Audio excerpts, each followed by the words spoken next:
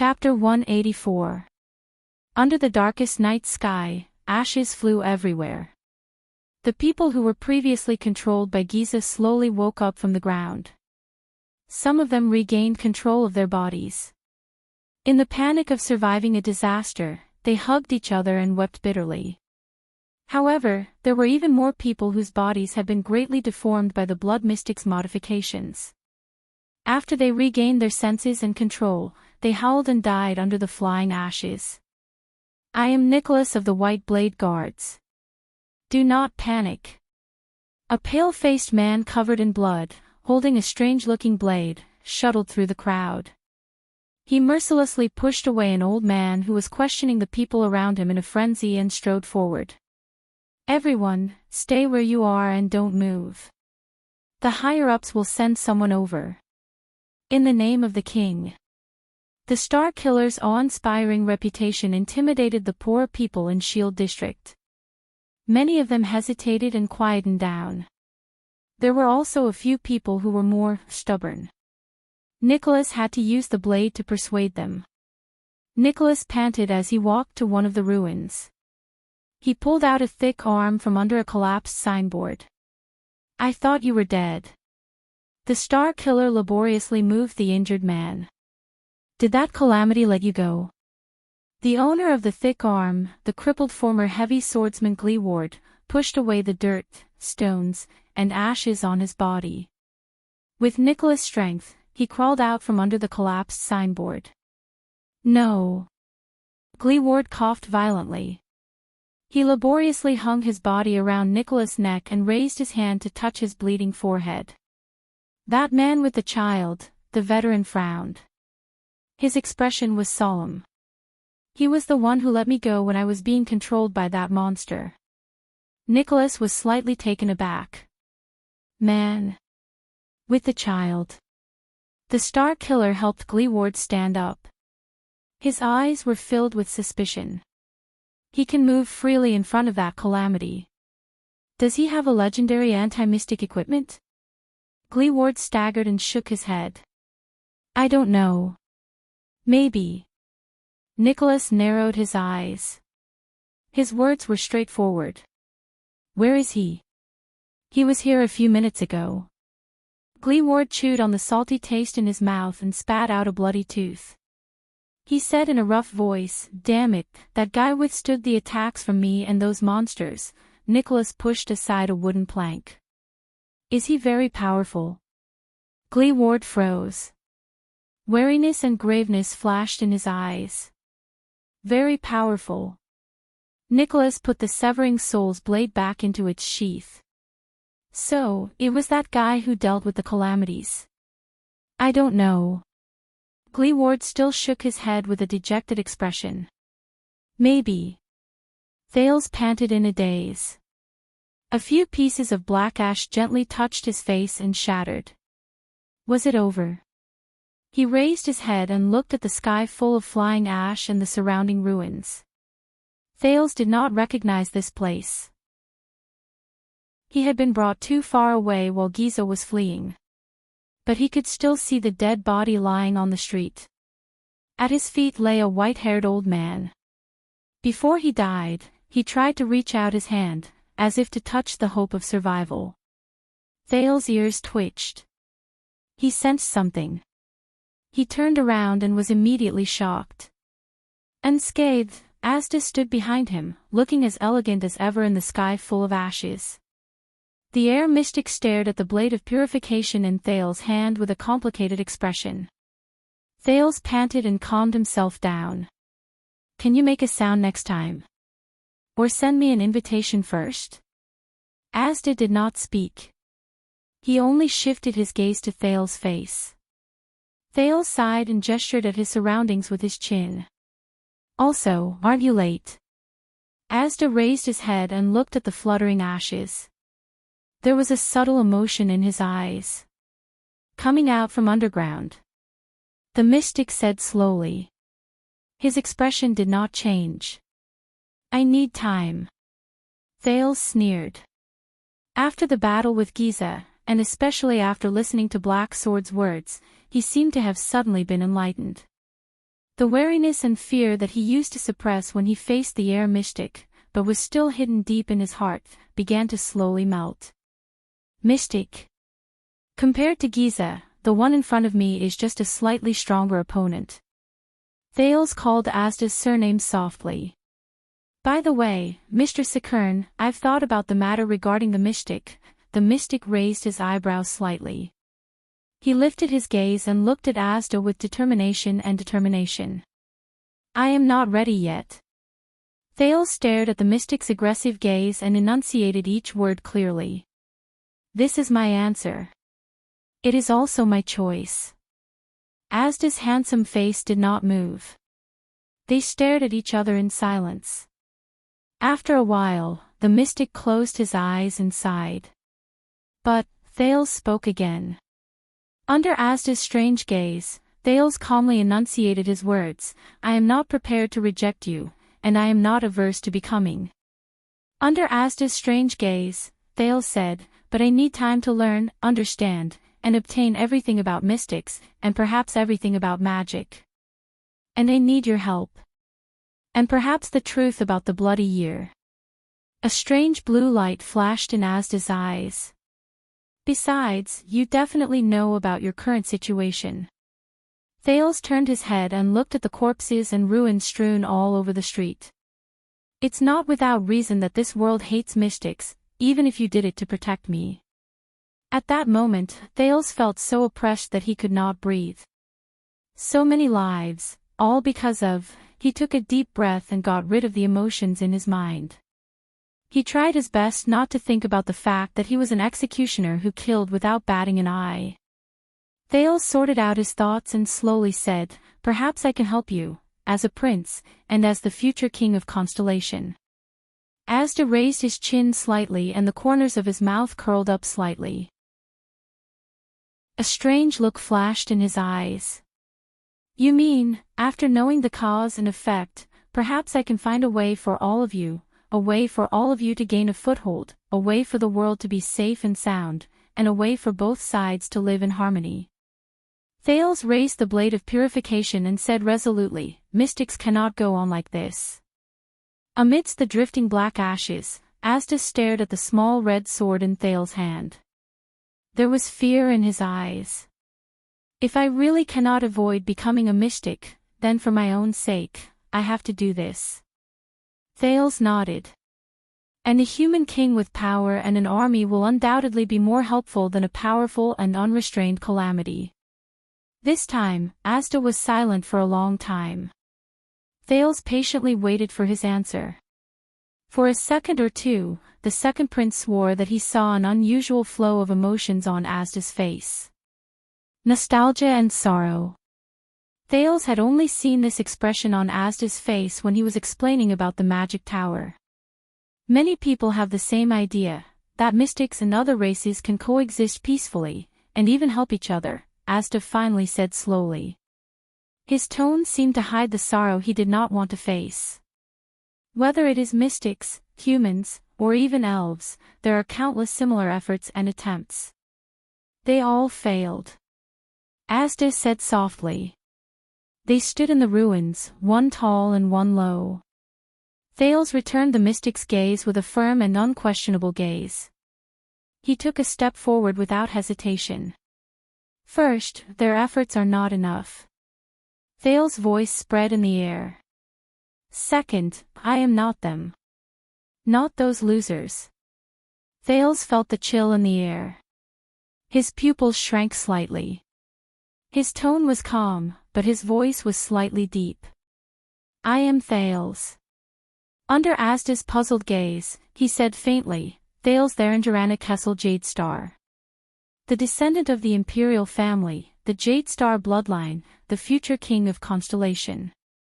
Speaking of this, Thales took a deep breath and raised the blade of purification.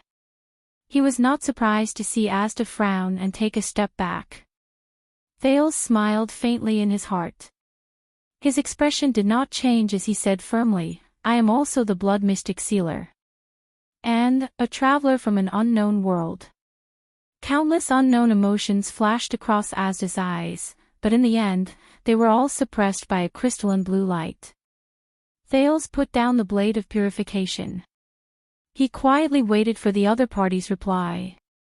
But only he knew that his palm, which was holding the blade of purification, was already sweating slightly. He did not forget Giza's last words before she disappeared. "Be careful of Asda." The mystic still stared at him, his gaze unwavering. 1 second. 2 seconds. 3 seconds, Thales gulped. His palm trembled slightly. Finally, Asda suddenly smiled. Thales was stunned and looked at him, puzzled. "You know, it's not just you." Asda's chilling smile appeared again. "After today, I realized that I wasn't prepared for you either." The mystic nodded slightly. "You are too special." Thales furrowed his brows. Asda's gaze drifted to the blade of purification, and his words paused in a barely noticeable manner.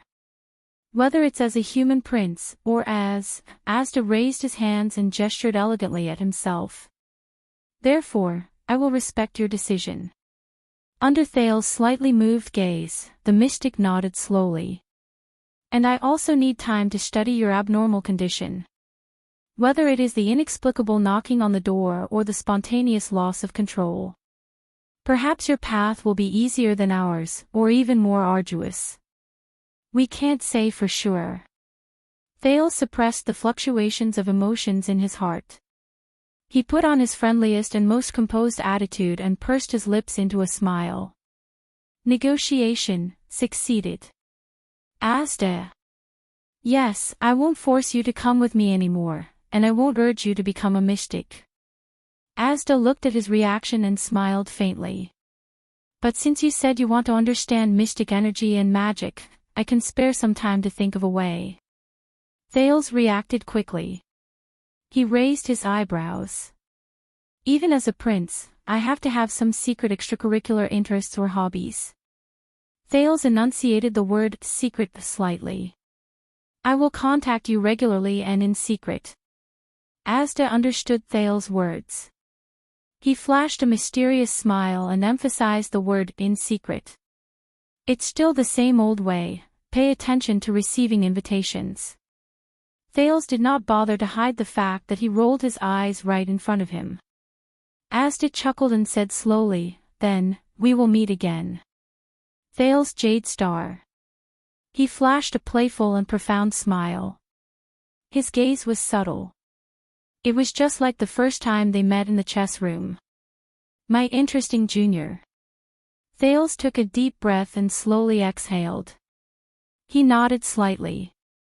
"Thank you, Sir Sakern." Asda bowed slightly. His elegant figure turned into blue light. The blue light slowly faded, until only a colorless breeze was left. It blew at Thales' hair and made him narrow his eyes. "I won't disturb you anymore. She has been looking for you for a long time." Asda's melodious voice came from the wind. Thales was a little stunned. A few seconds later, the sound of the wind disappeared. Thales stood on the spot for a few seconds, holding the blade of purification tightly in his hand. After making sure that the other party had left, he exhaled. The anxiety and tension in his heart instantly relaxed. "Oh my God," he looked at the dark night sky and heaved a long sigh, as if he was relieved. Giza's expression before she disappeared and Asda's gaze before he left still lingered in his mind.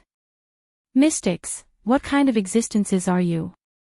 What does the world look like in your eyes?" Thales immediately lowered his head and looked at his hands. JC's dagger was in his right hand, and the small red sword in his left. He was absent-minded. He sighed dejectedly. He put JC back into the sheath at his waist, but touched a foreign object. Thales froze. He lowered his head and bit his lip. An indescribable sorrow welled up in his heart. At this moment, a timid voice suddenly came from behind him. Thales, is that you?" The second prince was shocked and turned around abruptly. His eyes suddenly widened. Little Rascal, who was in a sorry state and had filthy hair, stood behind him with her arms crossed. She was shivering in the cold. She was squinting hard, as if trying to see everything clearly. Thales was stunned. Little Rascal seemed to be used to everything in front of her. Her eyes were bloodshot. She sniffed, reached out her hands, and groped her way forward. Amidst the ruins and corpses on the ground, she was like a child who had just learned how to walk, moving forward with trembling steps. She was also like a helpless blind person, moving forward alone in a lightless world. This reminded Thales of the time in the library, when she leaned over a thick book and read it with narrowed eyes. Then, she raised her head in horror. "Is that Thales?" Little Rascal staggered and tripped on the uneven ground. Thales stared at her blankly. He only reacted after a few seconds. It's me. Little Rascal." Hearing the affirmative answer, Little Rascal first took a deep breath, then pursed her lips. Tears welled up in her eyes. Thales exhaled. He bit his lip, stepped over the mess on the ground, and rushed to the girl in a few steps. He stood a step away from her, gasping for breath as he carefully extended his bloody left hand. Then, he held Little Rascal's palm. Feeling his hand tighten, Little Rascal shuddered, as if she was afraid. But after a moment, she resolutely and confidently held Thales' left hand with both hands. They stood in the ruins on the ground, holding each other tightly. Thales looked at Little Rascal with a complicated expression. He clenched his fists and felt his heavy heart lighten a little. Are you okay?" he asked hesitantly. Little Rascal seemed to have calmed down a lot. She squinted her highly myopic green eyes and nodded shakily. Those tentacles, let me go." The girl stood in front of him, her lips slightly pursed. Looking at the disheveled girl, Thales closed his eyes and took a deep breath as well. Little Rascal sniffled.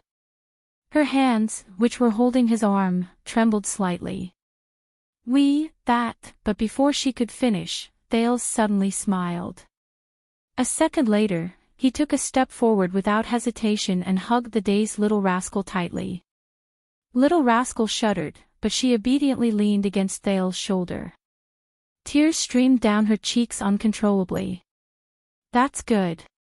Thales gritted his teeth and mumbled.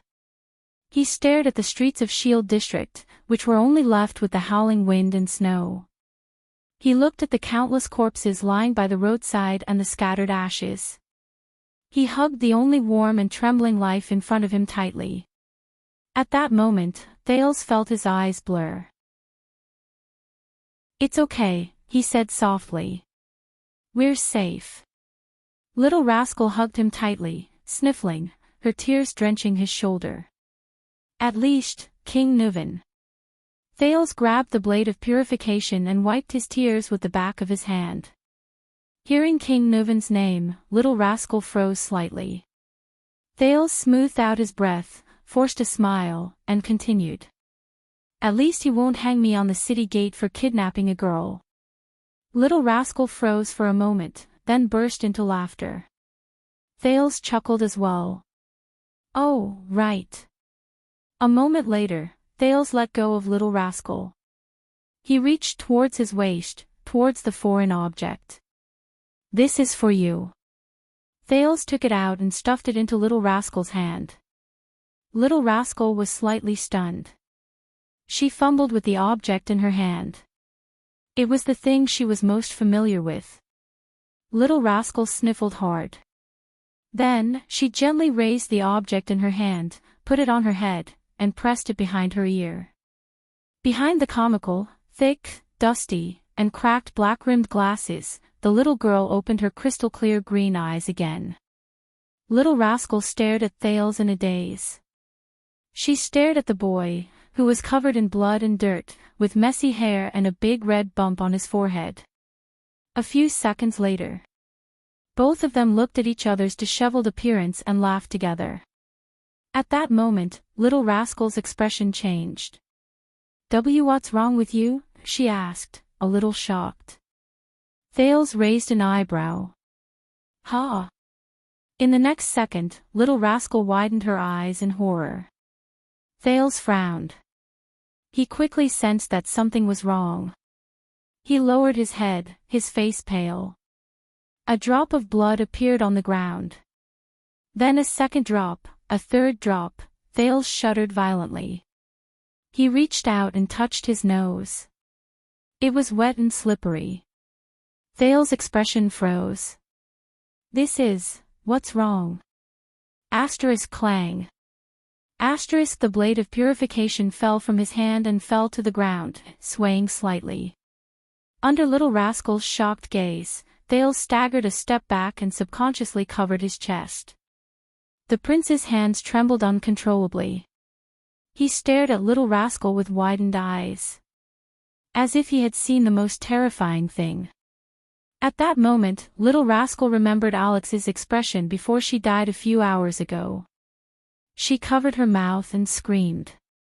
No, it can't be. Following Little Rascal's scream, Thales swayed and fell. Little Rascal turned pale with fright.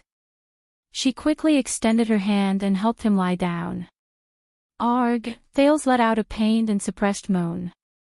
A heart-wrenching pain suddenly spread from Thales' body. It was as if his soul was being torn apart.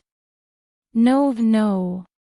The pain he felt when he was assassinated by a psionic assassin, when he was bombarded by a mystic gun.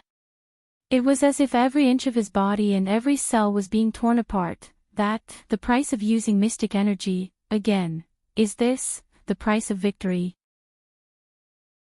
While he was in extreme pain, Thales vaguely heard the sound of something cracking, as if it was real. It came from within his body in a chilling manner. It was as if his body was slowly disintegrating. Arg! Thales' body convulsed and he let out another pained cry. Chapter 185. Dumbfounded, Thales stared at the invitation in his hand.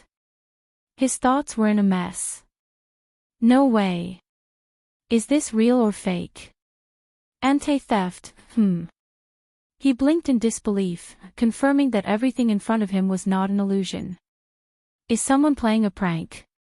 A few seconds later, he put down the invitation and took a deep breath. He tried to make sense of the current situation. First of all, wasn't that guy killed by Yodel? Then, Ida is next door. Waya and Ralph took turns guarding the door. And the other soldiers and guards in the diplomat group, the countless guards in Heroic Spirit Palace, and even those so-called cool-looking white blade guards. How could they let that guy? Suddenly, Thales felt his heart palpitate. He stopped breathing. Thales felt something. He turned his head, feeling his skin crawl. He shifted his gaze to the window. At that moment, the prince's heart skipped a beat. His long-lost friend, Asda Sakern, stood by the window with his hands behind his back. He stared at Thales with a pair of seemingly indifferent eyes. Just like when they first met, the mystic wore a thin but neat blue robe. His posture was tall and straight, and there was a mysterious but confident smile on his handsome face. He was as elegant as ever, as composed as ever. At that moment, Thales' mind went blank. What happened to 15 minutes? Hello. The air mystic nodded at him slightly and said in a gentle tone, my smart, mature, and mischievous little friend. Thales opened his mouth and took a deep breath. From now on, no sound between us can travel more than a foot away. As if he knew what Thales was thinking, Asda slowly raised his right index finger and shook it at him with a smile. No one else will disturb us. When Thales heard this, he was like a deflated balloon, and he exhaled the breath he took in. He gave up on the idea of calling for help. Asda's smile was so warm, but in Thales' eyes, it chilled him to the core. Wait. He and the mystic were not the only ones in the room. Thales thought of something. Following Thale's line of sight, the mystic glanced at little rascal, who was deep in slumber beside the bed. Of course, your adorable little maid won't be woken up either. Little rascal's mouth was still opening and closing in her dreams, but Thales could no longer hear her murmurs or even her breathing. Thales sighed softly. He turned his head and curled up the corners of his lips to reveal a smile that was uglier than crying. You're still the same. How considerate of you.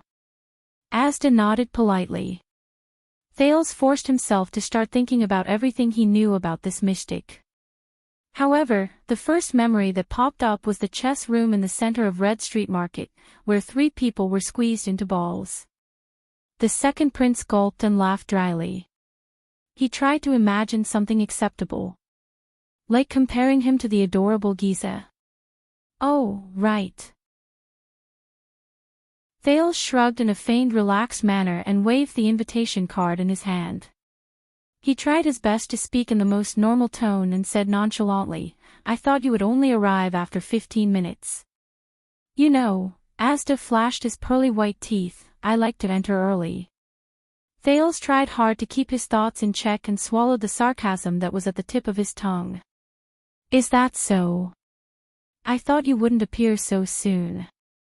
Thales changed his sitting position and smiled awkwardly. Everyone said that you would disappear for a long time. Asda stared straight at him. His gaze was as calm as water, and it made Thales' skin crawl. The weapon in your masked friend's hand is obviously not complete, the air mystic said slowly. Otherwise, a legendary anti-mystic equipment that is in perfect condition and fully activated can seal a mystic for a period of time. It should be. Asda's gaze was still calm, but the words he spat out startled Thales slightly. Permanently. Legendary anti-mystic equipment. Sealed. Mystic. Permanently. Even so, that incomplete equipment can still seal me for at least 10 years. Asda curled up the corners of his mouth and continued to smile. But I received some small help, and that's why I was able to get out of prison so quickly. Thales did not know if it was due to the curiosity he inherited from the memory fragments of his previous life, his natural personality, or his anxiety towards the mystery of himself, but at that moment, Thales' exuberant desire to learn about mystics overwhelmed his fear of his identity as a calamity. He yearned to know more. First of all, I would like to congratulate you. Asda put his hands behind his back and walked towards Thales with a smile that was clearly friendly but inexplicably terrifying. Thales. Your Highness. Although I know from your behavior that you are definitely not ordinary, I have to admit that this identity has surprised me. Thales watched Asda approach him, and his heart slowly raced. He forced himself to shrug. I remember that there are chairs for receiving guests in the room. We can sit down. Asda shook his head and said nonchalantly, don't worry about it. The next moment, Thales felt his skin crawl as he watched Asda walk towards him. Then, he bent his knees and sat in an invisible space. Asda grinned brightly on the transparent chair. I brought my own chair. The prince looked at this strange scene and tried his best to control his facial muscles so that they would not twitch too much. Let's talk about your future. Asda watched Thales' performance with interest. Your Highness. Thales knew that although he addressed himself as Your Highness, the man before him did not care about this special identity at all. This made Thales, who had experienced all kinds of gazes after becoming a prince, instantly feel a strange feeling. Thales took a deep breath and forced himself to calm down. Only then could he understand the situation and protect himself, even if the existence before him was a calamity that could not be understood with common sense. Of course. He recalled his conversation with Ramon and muttered, during this period of time, I have thought of ways to investigate some things about air, mystics and magic. First of all, in this asymmetrical conversation, he had to seize the initiative. Very good. This will save us a lot of time. As expected, Asda's eyes brightened. What do you know? Not much, but not little either. Thales carefully chose his words. For example, what exactly is magic, and the three great magic towers? I met a person who is quite knowledgeable about magic. Asda's interest was piqued. While Thales was on tenterhooks, he briefly repeated what Ramon told him. Even Asda could not help but sigh softly. 1,000 years have passed since the collapse of the magic tower, and magic has been banned for 6 centuries. To think that there are still believers in magic. This is indeed beyond my expectations. Thales observed Asda's expression and at the same time, tried his best to think of a way to escape. The other party is a mystic. I don't even need to think about non-peaceful means. Stall for time. I can consider this. But can I really stall for time until help arrives? Or will help really work? The other party's goal should be to become one of them. Damn it, the mystic that everyone hates. Then, my best choice is to deal with the other party on this issue and achieve some results by making concessions and lowering my stance. So, is magic the kind of existence he mentioned? A kind of meaning, a kind of belief. At the thought of this, Thales asked cautiously. At the same time, he was really curious about this question. What do you think? But the air mystic did not answer immediately. Asda's lowered gaze did not move. Under Thales' curious gaze, he crossed his hands and remained silent for a long time. No. Magic is not like this. Not only that, it doesn't have to be like this. Finally, Asda shook his head slowly and spoke slowly. Everyone has their own understanding of magic, and they believe in the magic they understand. Thales was stunned when he heard this. Asda raised his left hand and looked at his palm. His gaze was complicated. At that moment, Thales felt that the Asda in front of him was more like a normal person than ever before. And not a terrifying calamity. Magic is a kind of choice. Asda stared at his palm and slowly clenched his fist. And these choices are neither exclusive nor mutually exclusive. There is no superiority or inferiority. This is the basic philosophy of the seat of all magic in Soul Tower. Thales shuddered. Wait a minute. He heard a special word. It is also one of the philosophy of magic that I agree with and recognize, Asda said flatly. Thales raised his hand subconsciously. This was a habit from his previous life in the memory fragments. He quickly realized that this was not his previous life, and there were only the two of them. Just as he was about to put his hand down in embarrassment, to Thales' surprise, Asda very skillfully and naturally extended his palm, tilted it up slightly, and then nodded. He was allowed to ask questions. That feeling was as if he had done this hundreds and thousands of times. Both of them looked at each other's actions and were stunned for a moment.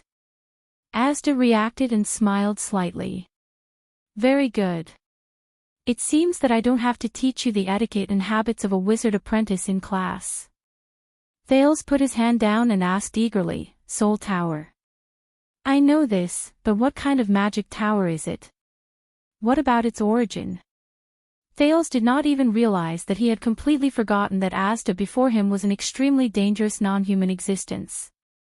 He even forgot his original intention. At that moment, his desire for unsolved knowledge completely surpassed his consideration of reality. Soul Tower. Asda narrowed his eyes and smiled mysteriously, as if he knew that Thales would ask this. This time, the mystic did not keep him in suspense. He answered without hesitation.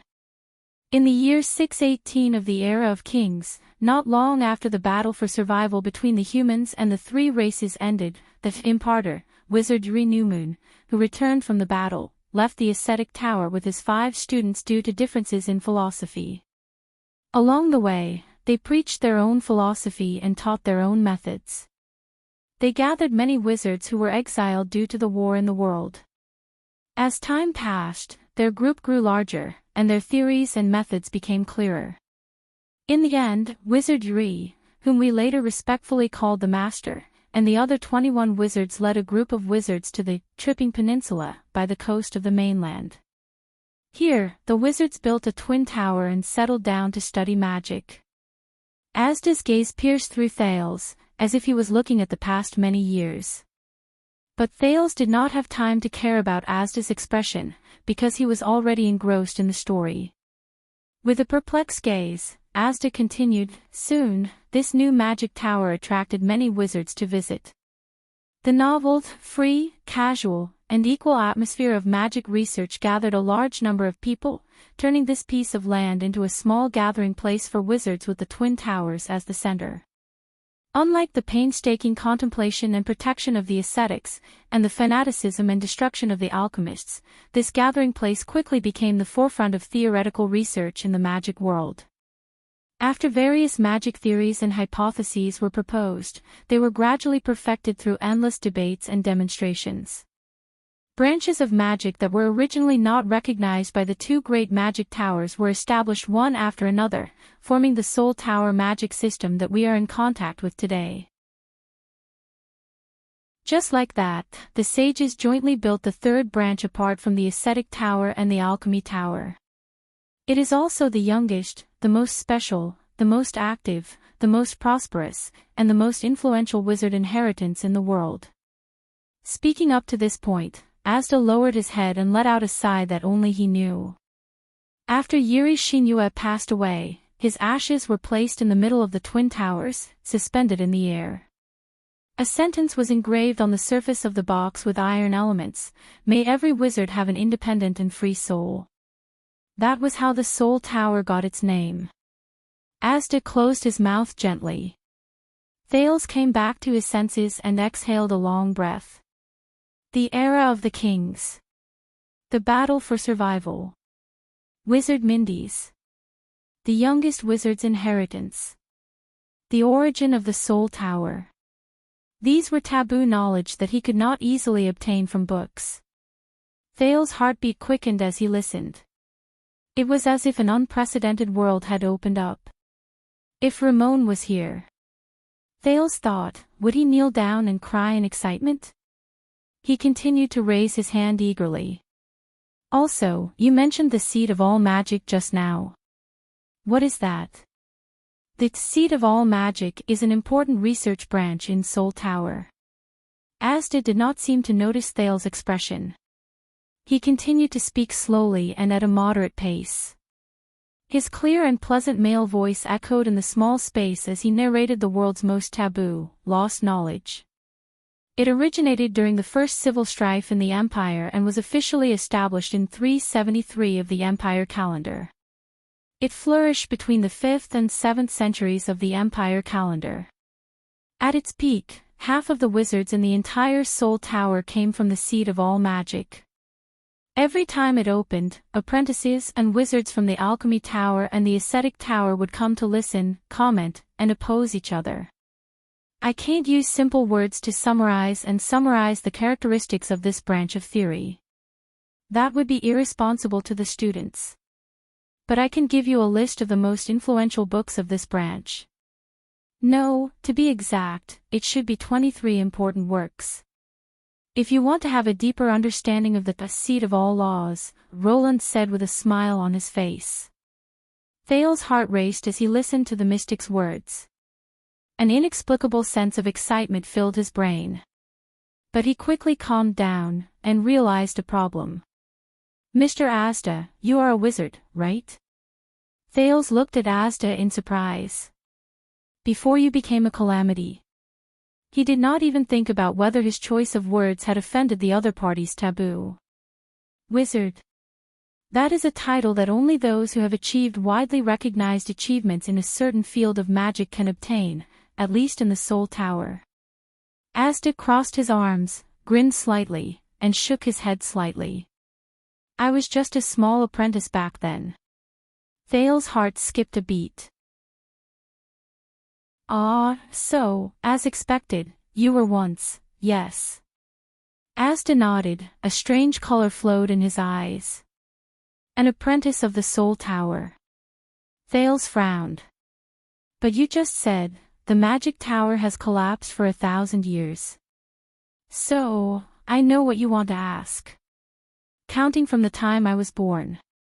Asda looked at him and smiled faintly. 1,190 years, that is my age this year. Thales was shocked. 1,190. In other words. This guy, Thales stared blankly at the young and handsome Asda Sakern, who had not changed at all compared to the first time he met him. But he was almost 600 years older than the king of Renaissance, Tormund Jadestar, and the hero, Rykro Axtet. Thales opened his mouth wide. Don't be surprised. Every mystic is an immortal, indestructible, and immortal existence. Looking at Thales' expression, Asda did not care at all. This age is very normal, the oldest mystic has even existed for more than 1,600 years. Thales subconsciously wanted to find a notebook, until Asda stopped him with a hand gesture. There is no hurry. Asda raised his head and stared at him with a burning gaze. We still have a lot of time to spend together, and I have enough patience. I will teach you from the beginning, from basic knowledge, from magic, to the magic tower, to mystic energy, and everything about mystics. From philosophy to power, from history to the future, all the secrets of the magic world will be open to you. Asda's tone was full of temptation. Then, you will obtain the secrets and power of mystics that are superior to all of them. Until you truly become a mystic. At that moment, Thales felt like he was pulled back from a dream world to reality. Become a mystic. Thales swallowed hard.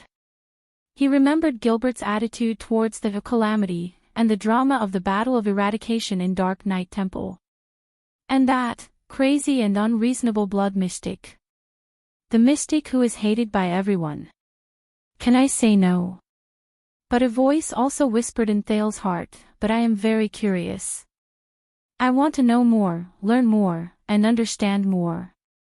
Thales realized that the knowledge that Asda described earlier had captured his thirst for knowledge and his thirst for knowledge. Moreover, with his obviously abnormal body, he had to understand his current situation better. Thales frowned with a bitter expression and said tentatively, about this, if I don't want to become a mystic. The air mystic did not speak. But the prince felt that the atmosphere around him suddenly became tense. Thales tried hard to control the rate of his breathing as he waited anxiously for the answer. Thales. Asda stopped smiling and looked at him sternly. He said softly but seriously, becoming a mystic is your destiny. You cannot avoid it. There is no second choice. Thales panted slightly. It seemed that things were a little bad. Why don't you tell me first? Tension and stress returned to Thales' heart.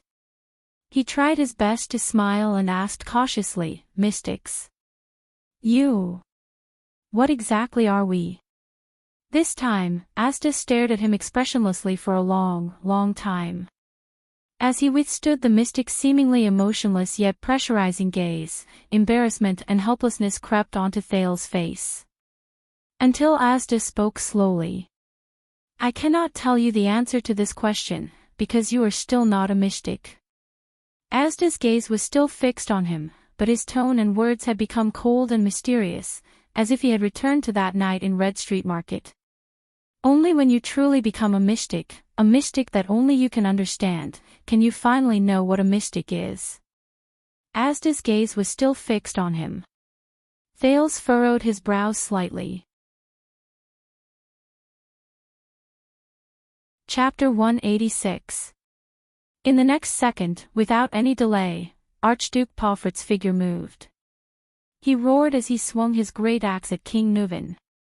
Asterisk bang. Asterisk, that's right, the anti-theft chapter. But when I'm free, I'll go back to work on my novel, from the details to the sequence of the plot. That's why pirating websites must have a hard time. Because no matter how they steal my novel, it's basically full of bugs. The preamble doesn't match the ending, or the logical sequence is weird, or the plot doesn't match the characters. Thank you for your hard work, thieves who steal my novel. The two great axes collided without any fancy moves. The dull sound of metal colliding tortured everyone's ears. Thales stared at the two people in the field in shock. Pomfret clenched his teeth. The blade of his great axe was stuck at the tip of King Nuven's great axe. It was stuck diagonally downwards between the sharp tip and the blade of the axe. Impulsive rookie. King Nuven calmly turned his body sideways. His left hand grabbed the joint between the axe handle and the blade, and his right hand grabbed the far end of the axe handle. Like holding a spear, he used the axe to block Pomfret's strike. The old king resisted his opponent's axe. His tone was cold. On the battlefield, with your weapon stuck, you would have been beheaded by now. As the two wrestled, King Nuven used all his strength to push away his opponent's great axe. You know this is not a good idea, old man. Pomfret solemnly took a step back. He withdrew his great axe and moved to look for an opportunity to strike again. This is not a battlefield, this is a duel. The young archduke circled around the old king. His expression was indifferent. There are no white blade guards by your side, to protect your noble head. Like an experienced warrior, King Nuven turned with Pomfret's movements, the tip of his axe always pointed at his enemy. Only you and me. As he spoke, Pomfret's second strike came. This time, Pomfret's great axe drew an arc and slashed horizontally from the side, smashing towards King Nuven's waist. Asterisk clang. Asterisk the sound of metal clashing rang again. King Nuven turned his axe handle at the right time. Holding the axe in his left hand, he once again blocked Pomfret's horizontal slash. Yes, only you and me.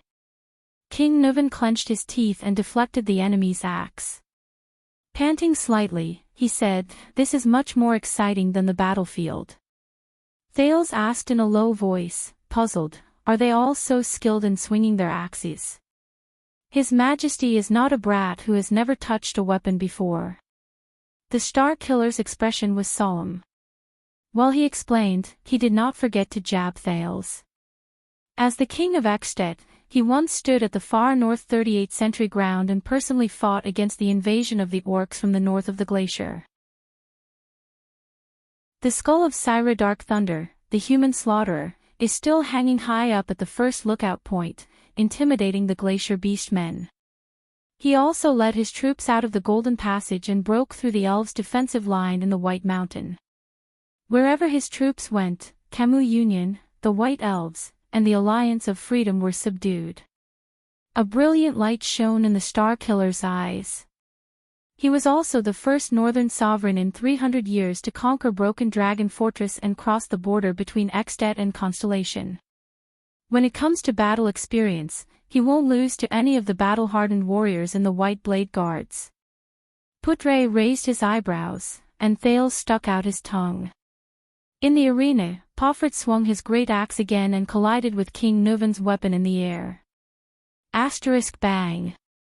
Asterisk sparks flew in all directions as the blades collided. King Nuven seemed to be a little powerless. He gritted his teeth and withstood the great axe, his arms trembling slightly. Are you tired?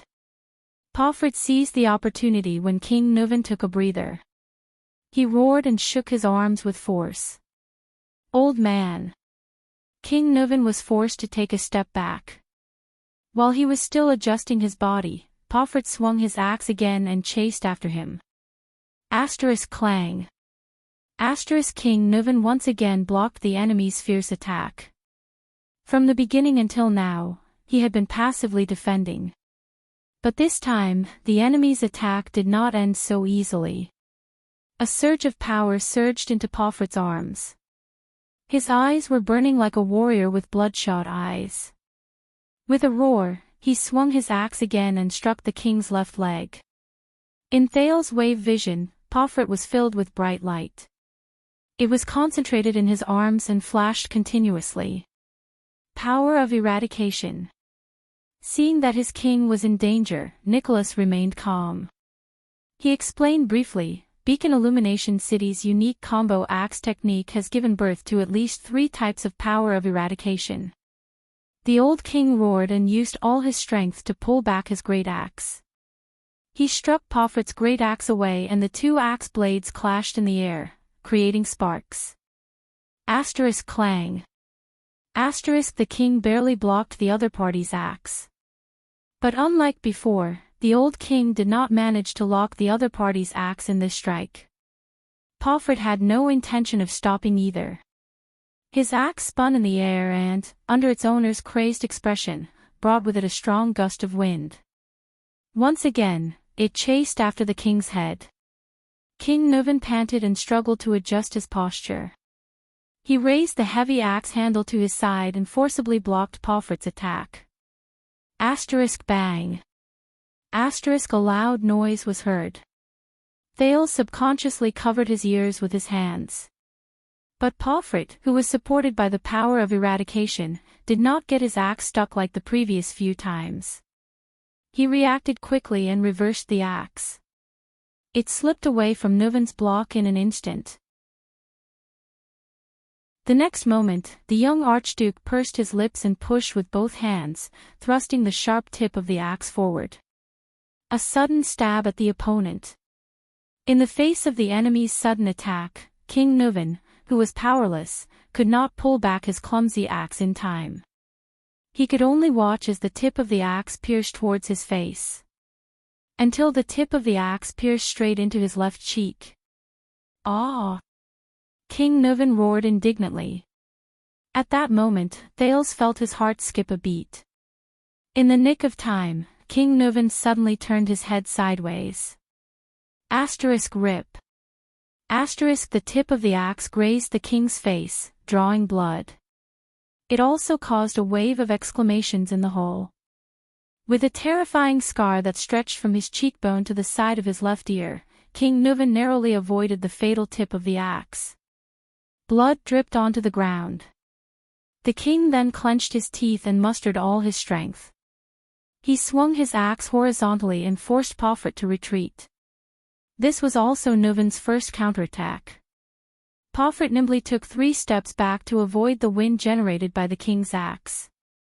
At the same time, he left his opponent's attack range. Like many people in the hall, Thales exhaled and patted his chest to soothe his nerves. Perhaps all of you have forgotten something. Thales turned around and said worriedly, that old man.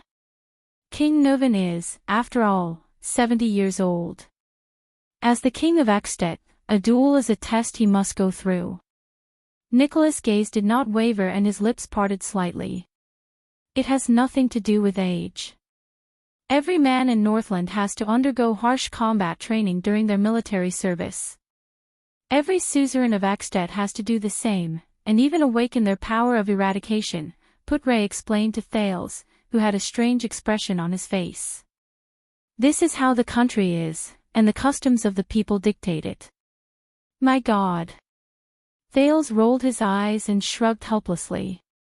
I'm so lucky to be born in Constellation and not Extet. Hearing this, the Star Killer smiled indifferently. It's still the same old saying, welcome to Northland. Thales shook his head and turned his gaze back to the arena. Putre's expression changed and he looked at Thales' back. Being born in Constellation is a kind of luck. Putre sighed silently. It's too early to say that, young prince. Ha ha ha. The young Archduke looked at the blood-covered and panting king with satisfaction. He gritted his teeth and laughed nastily. How many rounds has it been? Old man. You're already at your limit. Nonsense, brat. King Nuvan propped his axe on the ground and used his left hand to wipe away the blood on his face. Without showing any sign of weakness, he retorted, I've just warmed up. You're 70 years old. Pofret weakened the king's imposing manner with his words and prepared for the next wave of attack. Not only have your muscles withered, but your power of eradication has also deteriorated, right? Hee hee.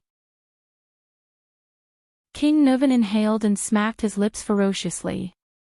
Brat, how many battles have you fought? How dare you say this in front of me? Palfred began to laugh strangely.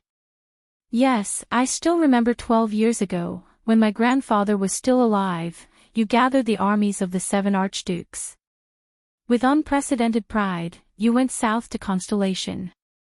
As he spoke, Palfred swung his axe without warning.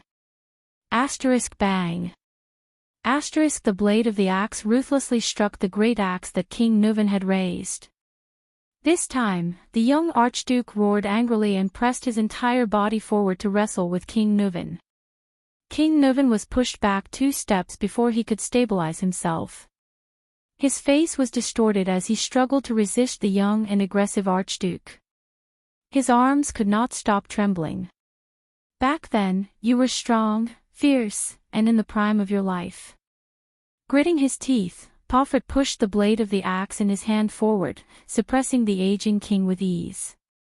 You weren't this sickly and broken state. In the next second, the old king finally lost his strength. He was pushed away and fell to the ground. His weapon fell to the ground. Clang. Many people held their breaths. Palfred mercilessly swung his axe down. The old king rolled away in a disheveled manner and the axe smashed into his left side. Bang. The force of the blow was so great that the stone floor caved in. There was an uproar in the hall. Damn it. Thales turned around in frustration. This is what I'm worried about. Keep watching. Nicholas said coldly, even though his furrowed brows betrayed his emotions. On the battlefield, it's not the last moment. Panting, King Nuvan quickly picked up the great axe that had fallen to the ground with a reaction speed that was beyond his age. The young Palfred retracted the giant axe that he had plunged into the ground. It seemed that he had used too much strength in the strike just now. He was also slightly panting. At that time, my grandfather was wearing a military uniform and armor, panting as he stood beside you. He was like a toothless saber-toothed tiger, old and ugly.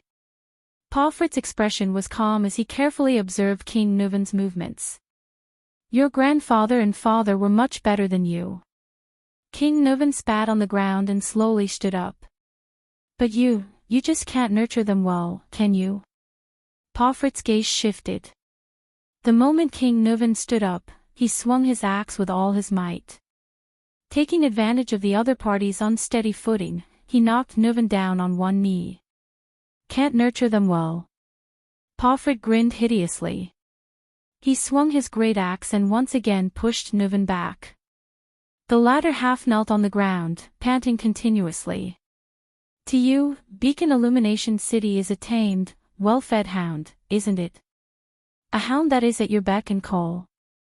Palfred laughed and once again knocked down the old king, who was trying to get up. Every time King Nuvan tried to stand up again, he was interrupted by Palfred's attacks. The common elected king of Ekstedt could not even get up to face the enemy. In front of Constellation's broken dragon fortress, my grandfather's army could not stop that damned sword of reversing light. Beacon Illumination City's defense line collapsed. I still remember you softly saying to my grandfather, "You're old." Is Beacon Illumination City also old? Palfred's tone was cold as he recovered from the huge exhaustion caused by swinging the great axe. The next day, my grandfather obediently returned to Beacon Illumination City to retire. My father became the next Archduke of Beacon Illumination City. What? Kneeling on the ground, King Nuvan, who was at an absolute disadvantage, laughed nonchalantly. Don't tell me that you're going to betray Dragon Cloud City because of this. As he spoke, the old king swung his great axe at Palfred's leg. The 3 archdukes in the south are arrogant and unruly. Palfred took a step back in a relaxed manner to avoid the strike. He looked at King Nuvan, who was kneeling on the ground. Their supplies are lagging, and their progress is slow. Hence, the war with Constellation is all on Beacon Illumination City's shoulders. The supplies, military expenses, reinforcements, suicide squad, and even the nearby prostitutes in the camp. Don't you think something is wrong?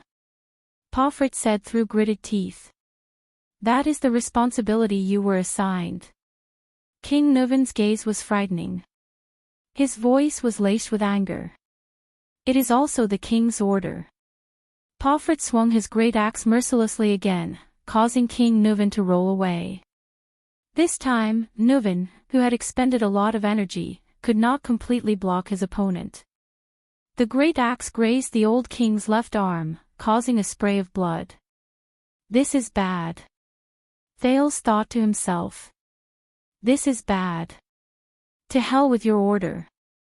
To take down that damned broken dragon fortress, how many soldiers and horses have we sacrificed?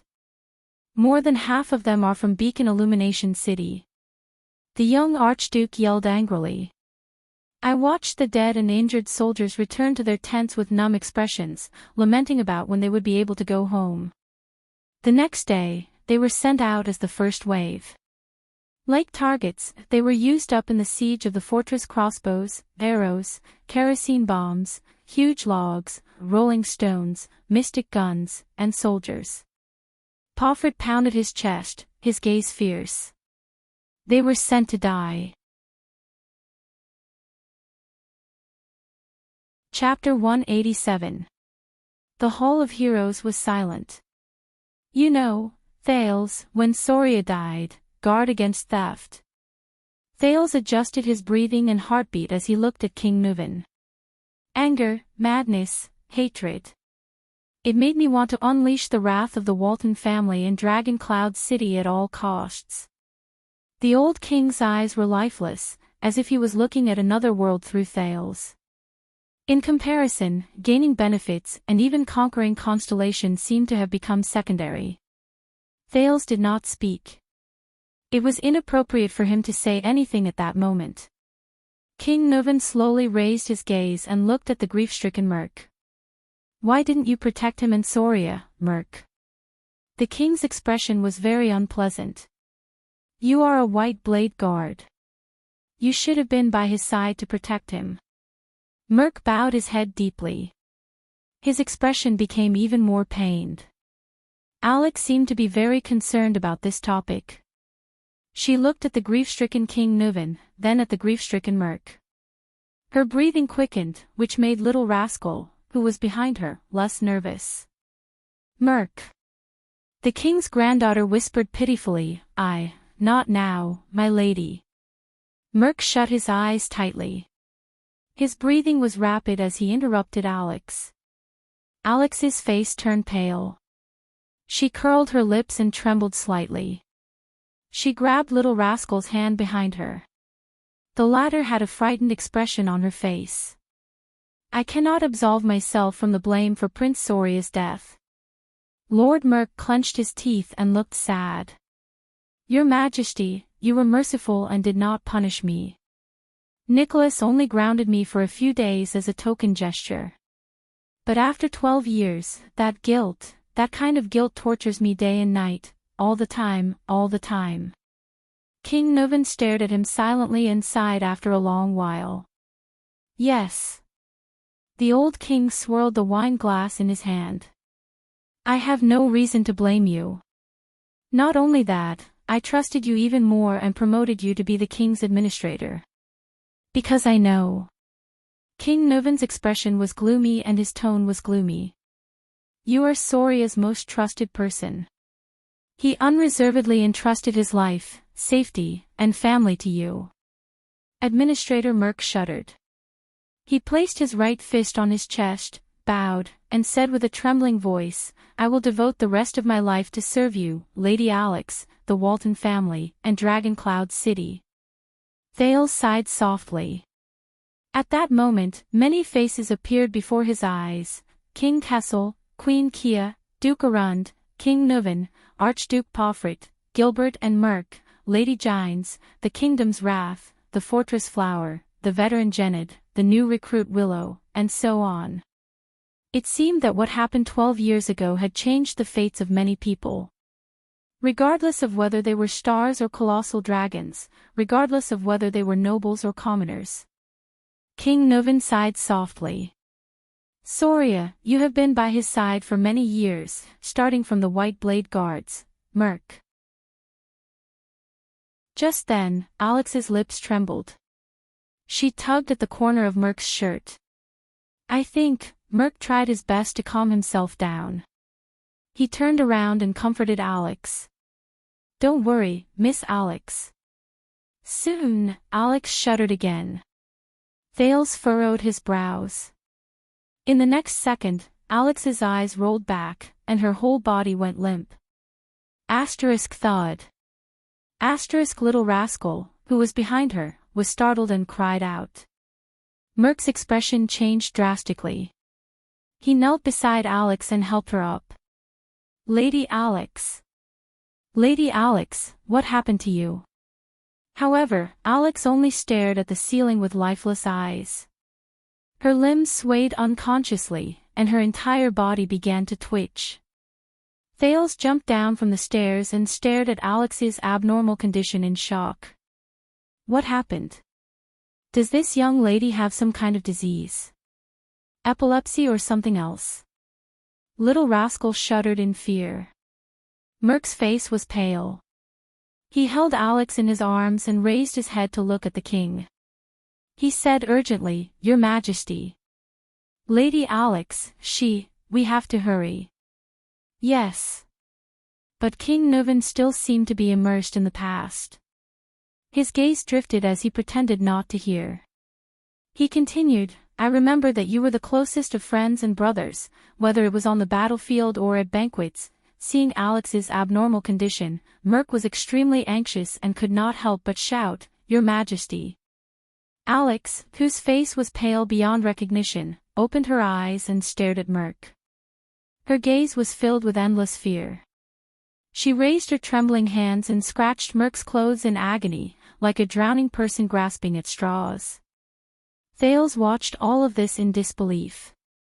A few seconds later, he came to his senses in panic. King Nuvan only stared into the distance with unfocused eyes. Alex's mouth twitched. Her face was drenched in cold sweat and her expression was one of extreme agony. Alex opened her mouth wide and sucked in huge mouthfuls of air, but it was as if she was suffocating. The only sound she made was an indecipherable choking sound. Ah, little rascal, who was watching from beside her, covered her mouth with both hands and stepped back in horror. No, no. Merc held Alex in his arms. His eyes were filled with fear. Miss Alex. Alex looked like she was in great pain. Merc's eyes were filled with fear. The administrator no longer cared about King Nuvan's reaction.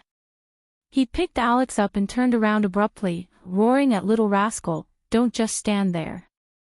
Go get the doctor. Little rascal was startled.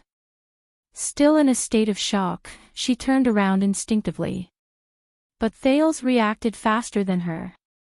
The Prince of Constellation clenched his teeth and ran out of the hall. As he ran, he shouted, Is anyone there? Help! I need a doctor. However, a voice that was even colder and more terrifying blocked Thales' words of help from his mouth. Don't bother. It's a poison refined from blue vine grass. It takes effect violently and quickly. It takes effect within a minute. From the beautiful Archduchess of Anlenzo dukedom 600 years ago to the eldest son of the King of Constellation 12 years ago, they all died from this poison. Thales shuddered violently. He stopped in his tracks and turned around in disbelief. Lord Merc also raised his head in horror and stared at the top of the stairs with the most incredulous gaze. There, King Nuvan opened his ice-cold eyes. He stared at Merc and his convulsing granddaughter, as if he was uttering the most vicious curse. She's already dead. As if to prove the old king's words, in the next second, Alex, who was in Merc's arms, jerked backwards, almost breaking her neck. She stared at Merc with her frightened eyes, as if she did not understand what was happening. Then, Alex Walton, the last direct descendant of the Walton family, slowly closed her eyes. Her body gradually became limp, and she stopped convulsing.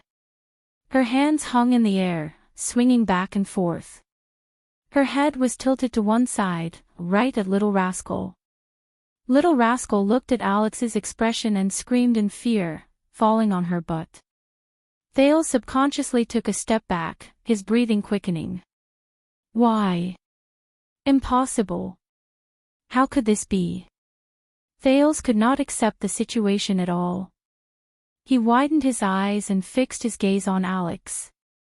After a few seconds, he turned to King Nuven, whose face was ashen and gloomy. Especially, the ring on his right little finger, which King Nuven was stroking.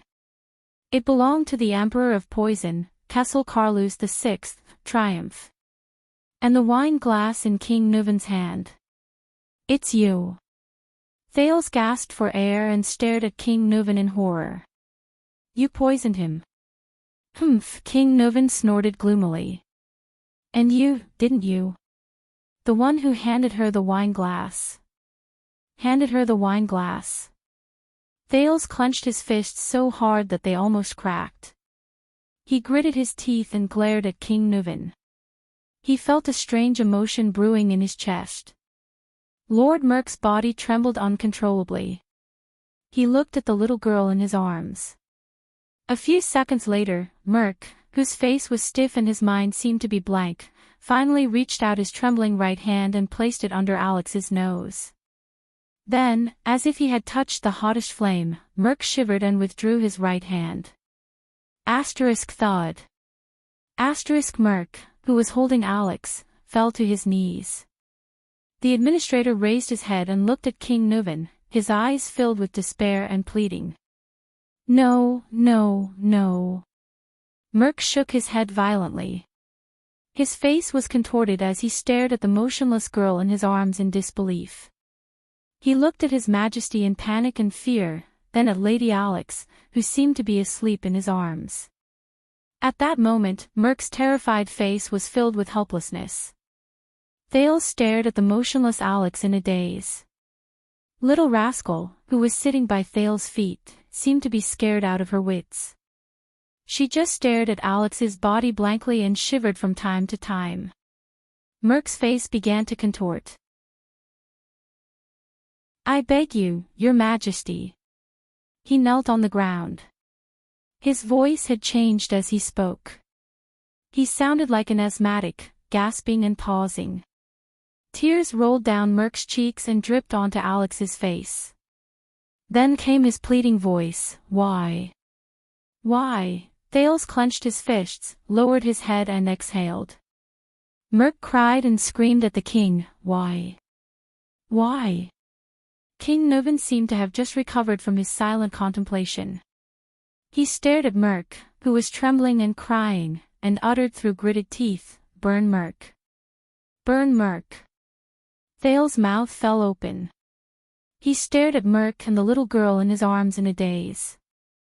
Bloodline. Not the Walton bloodline. Doesn't that mean the Walton family, which has been around for 600 years, and this reminds me of many things, King Nuven said coldly. Sorio loved to hunt, but he never brought a woman with him, not even his wife. Tell me, the old king said in a low voice, what happened in the assassination 12 years ago? Merk listened to the king's words as if he did not hear anything. He subconsciously hugged the little girl in his arms tightly, sobbing, tears falling continuously. King Nuven seemed to have exhausted all his patience. His face was ferocious, and he roared like a terrifying lion, Speak. Frightened by the roar, the nervous little rascal shrank back with a yelp. Thales tried hard to sort out the situation before him. He exhaled forcefully, walked to Little Rascal, and pulled her up. Little Rascal grabbed Thales' arm tightly, as if she had found someone to rely on. She looked at the terrifying scene before her from behind her glasses with a terrified expression. Merk's eyes were filled with despair and desolation as he cried. He looked at the girl in his arms and snorted, as if he was crying but not laughing. 12 years ago. Soria brought Madame Adele out of the city, because, his words were mixed with his panting, like the last words of a dying man. Because what? King Nuvan stared at him. Because. Merc stroked Alex's hair painfully. Because Soria found out what? The king's voice was bone-chilling. Merc's face was filled with pain, as if he was tormented by the biggest nightmare of his life. He found out, about us, about me and Adele. Thales stared at the short-haired warrior in shock. Little Rascal tugged at Thales' arm and hid behind the Prince of Constellation. She gritted her teeth and looked at the scene in disbelief. Yes. Merc wailed in despair. Alex. She is, my daughter, *clang. King Nuvan could not take it anymore. He threw the wine goblet on the ground with a force filled with hatred. The iron goblet clanked on the ground, accompanied by the administrator's sobs. Thales took a deep breath and tried to understand the situation before him. Only Merc's sobs and the old king's heavy breathing could be heard in the hall. Ha ha ha ha. King Nuvan's suppressed laughter came from his throat. There was a hint of sadness in it. You. Soria's most capable subordinate. Best friend. Most trusted brother. Just like that, you repay his trust with betrayal and deception. The king's voice reverberated in the hall. Merc, who was kneeling on the ground, sobbed and raised his head. No. As if his greatest dignity had been violated, he roared with tears and snot in his eyes. I did not betray him. I did not betray Soria. Thales looked at the scene before him with an unpleasant expression. He felt bitter in his heart. Merc looked at the girl in his arms and sobbed softly. Prince Soria, Soria was a good brother, and I was willing to give up my life for him. He growled, in the White Blade Guards, we trained under Castellan to become the most valiant warriors. When we were in the 38th century ground, he crawled with a broken arm to block a fatal hammer blow for me. When my mother was seriously ill, and my sister came to Dragon Cloud City to look for me, he personally sent a doctor to save my mother's life. When we were surrounded in White Mountain, he and I had our backs against each other. Those sharp-eared arrows pierced through my left shoulder and his right shoulder. We cursed each other's luck and fought back to back as we retreated.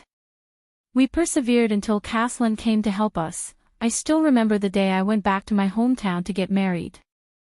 That bastard, Merc said with a smile through his tears. Soria brought his brothers from the White Blade Guards and came to our village with a tray full of rye wine and roasted meat.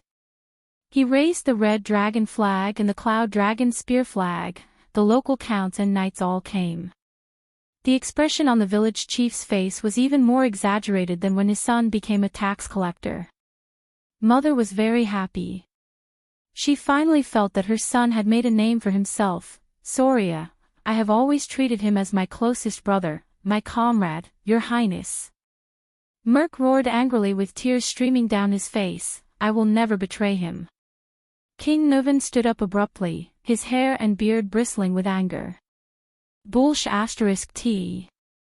Thales felt his hand tighten. Behind him, Little Rascal began to tremble again. He could only try his best to hold Little Rascal's hand and comfort her. You cheated on my son, the man you were supposed to be loyal to. King Nuvan's eyes were burning with anger. He said loudly, you cheated on my son, the man you were supposed to be loyal to, and even gave birth to your child. You tarnished the Walton family's dignity and bloodline. Do you think this is not a betrayal? You never treated him as your brother in the White Blade Guards, the man you were supposed to be loyal to with your life and honor. Traitor. Kneeling on the ground, Merc listened to the king's words. He looked at Alex in his arms, his daughter, and roared in grief and indignation, "Oh! No!" He closed his eyes in agony. Thales gritted his teeth and frowned as he watched the confrontation between the king and his vassal. He felt a wave of sorrow in his heart. It's not like this. Adele, she was so good, so gentle, so... Merc lay on the ground. He clenched his right fist and pounded the ground miserably. She shouldn't have married into Dragon Cloud City. Shouldn't have met Soria. Should have met you. King Nuvan's words were filled with terrifying emotions. Shameless traitor. Adele. Adele. That was a mistake. Merc's teeth trembled as he caressed his daughter's face. His expression changed several times, as if he was looking at another person through her. Whether it was me and her, or Soria and her. It was all a mistake. She shouldn't have left Camus Union, Vine City, the flowers, and the blue sky that she cherished. She only belonged there. As for Soria, he's a good brother and a good warrior, but he never cared about women. Prostitutes, women he captured after the war, maids in the castle, and ladies of the nobles. None of them made a difference to him. Merc put his face against Alex's and cried, Soria, Soria, Soria. In Soria's world, there was only wine and battles, politics and victory. The only people he cared about were warriors, friends, and enemies. On the night of their wedding, Soria was dead drunk. I stood guard outside their bedroom. That sound was like sex. I guess Soria thought that it was a celebration after another battle. The next morning, Soria went hunting. He left me to watch over Adele. Her expression was not the expression a newlywed wife should have. Thales listened to Merc's desolate and painful confession with an unpleasant expression. Finally, one day, I saw Adele trying to cut her wrist with a pair of scissors. I told Soria and tried to persuade him to treat his wife better.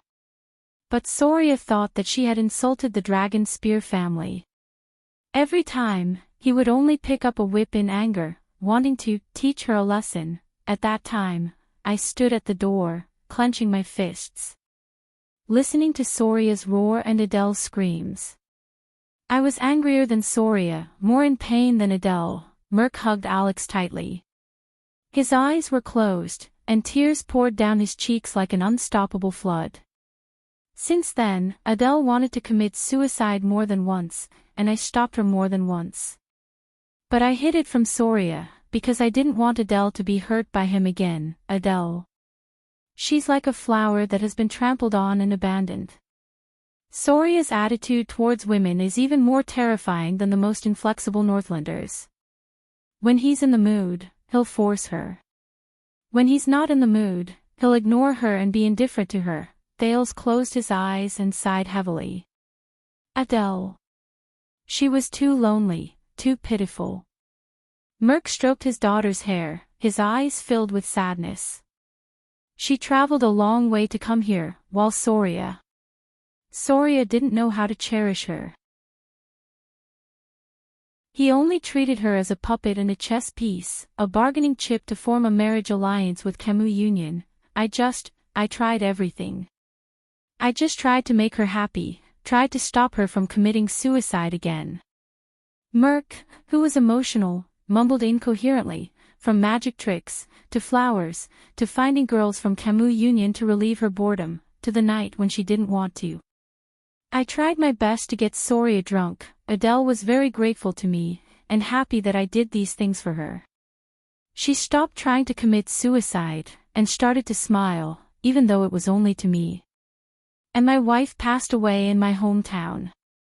When I didn't know how to raise the 5-year-old Croche before me, it was Adele who took care of her. This made Soria's attitude towards her much better. We became more talkative. She teased Croche in the room, and I giggled outside the room. She asked questions in the room, and I answered her outside the room. King Nuvan's expression was cold, but he did not say a word. Finally, that day, we won the war against the White Elves and the Alliance of Freedom. Merc sobbed softly. We returned to Dragon Cloud City in triumph, and Soria drank with us all night, but that day, all I could think about was her. Adele. Merc stuck his face close to his daughter's. His tears did not stop, and his right fist was almost crushed. They were all drunk. I went to Adele's room, and I wanted to listen to her voice as usual.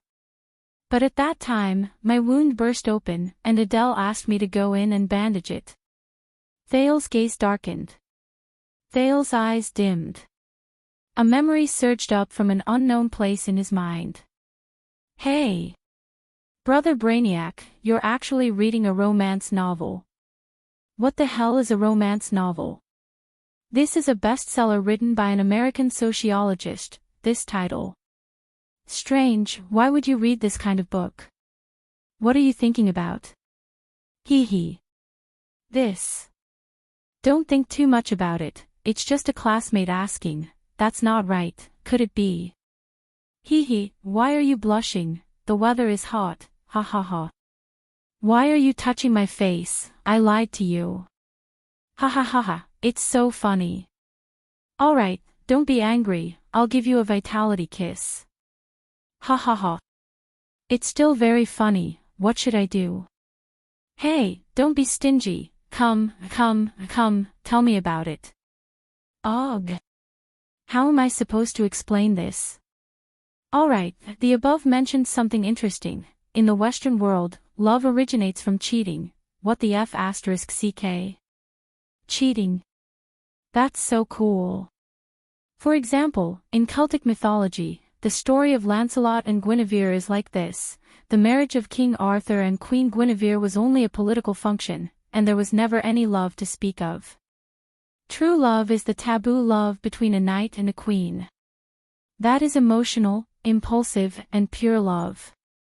Another example is in Don Quixote. One of the dreams of the protagonist is to be a knight and have a true love with the wife of the lord he serves. This originated from the Middle Ages, especially the Crusades. Alright, you can shut up now. I'm still on the side of the king and Lon, get lost, Ardwolf. Queen Lily, get lost. I'm going to watch it again. Oh, right, so we're having an affair now. You can't use this analogy in different social situations, sister. The memory fragments slowly faded. Thales looked at Merc before him and could not help but sigh deeply. Merc continued to sob on the ground. God knows how much I regret it. But Adele, Soria began to suspect not long after Alex was born. Soon, he found out the truth. The administrator gently brushed his daughter's hair aside and said in a hoarse voice, I could see the pain and hesitation in his eyes. I really wanted him to kill me with a sword. That night, Soria told me that he was willing to let me and Adele go. He would clean up and cover up. When Merc said this, he hammered the ground in grief and indignation. Nuven listened quietly. The next day, Soria took us out with him to finally resolve this matter. It was that day, the assassin, Thales felt little rascal trembling behind him again. The assassin's first strike wasn't fatal. The assassin saw Alex and didn't stab a second time, but Adele. Merc opened his mouth and howled in pain. Adele didn't know Soria's motive. She thought His Highness wanted to execute us. So, when she saw Soria fall, she picked up a dagger. Hearing this, King Nuven seemed to lose all his strength and sat down on the stairs weakly. In the Hall of Heroes, only Merc was left sobbing in grief. At that moment, Thales, who was watching the indescribable scene before him, only felt a chill in his heart. So, are we having an affair now? You can't use this analogy in different social situations, sister. The memory fragments slowly faded. Thales looked at Merc before him and could not help but sigh deeply. Merc continued to sob on the ground. God knows how much I regret it. But Adele, not long after Alex was born, Soria began to suspect. Soon, he found out the truth.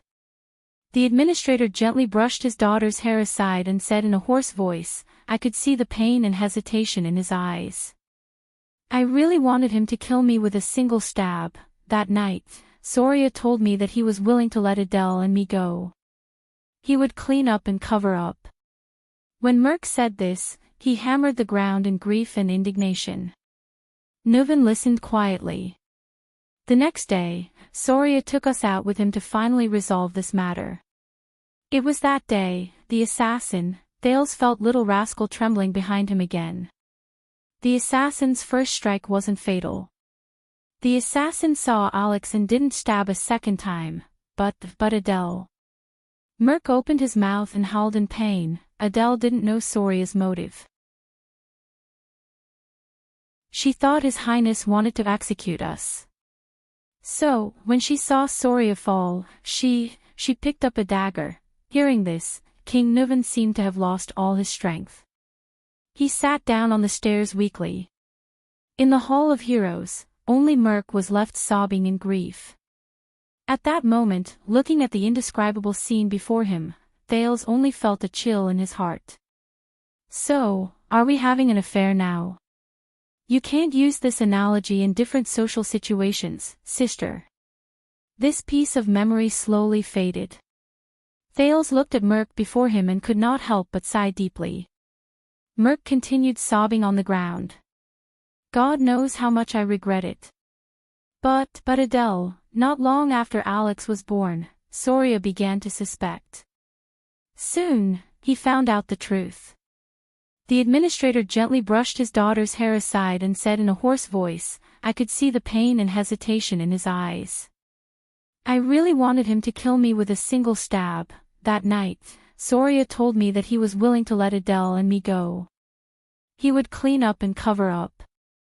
When Merc said this, he hammered the ground in grief and indignation. Nuven listened quietly. The next day, Soria took us out with him to finally resolve this matter. It was that day, the assassin, Thales felt little rascal behind him start to tremble again. The assassin's first stab wasn't fatal. The assassin saw Alex and didn't stab a second time, but Adele. Merc opened his mouth and howled in pain. Adele didn't know Soria's motive. She thought His Highness wanted to execute us. So, when she saw Soria fall, she picked up a dagger. Hearing this, King Nuven seemed to have lost all his strength. He sat down on the stairs weakly. In the Hall of Heroes, only Merc was left sobbing in grief. At that moment, looking at the indescribable scene before him, Thales only felt a chill in his heart. So, are we having an affair now? You can't use this analogy in different social situations, sister. This piece of memory slowly faded. Thales looked at Merc before him and could not help but sigh deeply. Merc continued to sob on the ground. God knows how much I regret it. But Adele, not long after Alex was born, Soria began to suspect. Soon, he found out the truth. The administrator gently brushed his daughter's hair aside, his voice hoarse. I could see the pain and hesitation in his eyes. I really wanted him to kill me with a single stab. That night, Soria told me that he was willing to let Adele and me go. He would clean up and cover up. Merc said as he hammered the ground in grief and indignation. Nuven listened quietly. The next day, Soria took us out with him to finally resolve this matter. It was that day, the assassin. Thales felt little rascal behind him start to tremble again. The assassin's first stab wasn't fatal. The assassin saw Alex and didn't stab a second time, but Adele. Merc opened his mouth and howled in pain. Adele didn't know Soria's motive. She thought His Highness wanted to execute us. So, when she saw Soria fall, she picked up a dagger. Hearing this, King Nuven seemed to have lost all his strength. He sat down on the stairs weakly. In the Hall of Heroes, only Merc was left sobbing in grief. At that moment, looking at the indescribable scene before him, Thales only felt a chill in his heart. So, are we having an affair now? You can't use this analogy in different social situations, sister. This piece of memory slowly faded. Thales looked at Merc before him and could not help but sigh deeply. Merc continued to sob on the ground. God knows how much I regret it. But Adele.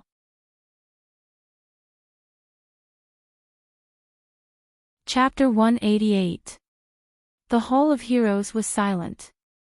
You know, Thales, when Soria died, Thales adjusted his breathing and heartbeat as he stared at King Nuvan. Burglary. Anger, madness, hatred. It drove me to unleash the wrath of the Walton family in Dragon Cloud City at all costs. The old king's eyes were lifeless, as if he was looking at another world through Thales. In comparison, gaining benefits and even conquering Constellation seemed to have become secondary. Thales did not speak. It was inappropriate for him to say anything at that moment. King Nuvan slowly raised his gaze and looked at Merc, who had a mournful expression. Why didn't you protect him and Soria, Merc? The king's expression was very unpleasant. You are a white blade guard. You should have been by his side to protect him. Merc bowed his head deeply. His expression became even more pained. Alex seemed to be very concerned about this topic. She looked at the sorrowful King Nuvan, then at Merc, whose face was contorted. Her breathing quickened, which made little rascal behind her less nervous. Merc. The king's granddaughter whispered pitifully, not now, my lady. Merc shut his eyes tightly, his breathing rapid as he interrupted Alex. Alex shrank back, her face pale. She curled her lips and trembled slightly. She grabbed little rascal's hand behind her.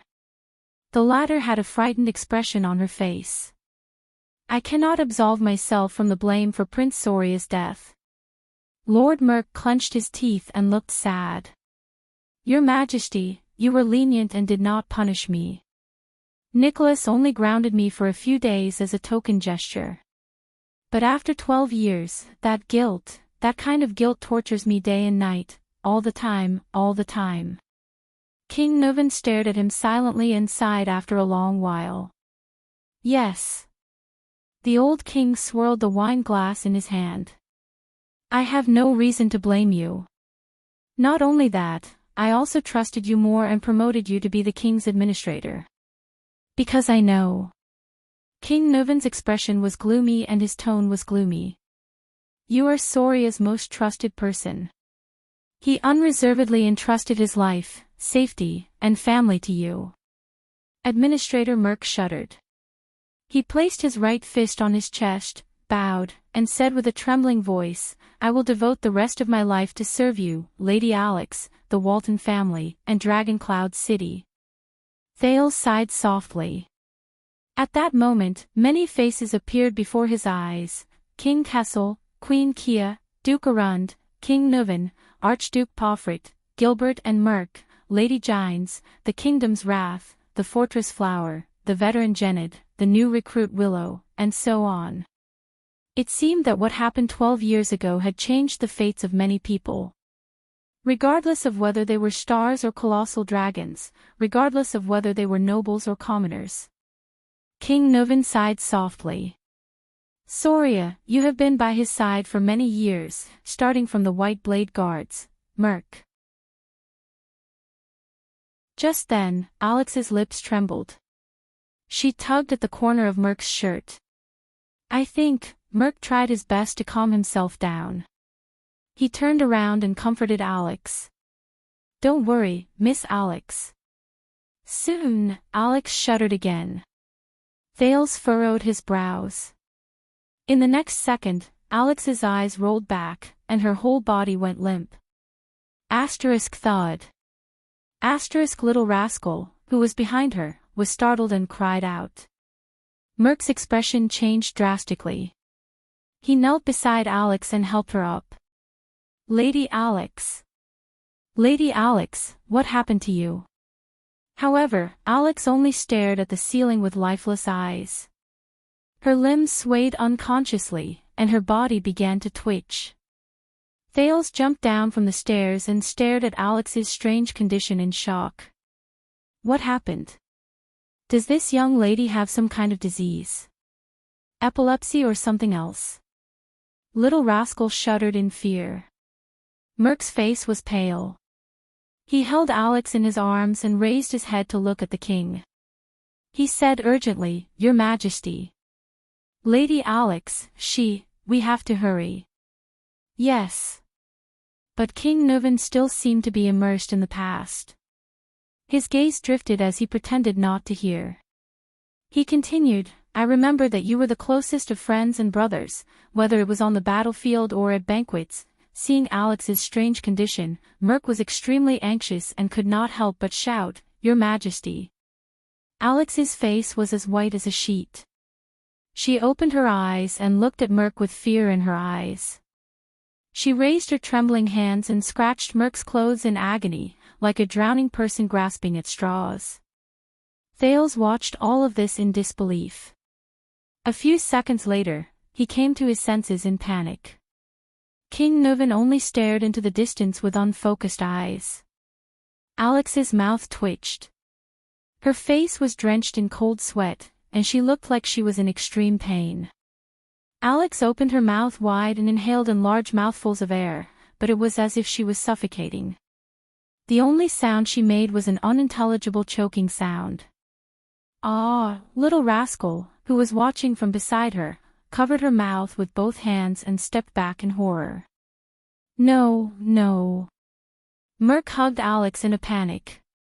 Seeing that she seemed to be suffering, his eyes were filled with fear. Lady Alex, the administrator, no longer cared about King Nuvan's reaction. He picked Alex up and turned around to roar at Little Rascal, "Don't just stand there. Go get the doctor."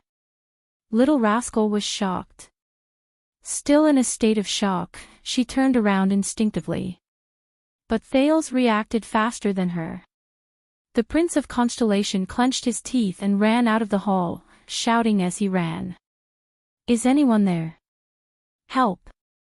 I need a doctor." However, a voice that was even colder and more terrifying blocked Thales' words of help from his mouth. "Don't bother. It's a poison refined from blue vine grass. It takes effect violently and quickly. It takes effect within a minute." From the beautiful Archduchess of Anlenzo dukedom 600 years ago to the eldest son of the King of Constellation 12 years ago, they all died from this poison. Thales shuddered violently. He stopped in his tracks and turned around in disbelief. Lord Merc also raised his head in horror and stared at the top of the stairs with the most incredulous gaze. There, King Nuvan opened his ice-cold eyes. He stared at Merc and his convulsing granddaughter, as if he was uttering the most vicious curse. "She's already dead." As if to prove the old king's words, in the next second, Alex, who was in Merc's arms, jerked backwards, almost breaking her neck. She stared at Merc with her frightened eyes, as if she did not understand what was happening. Then, Alex Walton, the last direct descendant of the Walton family, slowly closed her eyes. Her body gradually became limp, and she stopped convulsing. Her hands hung in the air, swinging back and forth. Her head was tilted to one side, right at Little Rascal.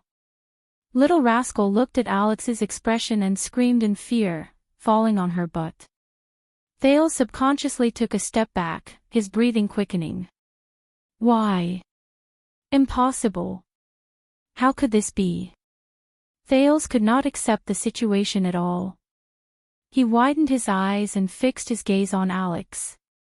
After a few seconds, he turned to King Nuvan, whose face was ashen and gloomy.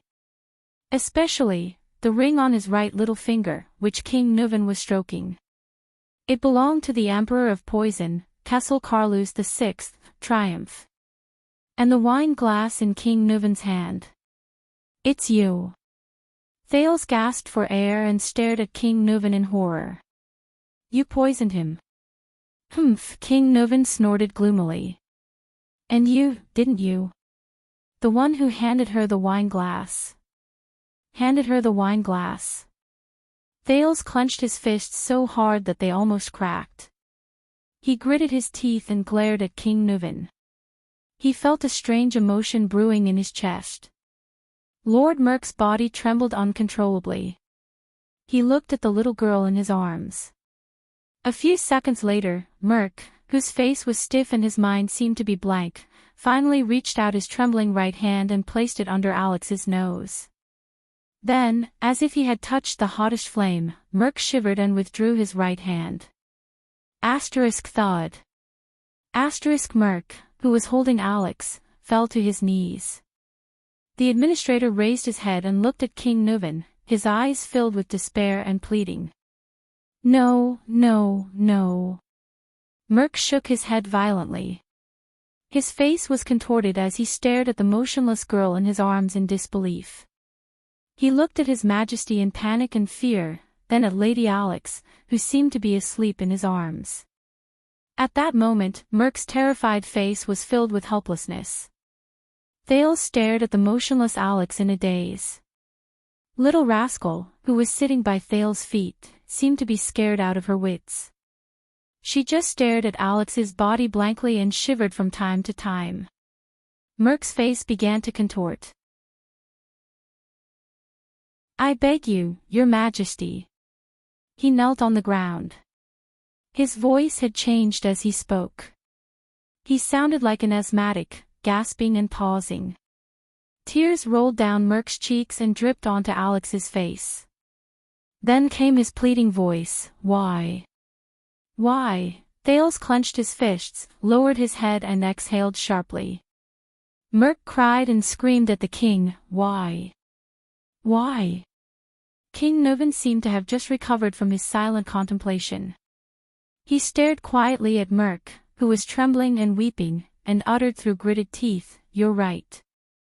He gritted his teeth and said, Burn Mirk. Shouldn't you know that? Mirk shuddered violently. If it wasn't for Mariah's death, I wouldn't have rearranged the Walton bloodline. King Nuven closed his eyes and said in pain, The High Priestess of Bright Moon Temple wouldn't have realized that she wasn't of the Walton bloodline. Mirk stared at King Nuven with his eyes wide open and trembling. Thales' jaw dropped. He stared at Mirk and the little girl in his arms in a daze. Bloodline. Not of the Walton bloodline. Doesn't that mean that the Walton family, which has been around for 600 years, and this reminds me of many things, King Nuven said coldly. Sorio loved to hunt, but he never brought a woman with him, not even his wife. Tell me, the old king said in a low voice, what happened in the assassination 12 years ago? Mirk listened to the king's words as if he did not hear anything. He subconsciously hugged the little girl in his arms tightly. Tears streamed down his cheeks as he sobbed. King Nuven seemed to have exhausted all his patience. His face was ferocious and he roared like a terrifying lion, Speak. Frightened by the roar, the nervous little rascal shrank back with a yelp. Thales tried hard to sort out the situation before him. He exhaled forcefully, walked to Little Rascal, and pulled her up. Little Rascal seemed to have found someone to rely on. She clutched Thales' arm tightly and looked at the terrifying scene before her from behind her glasses with a terrified expression. Mirk's eyes were filled with despair and desolation as he cried. He looked at the girl in his arms and snorted with a half-smile. 12 years ago. Soria brought Madame Adele out of the city, because, his words were mixed with his panting, like the last words of a dying man. Because what? King Nuven fixed his gaze on him. Because. Mirk stroked Alex's hair painfully. Because Soria found out what? The king's voice was bone-chilling. Mirk's face was filled with pain and conflict, as if he was tormented by the biggest nightmare of his life. He found out, about us, about me and Adele. Thales stared at the short-haired warrior in shock. Little Rascal tugged at Thales' arm and hid behind the Prince of Constellation. She gritted her teeth and looked at the scene in disbelief. Yes. Mirk wailed in despair. Alex. She is, my daughter, Clang. King Nuven could not take it anymore. He threw the wine goblet on the ground with a force filled with hatred. The iron goblet clanked on the ground, accompanied by the administrator's sobs. Thales took a deep breath and tried to understand the situation before him. Only Merc's sobs and the old king's heavy breathing could be heard in the hall. Ha ha ha ha. King Nuvan's suppressed laughter came from his throat. There was a hint of sadness in it. You. Soria's most capable subordinate. Best friend. Most trusted brother. Just like that, you used betrayal and deception to repay his trust. The king's voice reverberated in the hall. Merc, who was kneeling on the ground, sobbed and raised his head. No. As if his greatest dignity had been violated, he roared with tears and snot in his eyes. I did not betray him. I did not betray Soria. Thales looked at the scene before him with an unpleasant expression. He felt bitter in his heart. Merc looked at the girl in his arms and sobbed softly. Prince Soria, Soria was a good brother, and I was willing to give up my life for him. He growled, in the White Blade Guards, we trained under Castellan to become the most valiant warriors. When we were at the 38th century ground, he crawled with a broken arm to block a fatal hammer blow for me. When my mother was seriously ill, and my sister came to Dragon Cloud City to look for me, he personally sent a doctor to save my mother's life. When we were surrounded in White Mountain, he and I had our backs against each other. Those sharp-eared arrows pierced through my left shoulder and his right shoulder. We cursed each other's luck and fought back to back as we retreated. We persevered until Castellan came to help us. I still remember the day I went back to my hometown to get married. That bastard, Merc said with a smile through his tears. Soria brought his brothers from the White Blade Guards and came to our village with a tray full of rye wine and roasted meat. He raised the red dragon flag and the cloud dragon spear flag. The local counts and knights came. The expression on the village chief's face was even more exaggerated than when his son became a tax collector. Mother was very happy. She finally felt that her son had made a name for himself. Soria, I have always treated him as my closest brother, my comrade, your highness. Merc roared angrily with tears streaming down his face, I will never betray him. King Nuvan stood up abruptly, his hair and beard bristling with anger. Bullsh *T. Thales felt his hand tighten. Behind him, Little Rascal began to tremble again. He could only try his best to hold Little Rascal's hand and comfort her. You cheated on my son, the man you were supposed to be loyal to. King Nuvan's eyes were burning with anger. He said loudly, you cheated on my son, the man you were supposed to be loyal to, with his wife, and even gave birth to your child. You tarnished the Walton family's dignity and bloodline. Do you think this is not a betrayal? You have never treated him as a brother in your guards, a man you should be loyal to with your life and honor. Traitor. Kneeling on the ground, Merc listened to the king's words and looked at Alex, his daughter, in his arms. With tears streaming down his face, he roared in grief and indignation, Oh! No! He closed his eyes in agony. Thales gritted his teeth and frowned as he watched the confrontation between the king and his vassal. He felt a wave of sorrow in his heart. It's not like this. Adele, she was so good, so gentle, so... Merc lay on the ground. He clenched his right fist and pounded the ground miserably. She shouldn't have married into Dragon Cloud City. Shouldn't have met Soria. Should have met you. King Nuvan's words were filled with terrifying emotions. Shameless traitor. Adele. Adele. That was a mistake. Merc's teeth trembled as he caressed his daughter's face. His expression changed several times, as if he was looking at another person through her. Whether it was me and her, or Soria and her. It was all a mistake. She shouldn't have left Camus Union, Vine City, the flowers, and the blue sky that she cherished. She only belonged there. As for Soria, he's a good brother and a good warrior, but he never cared about women. Prostitutes, women he captured after the war, maids in the castle, and ladies of the nobles. None of them made a difference to him. Mirk put his face against Alex's and cried, "Soria, Soria, Soria." Soria's world was only about wine and battles, politics and victory. The only people he cared about were warriors, friends, and enemies. On the night of their wedding, Soria was dead drunk. I stood guard outside their bedroom. That sound was like sex. I guess Soria thought that it was a celebration after another battle. The next morning, Soria went hunting. He left me to watch over Adele.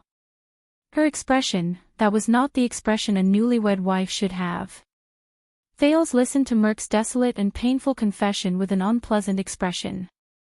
Finally, one day, I saw Adele trying to cut her wrist with a pair of scissors. I told Soria and tried to persuade him to treat his wife better. But Soria thought that she had insulted the Dragon Spear family. Every time, he would angrily pick up his whip and teach her a lesson. Soria said.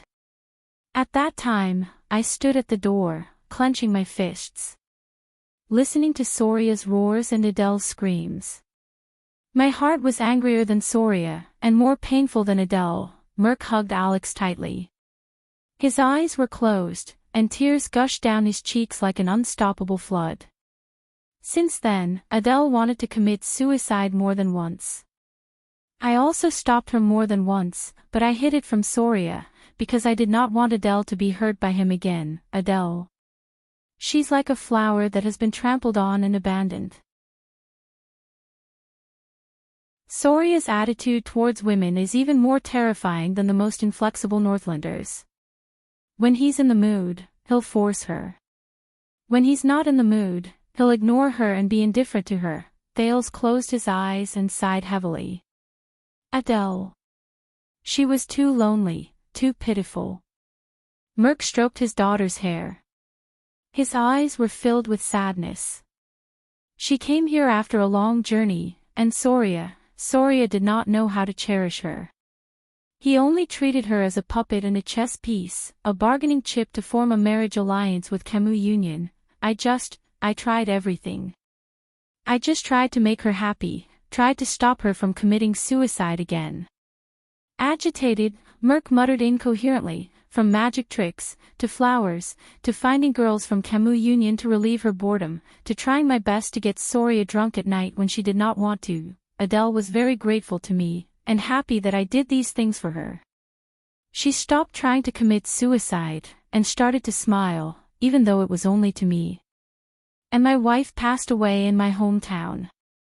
When I did not know how to raise the 5-year-old Croche before me, Adele was the one who took care of her. This made Soria's attitude towards her much better. We became more talkative. She teased Croche in the room, and I laughed foolishly outside the room. She asked questions in the room, and I answered her outside the room. King Nuvan's expression was cold, but he did not say a word. Finally, that day, we won the war against the White Elves and the Alliance of Freedom. Mirk sobbed softly. We returned to Dragon Cloud City in triumph, and Soria drank with us all night, but that day, all I could think about was her. Adele. Mirk pressed his face tightly against his daughter's. His tears did not stop, and his right fist was almost crushed. They were all drunk. I went to Adele's room, and I wanted to listen to her voice as usual. But at that time, my wound burst open, and Adele asked me to go in and bandage it. Thales' gaze darkened. Thales' eyes dimmed. A memory surged up from an unknown place in his mind. Hey! Brother Brainiac, you're actually reading a romance novel. What the hell is a romance novel? This is a bestseller written by an American sociologist, this title. Strange, why would you read this kind of book? What are you thinking about? Hee hee. This. Don't think too much about it, it's just a classmate asking, that's not right, could it be? Hee hee, why are you blushing, the weather is hot, ha ha ha. Why are you touching my face, I lied to you. Ha ha ha ha, it's so funny. Alright, don't be angry, I'll give you a vitality kiss. Ha ha ha. It's still very funny, what should I do? Hey, don't be stingy, come, tell me about it. Ugh. How am I supposed to explain this? Alright, the above mentions something interesting. In the Western world, love originates from cheating. What the F***? Cheating. That's so cool. For example, in Celtic mythology, the story of Lancelot and Guinevere is like this. The marriage of King Arthur and Queen Guinevere was only a political function, and there was never any love to speak of. True love is the taboo love between a knight and a queen. That is emotional, impulsive, and pure love. Another example is in Don Quixote. One of the dreams of the protagonist is to be a knight and have a true love with the wife of the king he serves, the mistress. This originated from the Middle Ages, especially the Crusades. Alright, you can shut up now. I'm still on the side of the king and Lon as a couple. Coyote, get lost. Queen Lily, get lost. I'm going to see it again. Oh, right, so are we having an affair now? Different social situations can't be compared like this, sister. The memory fragment slowly faded away. Thales looked at Merc before him and could not help but sigh deeply. Merc continued to sob on the ground. God knows how much I regret it. But Adele, Soria began to suspect not long after Alex was born. Soon, he found out the truth. The administrator gently brushed his daughter's hair aside and said in a hoarse voice, I could see the pain and hesitation in his eyes. I really wanted him to kill me with a sword. That night, Soria told me that he was willing to let me and Adele go. He would clean up and cover up. Merc said as he hammered the ground in grief and indignation. Nuven listened quietly. The next day, Soria took us out with him to finally resolve this matter. It was that day, the assassin, Thales felt little rascal trembling behind him. The assassin's first strike wasn't fatal. The assassin saw Alex and didn't strike a second time, but Adele. Merc opened his mouth and howled in pain. Adele didn't know Soria's intentions. She thought His Highness wanted to execute us. So, when she saw Soria fall, she picked up a dagger. Hearing this, King Nuven seemed to have lost all his strength. He sat down on the steps weakly. In the Hall of Heroes, only Merc was left sobbing in grief. At that moment, Thales, who saw the indescribable scene before him, felt a chill in his heart. Different social situations can't be compared like this, sister. The memory fragment slowly faded away. Thales looked at Merc before him and could not help but sigh deeply. Merc continued to sob on the ground. God knows how much I regret it. But Adele, Soria began to suspect not long after Alex was born. Soon, he found out the truth. The administrator gently brushed his daughter's hair aside and said in a hoarse voice, I could see the pain and hesitation in his eyes. I really wanted him to kill me with a sword. That night, Soria told me that he was willing to let me and Adele go. He would clean up and cover up. Merc said as he hammered the ground in grief and indignation. Nuven listened quietly. The next day, Soria took us out with him to finally resolve this matter. It was that day, the assassin, Thales felt little rascal trembling behind him again. The assassin's first strike wasn't fatal. The assassin saw Alex and didn't strike a second time, but Adele. Merc opened his mouth and howled in pain. Adele didn't know Soria's intentions. She thought His Highness wanted to execute us. So, when she saw Soria fall, she picked up a dagger. Hearing this, King Nuven seemed to have lost all his strength. He sat down on the steps weakly. In the Hall of Heroes, only Merc was left sobbing in grief. At that moment, Thales, who saw the indescribable scene before him, only felt a chill in his heart. You can't use this analogy in different social situations, sister. The memory fragment slowly faded. Thales looked at Merc before him and could not help but sigh deeply. Merc continued sobbing on the ground. God knows how much I regret it. But Adele, Soria began to suspect not long after Alex was born. Soon, he found out the truth. The administrator gently brushed his daughter's hair aside and said in a hoarse voice, I could see the pain and hesitation in his eyes. I really wanted him to kill me with a sword. That night, Soria told me that he was willing to let me and Adele go. He would clean up and cover up. Merc said as he hammered the ground in grief and indignation. Nuven listened quietly. The next day, Soria took us out with him to finally resolve this matter. It was that day, the assassin, Thales felt little rascal trembling behind him again. The assassin's first strike wasn't fatal. The assassin saw Alex and didn't strike a second time, but Adele. Merc opened his mouth and howled in pain. Adele didn't know Soria's purpose.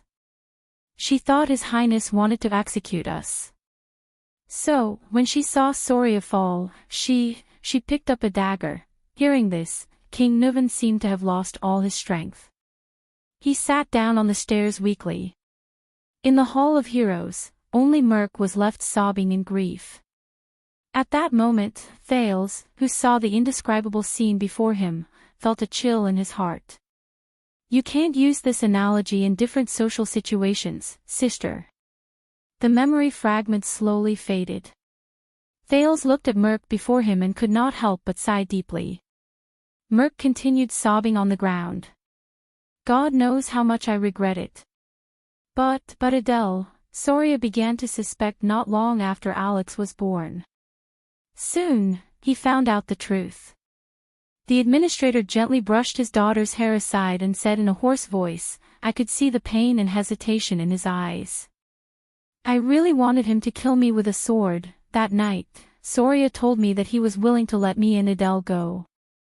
He would clean up and cover up. Merc said as he hammered the ground in grief and indignation.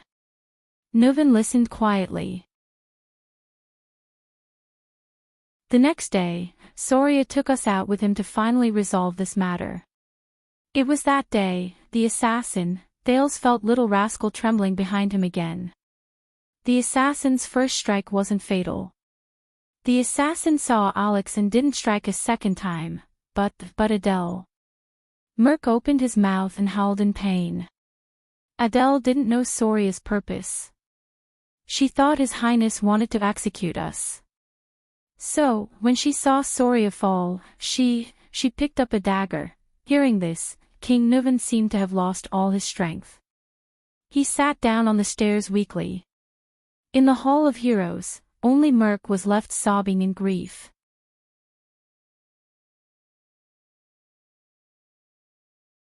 Chapter 189. Outside Dragon Cloud City, in a small house in a village. It's been 5 years, Cohen, and my dear Miranda. Did the tower send you here? In the dark room, the short-haired girl on the wooden bed, Croche Merc gave them a complicated but peaceful smile. Seeing you now is the best comfort. Thank you, Uncle Caslin. The short-haired girl expressionlessly thanked Caslin, who was beside her. Miranda furrowed her brows tightly. Whether you can guard against theft or not depends on your ability. Whether you want to guard against theft or not depends on my attitude. I have always despised thieves, whether they steal or enjoy stolen goods. Even someone as careless as Cohen could not help but notice that the Northland girl, Croche, had changed drastically since they were in the same period. Compared to the high-spirited Croche Merc when they parted at the Tower of Eradication 5 years ago, not only was she much thinner, she was also much duller. The determination that was once carved on her round face like a seal had turned into bitterness and disappointment at some point in time. Cohen's gaze shifted to her hand, and he immediately held his breath. This girl, who had a determined expression on her face when they were in the tower, trained hard, and never gave up easily, her sword-wielding right hand, it was tightly wrapped in bandages. Croche. Cohen tried his best to shift his gaze away from her right hand and forced an ugly smile. He carefully and slowly asked, Are you all right? All right? The moment the words left his mouth, Cohen had the urge to slap himself. Croce looked at him slowly, her gaze calm. I'm all right. The girl's hollow gaze made Cohen's heart ache. It's just that my right hand can no longer touch weapons. There was silence. Cohen was so embarrassed that he did not know how to continue. Damn it, if only Raphael was here at this moment. Comforting people has always been that boy in white strong suit. As expected, Miranda walked forward, leaving Cohen to roll his eyes. Then, like countless times in the past, she calmly and harshly stomped on the innocent-looking Cohen. Kiss, just as Cohen was grimacing in pain, Miranda sat on the edge of Croce's bed. Her expression did not change as she said decisively, Who did it? At this moment, any consolation would be futile. Miranda thought to herself, I might as well get straight to the point so that she doesn't have to think about those useless things. Beside them, Caslin coughed. The former leader of the White Blade Guards did not have much to say in front of Croce. He had seen this kind of situation in too many retired soldiers. Caslin sighed deeply in his heart. And they, the soldiers, would never know how lucky they were to be able to retire after being injured. Croce snapped out of her daze and flashed an ugly smile. I think all of you should know some of the causes and consequences. Croce's tone had calmed down. She did not sound like a swordsman who had just lost hope in using a sword. A military officer named Hardy was lurking in Black Sand Region's army and almost assassinated your prince with a mystic gun under the fortress. Cohen nodded. I saw that scene on Broken Dragon Fortress, but I didn't see it clearly. I thought it was just a test shot to demonstrate, Miranda replied quietly. By the way, Miranda, you are now a capable subordinate of the Fortress Flower in Constellation, right? Croce smiled at her former classmate. She then glanced at her right hand. Her expression darkened and she spat out a few words. She said, Congratulations. Miranda's expression was indifferent. She did not speak. She only silently extended her hand and held Croce's left hand tightly. Feeling the warmth of Miranda's hand, Croce trembled slightly. That. Ah. Cohen, who was scratching his ears and cheeks at the side, was about to speak when Miranda elbowed him with an expressionless face, making him swallow all the words he was about to say. With a face full of grief and indignation, Cohen continued to bare his teeth soundlessly. At the same time, he continued to protest at Miranda with his gaze. Must you do this? Croce snickered. This scene reminded her of what had happened in the Tower of Eradication in the past. Caslin, who was standing by the side with his arms crossed, looked at Miranda approvingly. What an attentive and considerate girl. She has unknowingly lifted Croce's mood. The Arund family's daughter is just a little too cold. It would be better if she could smile more. According to the Archduke's instructions, we tracked down the arms dealer of that officer, Hardy. Croce maintained the smile that had appeared on her face after much difficulty and continued to say, they sold the mystic gun parts that Hardy replaced from the army and were supposed to be destroyed to the south and the west. Hardy used this to exchange for more funds, and then used these funds back on the training of the troops and social relations. In a few years, perhaps His Grace's Mystic Gun Squad would be under the control of those people. Fortunately, we discovered it early and intercepted his underground arms dealer. That officer. What did you find out about him? Miranda asked softly. Not much, Croce said faintly. Hardy came from a small village further north. It's the territory of Archduke Letko in Defense City. He was a person who personally experienced the war between Extet and Constellation 11 or 12 years ago. He survived the tragic attack in defense of Broken Dragon Fortress, but he lost a hand and half of his face under the bombardment of the Mystic Gun. Miranda's face paled. It was the war from 12 years ago again. Cohen sighed and walked forward. Carefully avoiding the range of Miranda's unarmed attacks, he asked slowly, "The Archduke of Defense City, one of the two archdukes in the north of Ekstedt. The Letko family." So, Archduke Letko was the mastermind behind the conspiracy to murder the Prince of Constellation with the help of the mystic gun. Krosh shook her head. It's not that simple. Hardy came to Black Sand region after the war and has been living there ever since. He hasn't come into contact with anyone related to Defense City, so we can't be sure that it's him. But there is one thing that makes us very suspicious.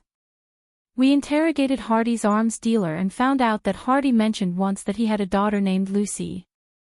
Cohen's eyes brightened. You found his daughter. Is there something wrong with her?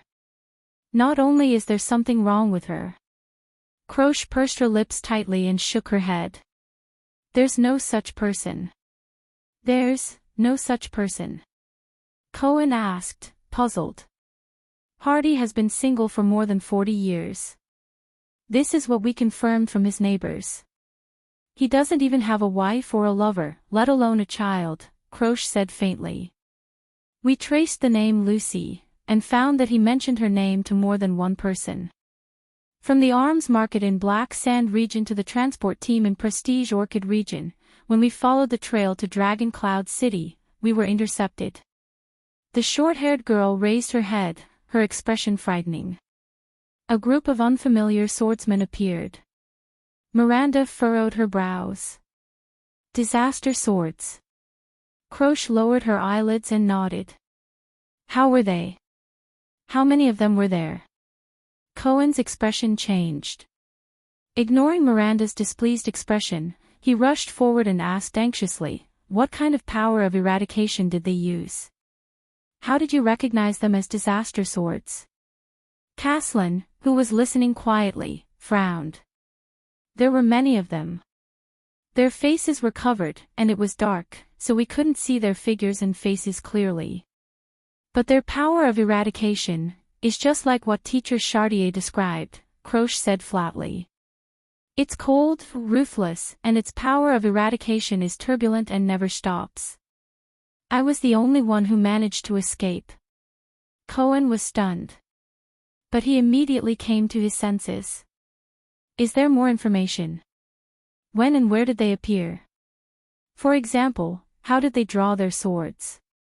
I've told Uncle Caslin about the details of their appearance. But Krosh only gritted her teeth and shook her head with a bitter gaze. Go and complete your mission, whether it's for the Tower of Eradication or for your Prince of Constellation. Cohen wanted to ask again, but Miranda grabbed his arm and shook her head. I'm tired, Krosh said slowly. She slowly turned over and faced the wall. I want to rest for a while. Cohen and Miranda looked at each other, then at Krosh. Finally, under Caslin's gaze, they bade farewell and left. Cohen.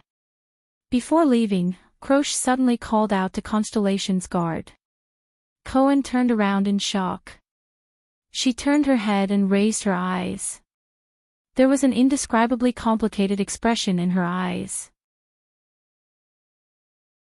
Be careful. Cohen froze for a moment. Then, he was pulled out of the room by Caslin. You saw what she looked like.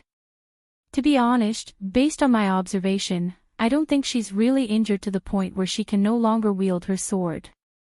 It's the barrier in her heart that prevents her from continuing to wield her sword, Caslin said flatly. What do you mean? Barrier in her heart? Miranda asked with a frown. Krosh is the daughter of my old subordinate in the White Blade Guards. Following the two young men out of the house, Caslin looked at Dragon Cloud City in the distance and shook his head. You met her in the Tower of Eradication, so you should know that she's very ambitious. I guess it's also because you Constellations indoctrinated her, hey? Cohen protested. What do you mean by, we Constellations indoctrinated her? Krosh has always been. Caslin ignored him and continued to speak to himself. She's always been strong since she was young. She always wanted to become a legendary female knight like Heart of the Rain, Lorraine. Heart of the Rain, Lorraine. I heard that she was in the same batch as Master Shao. Cohen asked curiously. Is she the flag leader mercenary from the Hanbol Succession War in the Eastern Peninsula? Yes. Caslin seemed to have been reminded of the past. He paused for a moment as he reminisced. Then, he flashed a smile and said, there are always some women you don't dare to provoke. Immediately, the old Caslin sighed. After going through the training in the Tower of Eradication, Croce became even more ambitious. When she came back, she even recommended herself for the White Blade Guards assessment, wanting to join the White Blade Guards. Miranda raised her head, her eyes burning. But she didn't succeed. Caslin raised his eyebrows. The White Blade Guards rejected her. It was a huge blow to her. Miranda looked puzzled. Blow. As far as I know, the White Blade Guards have very high selection standards. What struck her was not the rejection. Caslin interrupted her and turned his head. It was the reason she was rejected. The reason she was rejected. Miranda stared at him. What is it? Caslin took a deep breath and did not answer. I know, just as Miranda was about to say something, Cohen answered from the side. The police officer sighed. Because she's a woman, right? Caslin cast Miranda a meaningful glance and nodded. That's right. Because she's a woman. Miranda subconsciously clenched her teeth. Although many people say that we Northlanders are very tough, and when we're fierce, even women and children can pick up weapons, Caslin sneered. But according to my wife, most Northlanders still believe that territories, politics, wars, and aristocratic inheritance are all men's matters. Women should stay at home and wait for their husbands to return. Just like that, Croce brought her sword and went to various suzerains, but she ran into walls everywhere. A woman who had gone through the complete training in the Tower of Eradication, a super-class swordsman, could not even get a position with a count. There were a few viscounts and barons who were willing to take her in, on the condition that she would marry them after her term was up. Without a doubt, it was all because of her father's position in the White Blade Guards. Miranda tightened her grip on the hilt of the sword at her waist. Compared to my smooth-sailing life in Constellation, my father's care, and Sonia's care.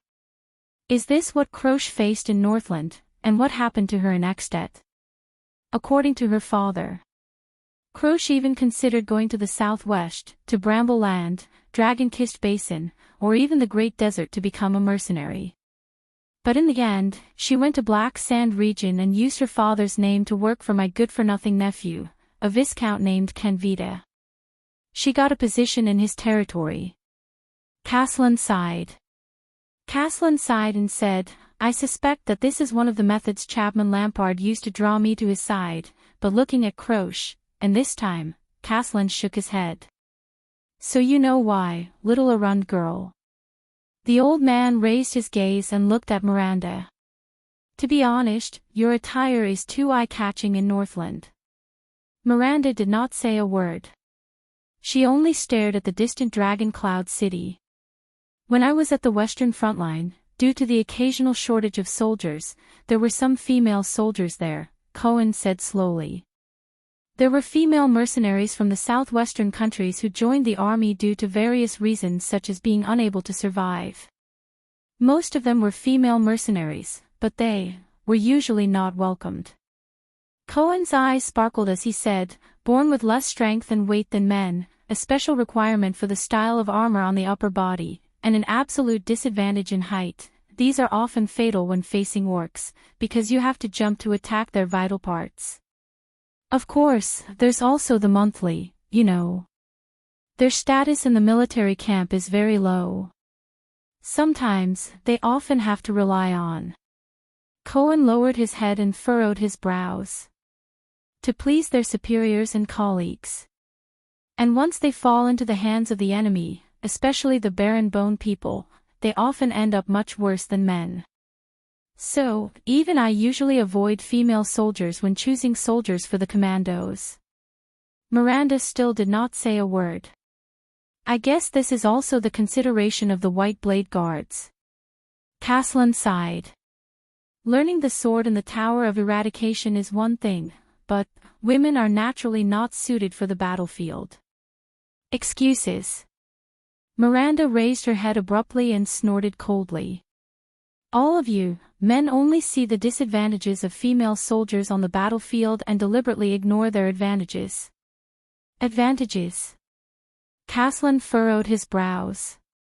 Cohen raised his eyebrows helplessly. At an angle that Miranda could not see, he spread his hands at Caslin. Less exhaustion than men, endurance that far surpasses men, flexibility and agility beyond imagination, meticulous and keen observation skills, and calmness in the face of danger. These are all women's advantages, Miranda said indignantly. Even in terms of strength and height, take the kingdom's wrath for example, I saw with my own eyes that his height and strength are not comparable to Lady Sonia's. Besides, we have the power of eradication. And I am also a woman, Miranda said coldly. In the Tower of Eradication, I am stronger than you, Raphael, Missadun, and every single one of you who were in the same period as me. Not to mention the legendary Valkyrie like the Heart of the Rain from 30 years ago, Knight Lorraine. Cohen coughed awkwardly. Uncle also said just now that the battlefield is another matter, and you can't compare it with some special people. The police officer spread his hands helplessly. Heart of the Rain is a special case among special cases. Lady Sonia is also a legendary figure under the Duke of Star Lake. And Miranda, you are the daughter of the Arund family. You were born to be trained as a warrior, suzerain, and commander. As soon as Cohen finished speaking, Miranda's murderous gaze shot straight at him and pierced through his heart. It also cut off the second half of his sentence in his throat. I think that Western Desert and Northland are more special. Caslin snorted. Western Desert is the front line of war and chaos all year round, and the Northlanders' views on women have existed since ancient times. I am also a Northlander. Miranda retorted with a cold expression. The old Caslin led them to the stable. Two people who looked like soldiers bowed to him. You are a Northlander of Constellation and an Arund. You people even allow women to inherit. As far as I remember, you even had a queen a few hundred years ago. And Northland, Caslin sighed and said, is still very far away from accepting a female knight, a female suzerain, or even a queen. It's still very far away. No, even in Constellation, female suzerains are still looked down upon. Miranda silently said in her heart, a few hundred years ago, the Queen of Constellation didn't end up well either. There will be a day. Miranda raised her head, her gaze firm. On that day, female warriors, female swordsmen, female suzerains, and even queens will no longer be the minority. We will prove to the world that men can do it. Women can do it too. Caslin shrugged and walked into the stable. Cohen stuck out his tongue. He thought of his two devilish sisters at home and sighed helplessly. Miranda. Why would Raphael like her? But when he thought of Raphael, his current position, and the power of eradication in his body, Cohen's heart sank again. The army of Black Sand region is stationed in a village near Dragon Cloud City to escort the prince.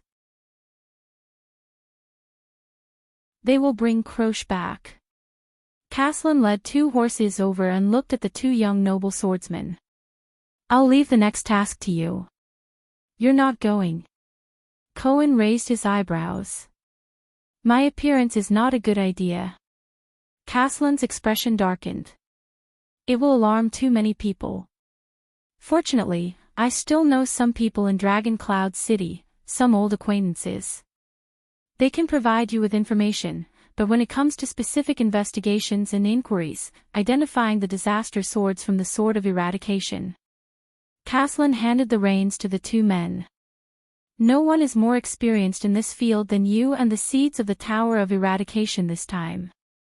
Whether it is the innate insight of nobles, super-class combat power that adapts to the battlefield, or the ability to sense the disaster swords. You know some people in Dragon Cloud City. Cohen revealed a doubtful expression. Uncle, haven't you been running a tavern in Black Sand region for 20 years? About that. Caslin touched his white hair awkwardly. At least I lived in Dragon Cloud City for many years. Are the people still usable after 20 years? Cohen furrowed his eyebrows. I've been keeping in touch. Caslin looked around and chuckled. And for a long time, many of the old subordinates of the White Blade Guard stayed in Dragon Cloud City after they retired. When they were trying to make a living, I helped them out a little. Making a living. Help. Cohen's doubts grew stronger. When some of the retired soldiers were having a hard time, I would act as a middleman for them, and find them some work. Caslin coughed unnaturally. You know, there are always some jobs that require people who know how to fight to do. You could have just said that you introduced them to the gang. Miranda had a contemptuous look on her face. It'll be easier for us to understand. Caslin coughed loudly and drowned out Miranda's words. For the past 10 years or so, the gang in Constellation, the Brotherhood or whatever it is, has been causing a lot of trouble. They even expanded their business here. Some of my old friends are always short of manpower and wanted me to introduce them to them, so... What? Cohen widened his eyes. After all this time, Uncle, you're actually the contact and introducer for the gang in Dragon Cloud City? Caslin's coughing grew louder. Under the doubtful gazes of the two young men, he raised his head in a righteous manner and patted their shoulders. Anyway, whether it's the mission of the Tower of Eradication, giving Croce an explanation, or the truth behind the assassination of the Prince of Constellation, I'll leave it to you. Miranda and Cohen revealed a contemptuous look, while the other clicked his tongue and shook his head. Remember, your mission is only to investigate, not to throw your lives away for an unverified piece of information. Before they left, Caslin became serious. But all of you have the ability to come into contact with the disaster swords, and even survive their attacks. As long as you don't run into a supreme-class swordsman. I believe in your abilities. The two of them looked at each other and nodded seriously. My people will help you, but if you make a big deal out of this, remember to hide yourself well. Although your prince is currently on a diplomatic mission to Escapades, and the tension between the two countries has largely been reduced by his arrival, it is not a good thing for Constellations, especially the family members of Constellation nobles, to recklessly expose their identities here. Also, what you need to pay attention to and worry about is not as simple as the disaster swords on the surface. Caslin narrowed his eyes. The disaster swords may be working with an extension suzerain, such as an archduke. No matter what, to deliberately ally with a suzerain and assassinate the Prince of Constellation, I'm afraid their goal is not simple. I understand. Cohen inhaled and mounted his horse. We'll find out their background and the truth, whether it's a plot to assassinate the prince or an intention to harm the Tower of Eradication. Miranda did not say anything else. She nodded slightly and immediately rode away. Cohen followed closely behind her. Caslin watched the two of them leave, then looked at Dragon Cloud City in the distance. There was a hint of nostalgia in his eyes. Back then, I also stepped into Dragon Cloud City from here. The two of them looked at each other and nodded seriously. My people will help you, but if you make a big deal out of this, remember to hide yourself well. Although your prince is currently on a diplomatic mission to Escapades, and the tension between the two countries has largely been reduced by his arrival, it is not a good thing for Constellations, especially the families of Constellation nobles, to recklessly expose their identity here.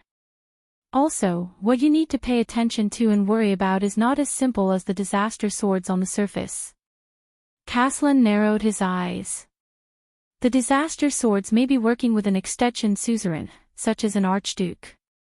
No matter what, to deliberately ally with a suzerain and assassinate the Prince of Constellation, I'm afraid their goal is not simple. I understand. Cohen inhaled and mounted his horse. We'll find out their background and the truth, whether it's a plot to assassinate the prince or an intention to harm the Tower of Eradication. Miranda did not say anything else. She nodded slightly and immediately rode away. Cohen followed closely behind her. Caslin watched the two of them leave, then looked at Dragon Cloud City in the distance. There was a hint of nostalgia in his eyes. Back then, I also stepped into Dragon Cloud City from here. The two of them looked at each other and nodded seriously. My people will help you, but if you make a big deal out of this, remember to hide yourself well. Although your prince is currently on a diplomatic mission to Escapades, and the tension between the two countries has largely been reduced by his arrival, it is not a good thing for Constellatiates, especially the families of Constellatiate nobles, to recklessly expose their identity here. Also, what you need to pay attention to and worry about is not as simple as the disaster swords on the surface. Caslin narrowed his eyes. The disaster swords may be working with an extension suzerain, such as an archduke. No matter what, to deliberately ally with a suzerain and assassinate the Prince of Constellation, I'm afraid their goal is not simple.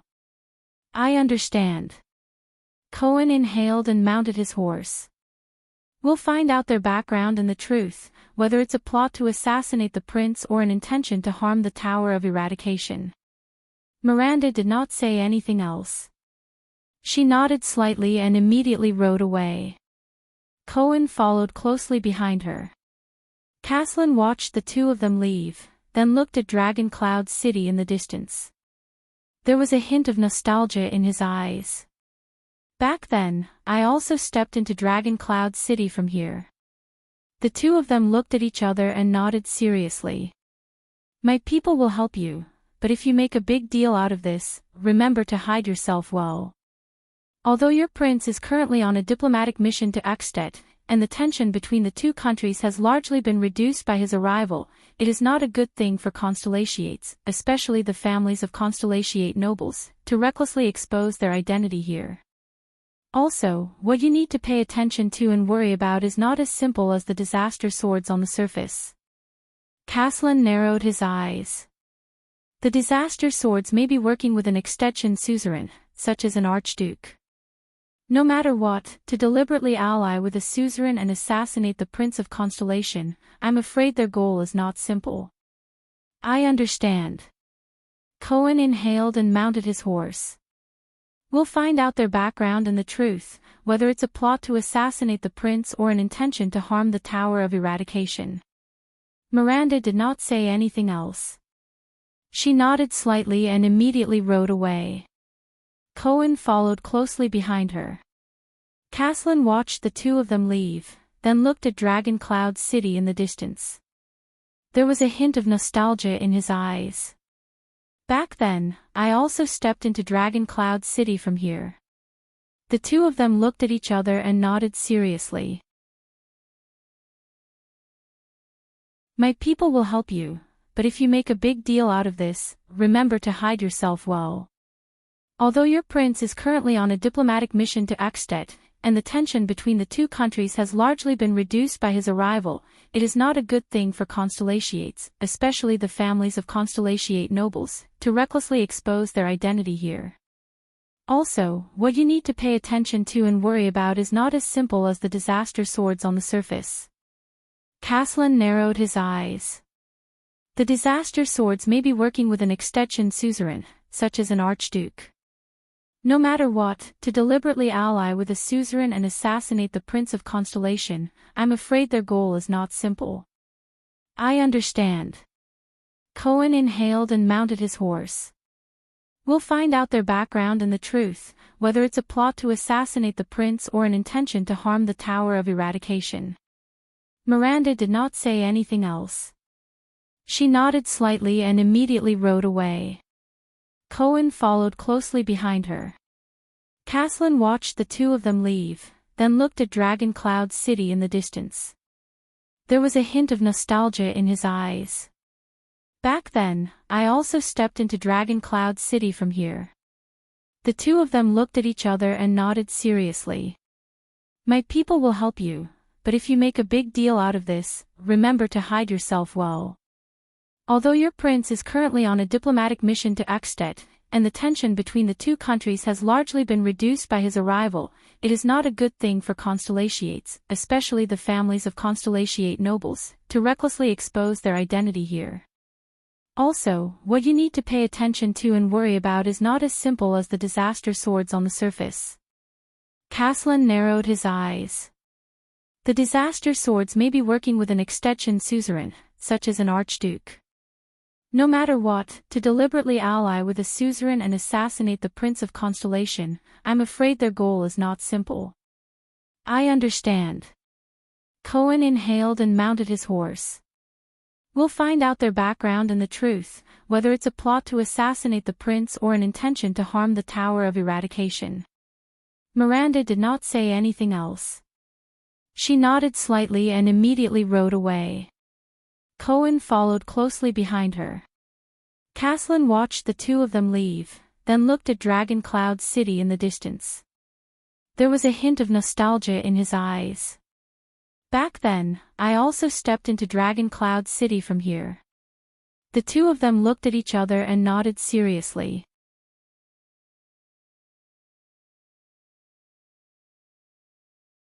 Chapter 190. This was the first time he had recommended a non-fantasy book. Fine, Swordless had to admit that the reason why he hadn't been updating well over the past few days was because he had been catching up to the latest chapters of this book.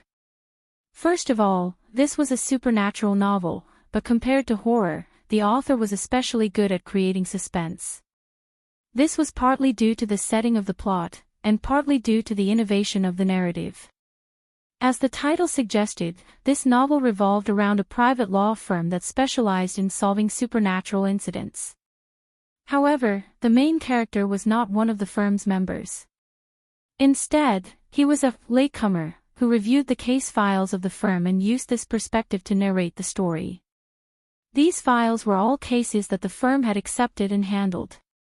Some were completed perfectly, some were left with loose ends, and some were completely clueless with terrifying blanks. Some even ended up with the client's death, which in turn endangered the firm's members. Because of this, when the main character, as a latecomer, read the files, the indirect records created a particularly strong sense of suspense. When he read these files, he had the same interest as reading the stories of the SCP Foundation, and he even felt like he was watching a fake documentary film. Secondly, these past supernatural files were not isolated histories. They were closely connected to the main character's current life, especially the unsolved cases. They revealed the inevitable interactions between the main character and the firm's members step by step, pulling him into the bizarre and often creepy world. The story unfolded using two alternating plots. One was the firm's files with serial numbers and time as the axis, giving a glimpse into the suspense adventures of the people before him. The other was the current main character, first-person narration, which was common in supernatural horror novels and could increase the sense of immersion. Following the clues and instructions given by the firm, he slowly solved the various scary problems that were getting closer and closer to his life. The two lines often intertwined to depict the truth behind the suspense. The plot was very captivating. Every ghost story was an exquisite microcosm of reality. Writing about ghosts is actually writing about people. Every ghost story did not have a perfect ending, and every ghost story had its own sense of helplessness and horror. In terms of writing, the narrative was absolutely smooth. As for the characters' personalities, they were limited by the unique narrative method, so the characters of the main character's team were not very prominent. However, as the story progressed, they would become more and more prominent. As for the book's toxicity, I haven't found any toxicity that would make me give up on the book. Last night, I caught up to the latest chapter, but I had no choice but to put it down. Then, I nervously started writing. As I wrote, I looked back to see if there was anyone behind me, in the mirror, in the computer screen, outside the window, at my feet, on the ceiling.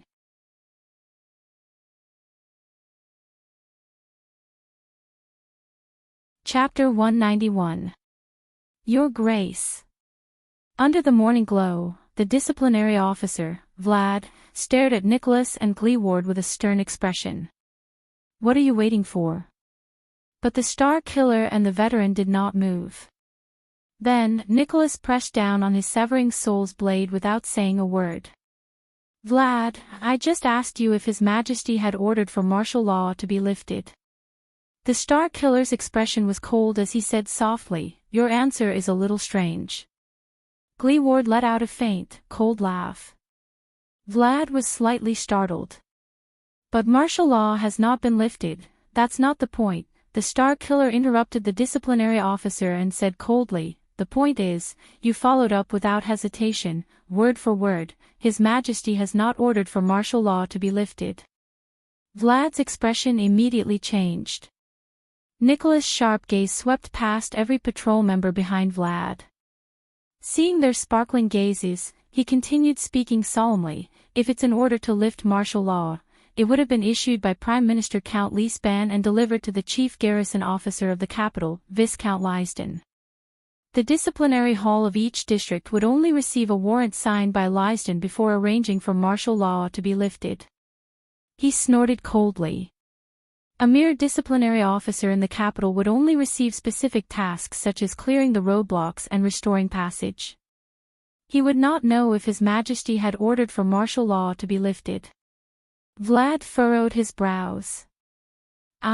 Nicholas did not stop. His gaze made Vlad feel as if he was suffocating. You were in such a hurry to escort us, to the point that you didn't even hesitate to make up an excuse to go along with my words.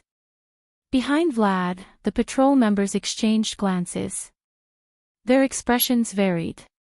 And all of this was seen by the Star Killer. It also caused his heart to sink. It's too suspicious. What happened? It was just a slip of the tongue. Vlad sighed.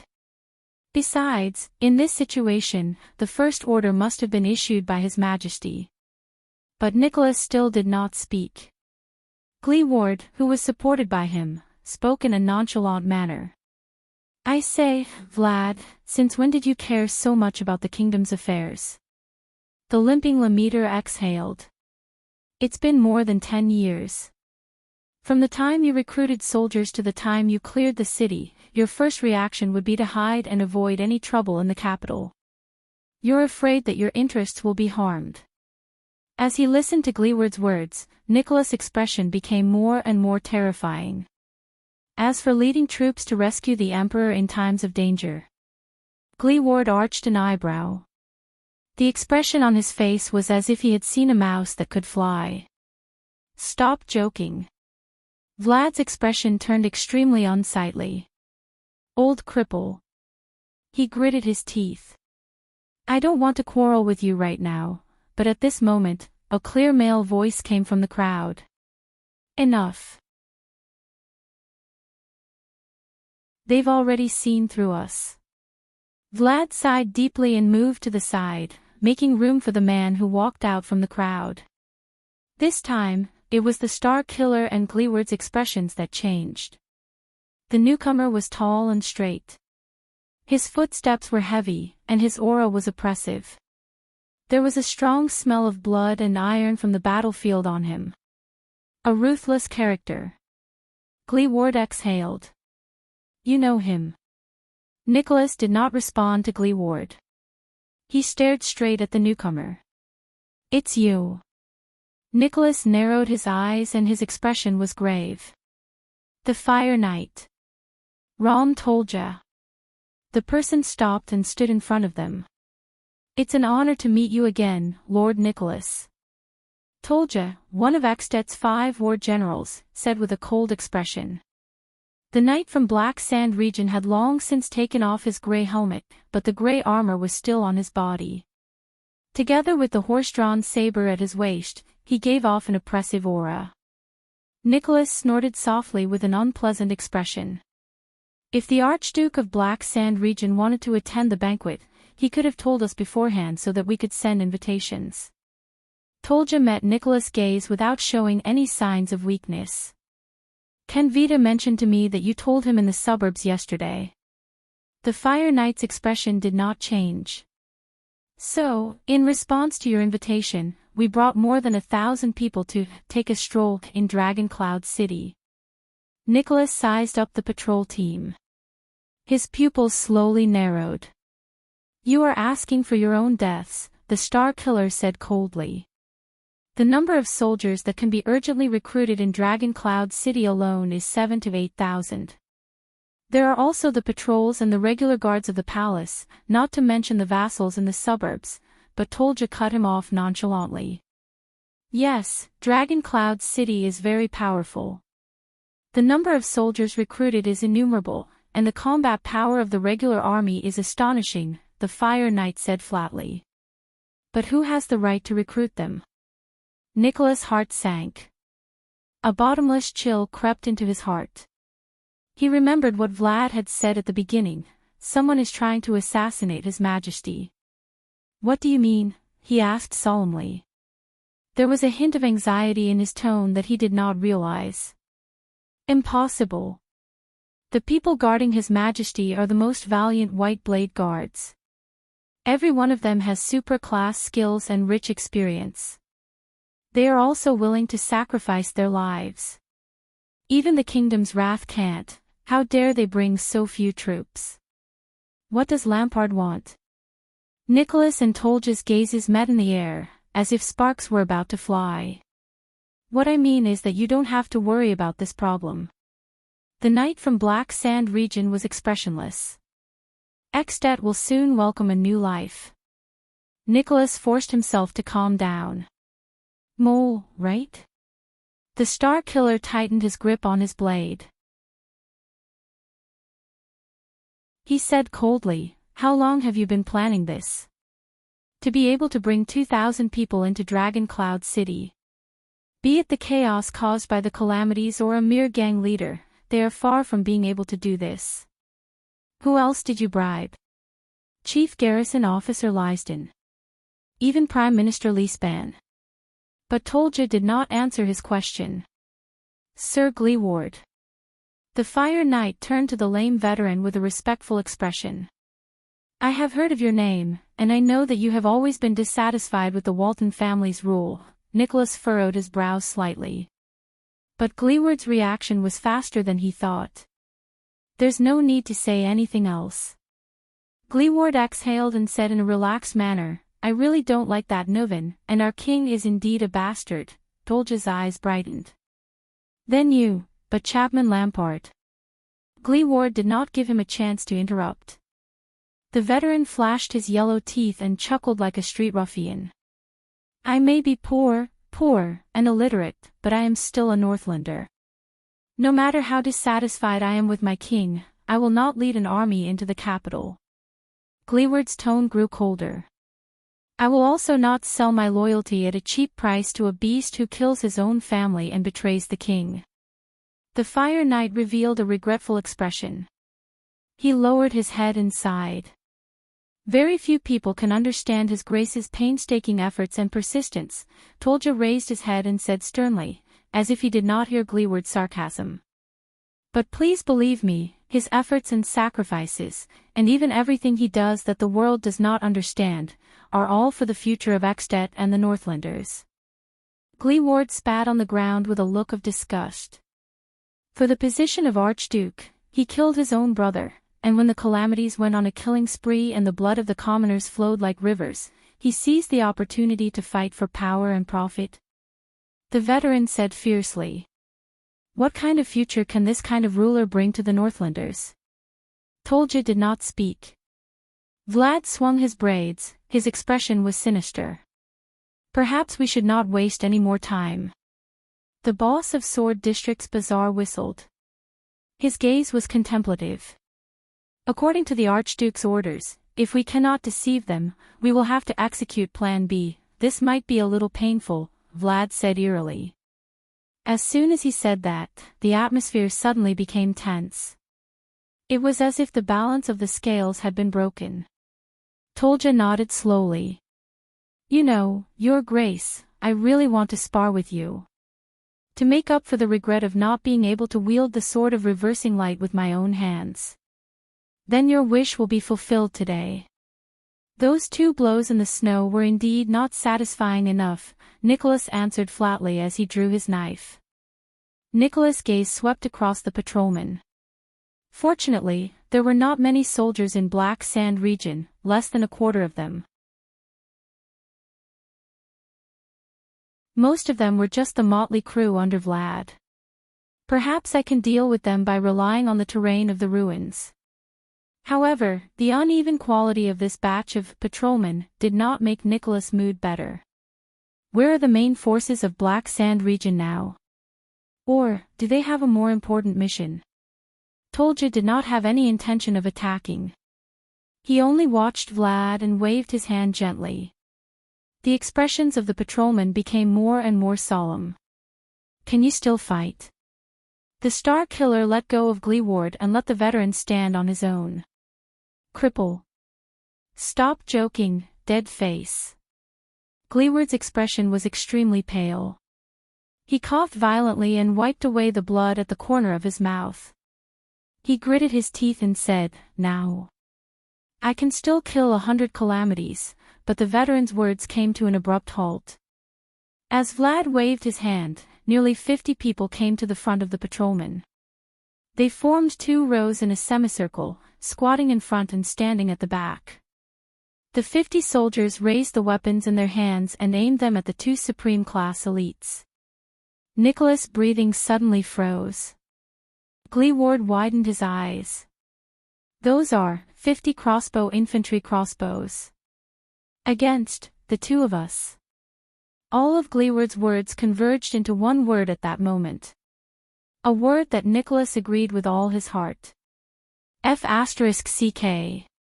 The man with 8 braids turned his body slightly and retreated into the formation of his subordinates.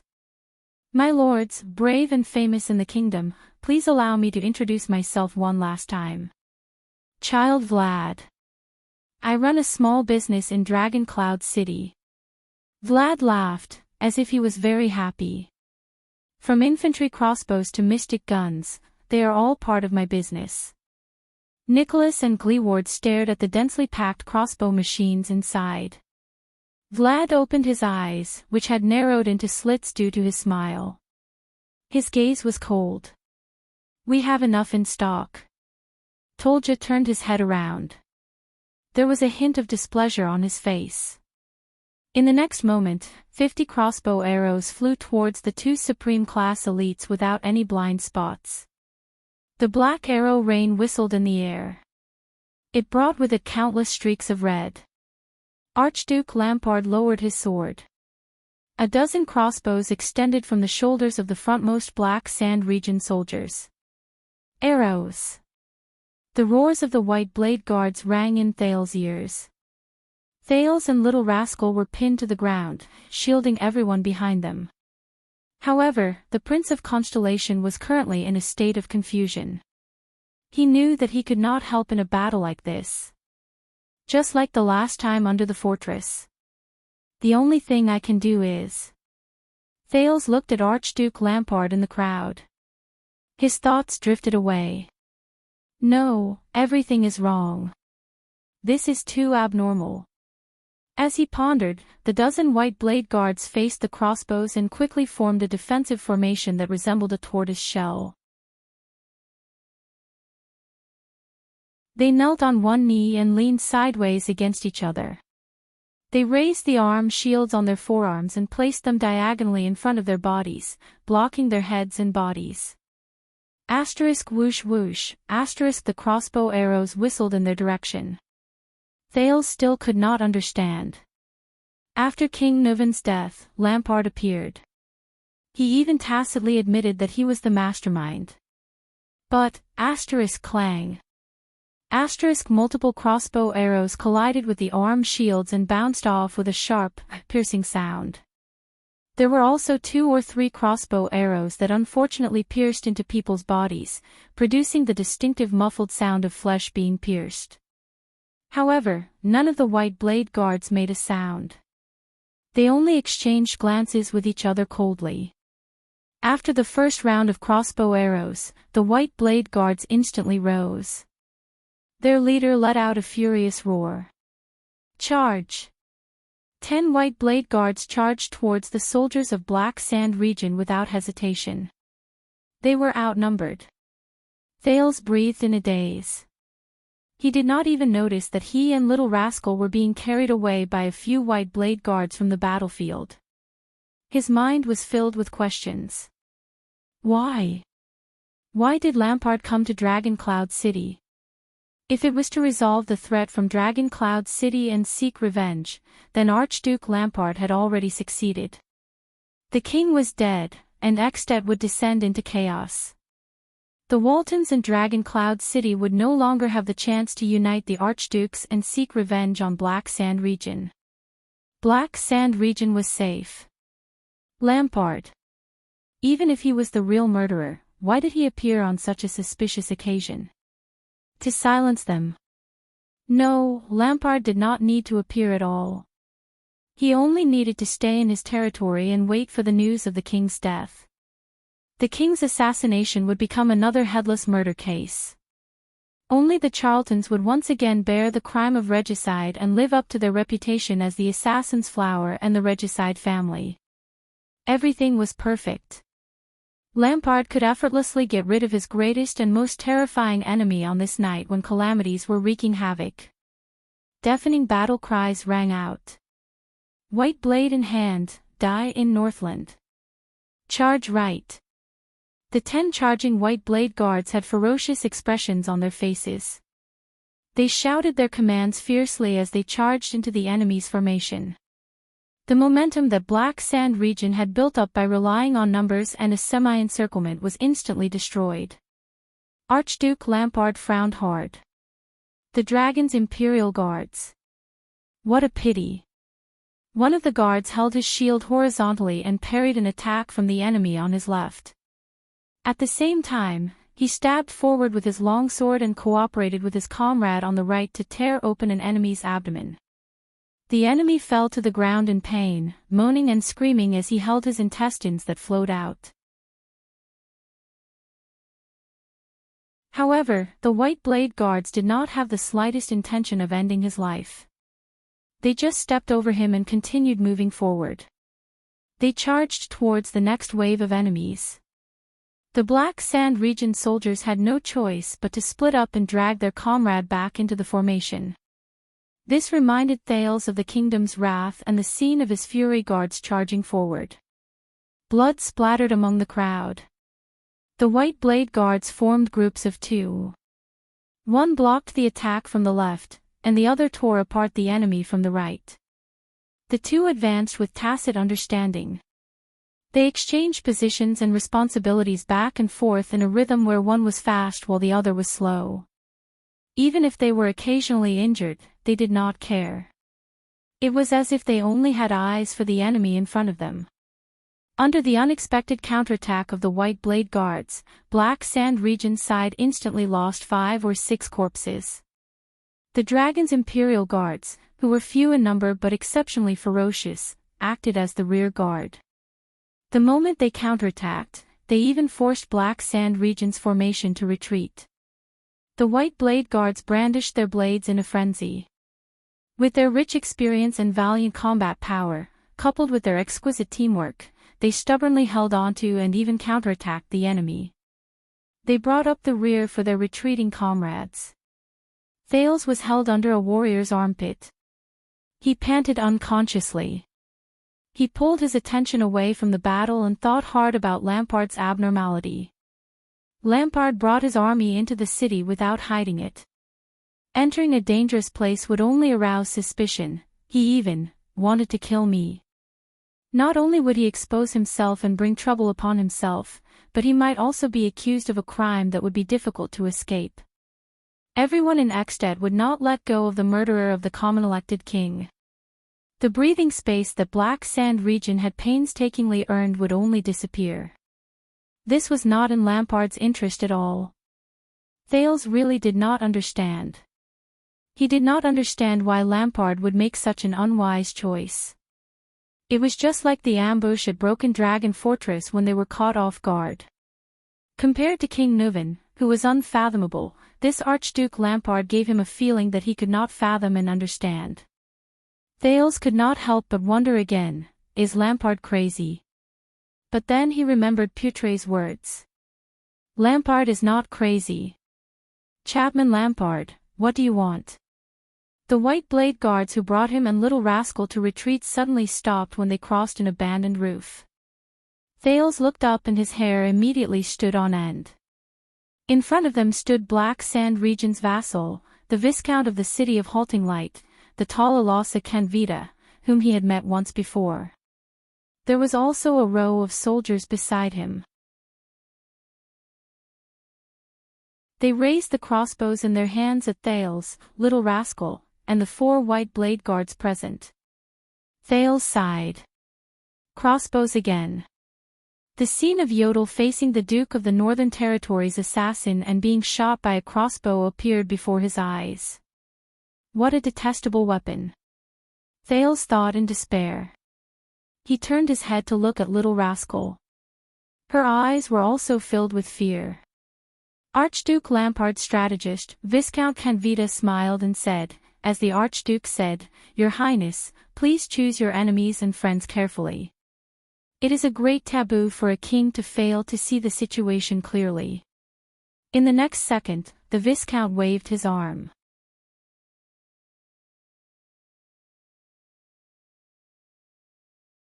Chapter 192. Under the morning glow, the densely packed army stood in the ruins, surrounding the 3 people in the middle so tightly that not even a drop of water could trickle through. Full of shock and disbelief, Cohen stared at the most unexpected girl in front of him. Why, Croche. The short-haired girl only stared at him indifferently, not saying a word. Cohen suddenly felt that a part of the girl in front of him had died a long time ago. She was no longer the cheerful, tough, carefree Croche who always liked to tease him with Miranda. At that moment, Cohen felt a little heartache. Don't ask any more, Cohen. Beside the police officer, Miranda looked at the soldiers who were slowly closing in around them and exhaled. Remember the disaster swords we met? Cohen stared at Croche, who was opposite him. When he heard that, he was slightly startled. Even if they are the Tower of Eradication's mortal enemies, they still retain their dignity and pride as swordsmen, Miranda said flatly. Her hands, which were wrapped in black gloves, covered the hilt of her sword and slowly lifted the blade. But Croche said that a group of masked disaster swords ambushed her one night and even crippled her right hand. Cohen frowned. Goose said that he didn't know that such a battle took place in Armor District. Miranda nodded and stared at Croche, who did not move in the crowd and allowed the warriors on both sides to pass her. Also, although they are hiding here, the disaster swords do not care about politics at all. They also despise the Mystic Guns, the daughter of the Arund family said calmly. They are even used to assassinate the prince. Cohen took a deep breath. In other words, Miranda continued his sentence without hesitation. Yes, the disaster sword did not conspire with an archduke, nor did they assassinate a prince. They were just targets who were framed. The so-called disaster swords are just a pretense, a trap set up by Black Sand region in the name of the Tower of Eradication to lure us from Constellation to Axtet. And the origin of all this, Miranda narrowed her eyes and stared at Croche, who still had an indifferent expression. She said loudly, It's your lie, Croche. In the crowd, a faint, cold sneer appeared on Croche's face. The emotions in her eyes were unclear. One last chance, surrender, and you'll be spared from death. Maybe I shouldn't have interrupted you. Waya had unknowingly formed a triangle with the 2 seeds of the Tower of Eradication. He faced Croche, with Cohen on his left and Miranda on his right. Wyatt, on the other hand, was facing the soldiers who were closing in on him. He said nervously, "But, maybe we need to solve the problem at hand first." The surrounding soldiers in patrol uniforms were getting closer and closer, their eyes fierce and fierce. "Put down your weapons," one of the veterans at the front said fiercely, "or wait for us to unload them." "Have you fought before, boy from the disaster swords?" Cohen leaned against Wyatt's back, his eyes very serious. He said softly, "I'm talking about the kind of battle where you have to face hundreds and thousands of enemies, where you're surrounded by opponents from all directions. I'm not talking about a boring sword duel." "Yes, once," Wyatt said with a pale face. He immediately came to his senses. "Also, I'm not a disaster sword. Once is enough. We'll open a path later." Cohen quickly observed the 100 or so enemies in front of him. He directly ignored Wyatt's second sentence. "Guard the rear and keep up with us." Wyatt cast a glance at the unconscious Ralph in the ruins and sighed. "How do we guard them?" "They're everywhere, use your brain," Miranda interrupted him coldly. "Use your sword and aim at their legs. Turn them into a burden on the battlefield." Before the swordswoman could finish speaking, Croce roared in a clear and high-pitched voice, "Kill!" Thud! Thud! Thud! The sound of hurried footsteps rang in the air. They approached at an extremely fast speed. Countless shadows of blades and swords flashed in the ruins. One by one, the soldiers fiercely pounced on the three of them. The tips of their swords were pointed forward, and they attacked in a row. They imitated the formation of the cavalry and charged forward in a standard way. At that moment, Miranda recognized these people's movements. They were not the patrols of Dragon Cloud City. Instead, they were the opponents she had been dealing with at the borders for the past 3 years.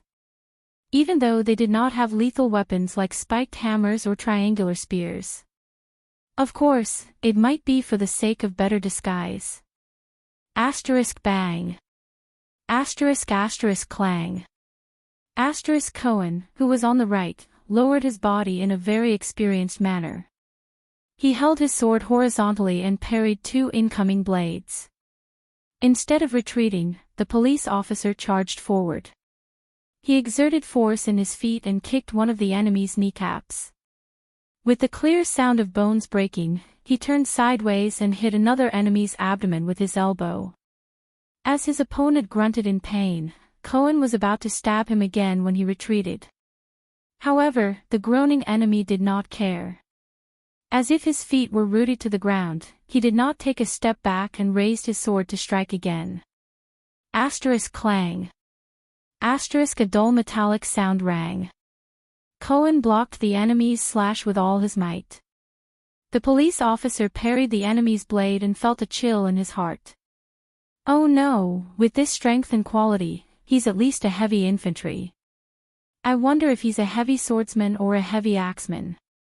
Fortunately, their weapons are only the patrol team's swords, which are not suitable for their hands, or else. Behind him, Wyatt activated the edge of no return and cut open the wrists of the 2 people behind him in an instant. The sound of 2 weapons falling to the ground could be heard. Damn it, save some strength. Cohen carefully parried the long sword that slashed at him again and cursed rudely. Using the power of eradication like this will only result in death from exhaustion.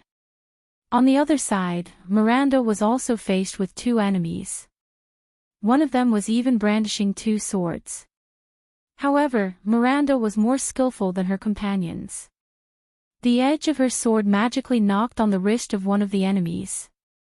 The opponent's sword trembled, and the edge of the sword actually tilted downwards, stabbing towards his companion's arm. The enemy who was wielding 2 swords looked at his companion's blade in shock. He could not help but deflect his right sword to block his companion's attack. However, before he could react, Miranda's blade took advantage of the momentum and pierced through his left palm. Then, she twisted her sword violently. As the enemy screamed in pain, Cohen moved to the right, risking his back to be slashed by the blade, and swapped places with Miranda. With inertia, his tall figure knocked the dual-wielding enemy back a meter, causing him to fall into the arms of his companion behind him. Miranda calmly lowered her head and brushed past Cohen's chest, then turned to the left. Taking advantage of the moment when her opponent had switched enemies and the blade lost its target, she swiftly thrust her sword forward, stabbing a deep wound in the enemy's abdomen. Miranda watched as her opponent gritted his teeth and endured the pain, bleeding profusely. However, she did not take his life and allowed the enemy to drag him back into the formation. The two of them took advantage of the momentum and advanced nearly 2 meters. After Wyatt strenuously blocked a slash, he hurriedly followed. The two seeds of the Tower of Eradication had a tacit understanding of each other. The attendant was stunned as he watched. Miranda leaned against Cohen's back and said in a low voice, "Heavy swordsman. His feet are steady, but he's not agile enough." Cohen parried a long sword and reported to him, "Cavalry scouts. Very fast reflexes, but not very sturdy." Black Sand Region's regular border army, Miranda summarized briefly. "We can't break through directly." Cohen gritted his teeth and forced the two enemies back with a powerful sweep. "There are too many of them, and every one of them is a veteran. Find Croce." Miranda once again displayed her power of eradication, which allowed her to control the rhythm of the battle. She squeezed between two enemies, and when one of them slashed her breastplate, she slashed her left palm horizontally at the enemy's throat, forcing the latter to cover his neck and retreat. The swordswoman then stabbed with her right sword, forcing the other enemy to lower his head and dodge. Alternate attacks, use words to disrupt her. Fight for an opportunity. As soon as Miranda finished speaking, Cohen activated his power of eradication. The endless glory of the stars spread over his entire body, allowing the police officer to attack with all his might without stopping for more than 10 times. Asterisk clang. Asterisk the continuous sound of metal clashing rang. In an instant, the soldiers of Black Sand Region were forced to take a few steps back by Cohen. Croce. Cohen attacked with all his might. His attack did not decrease, but he was surprisingly full of energy. He roared at the enemy commander in the crowd, "You betrayed us for Lampard's coup. You betrayed the Tower of Eradication." Wyatt hurriedly followed behind Cohen. He was already injured in 2 places, but he still stubbornly swung his single-edged sword, blocking 2 swords that were aimed at Cohen's back. "What are you trying to say, Cohen?" In the crowd, Croce's eyes were filled with a complicated light. She replied to him in a calm and composed manner, "Are you accusing me of using the Tower of Eradication's name to involve all of you in politics with ulterior motives?" Cohen gritted his teeth. The glory of the stars, which was flashing with a blue light, continued to increase in power. Even if he was injured, he still had to advance. Slashing, slicing, and stabbing, the police officer only attacked 3 enemies in a row without defending himself. Miranda, on the other hand, guarded his back tightly. Her long sword was always able to strike at the crucial moment to neutralize the most fatal attacks. "Continue to disturb her," Miranda said in a low voice. "Force her to come up and fight you." "How?" Cohen gritted his teeth and swept away an enemy, but a bloody gash appeared on his arm. "I've never been able to win against that tomboy," but at this moment, Miranda suddenly shouted, "Give up, Cohen. Croce, whom you once had a crush on, betrayed you without hesitation at this moment. It's impossible between you and her." Cohen, who was attacking the group of enemies, was stunned. "What? That tomboy? When did I ever have a crush on her?" As soon as he finished speaking, Croce, who was still 2 meters away, suddenly contorted her face. She gritted her teeth and stared at Cohen, who was in front of her. There was only one emotion in her eyes. Hatred. Cohen suddenly felt a chill in his heart. The next moment, Croce suddenly charged forward. She moved past the layers of subordinates and instantly thrust her long sword forward. She struck Cohen's blade. Clang. Cohen's entire body trembled. He felt that he could no longer launch his next attack. Immediately lay down your arms and surrender. For the sake of the past. Croce rushed in front of Cohen. Her emotions seemed to be very abnormal. She gritted her teeth and said in pain, "I won't hurt all of you." Cohen was stunned. He blocked the sword from his right. For the sake of the past. You still remember the past? A thought came to Cohen's mind. He growled in a low voice, "No matter how much it's for our respective standpoints and interests, we shouldn't have dragged the Tower of Eradication into this," but Cohen's attack immediately froze. Croce's sword hit the side of his blade again. "Don't be naive, Your Excellency Caribbean," Croce said hatefully. Her sword seemed to have a strange aura. She swung her sword and instantly interrupted Cohen's attack rhythm. Damn it. Based on swordsmanship alone, Croce could be ranked in the top 4 among the 8 seeds. She was second only to Miranda, Eklund, and that Nidarian from the Eastern Peninsula. Cohen gritted his teeth and sheathed his sword. He turned around to block another person's attack. At the same time, a wound appeared on his right shoulder. However, Croce's long sword followed him like a shadow. The moment Cohen's attack paused, she chased after him. Clang. Cohen pulled his long sword back to defend himself. He strenuously blocked the attack. The Tower of Eradication is detached from politics. The short-haired swordswoman gritted her teeth. Her long sword did not stop. She swung it along Cohen's blade, and the rhythm of her attacks was like a violent storm. You should have abandoned such childish fantasies on the first day you left the tower. Cohen twisted his body with all his might and broke free from Croce's blade. He felt that his attack was completely disrupted. At least, isn't the time we fought side by side in the tower a memory that we cherish? Shouldn't it be noble and untouchable?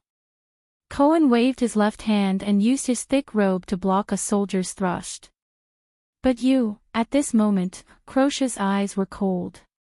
She suddenly activated her power of eradication and attacked 3 times in an instant. Cherished memory. Ha ha ha. Croce's words seemed to be filled with endless sorrow and madness. The first attack was a surprise stab that forced Cohen to dodge to the left. I can't believe that I actually liked you, adorable, pitiful, childish Cohen. Cohen was slightly stunned. The second attack was a slash that did not stop. Cohen had no choice but to raise his long sword to block the other party's horizontal slash. The short-haired Northland swordswoman said shrilly, "From the moment we were born, we were branded by the country and politics. We were stamped with the stamp of our birth and bloodline. It's impossible to escape for eternity.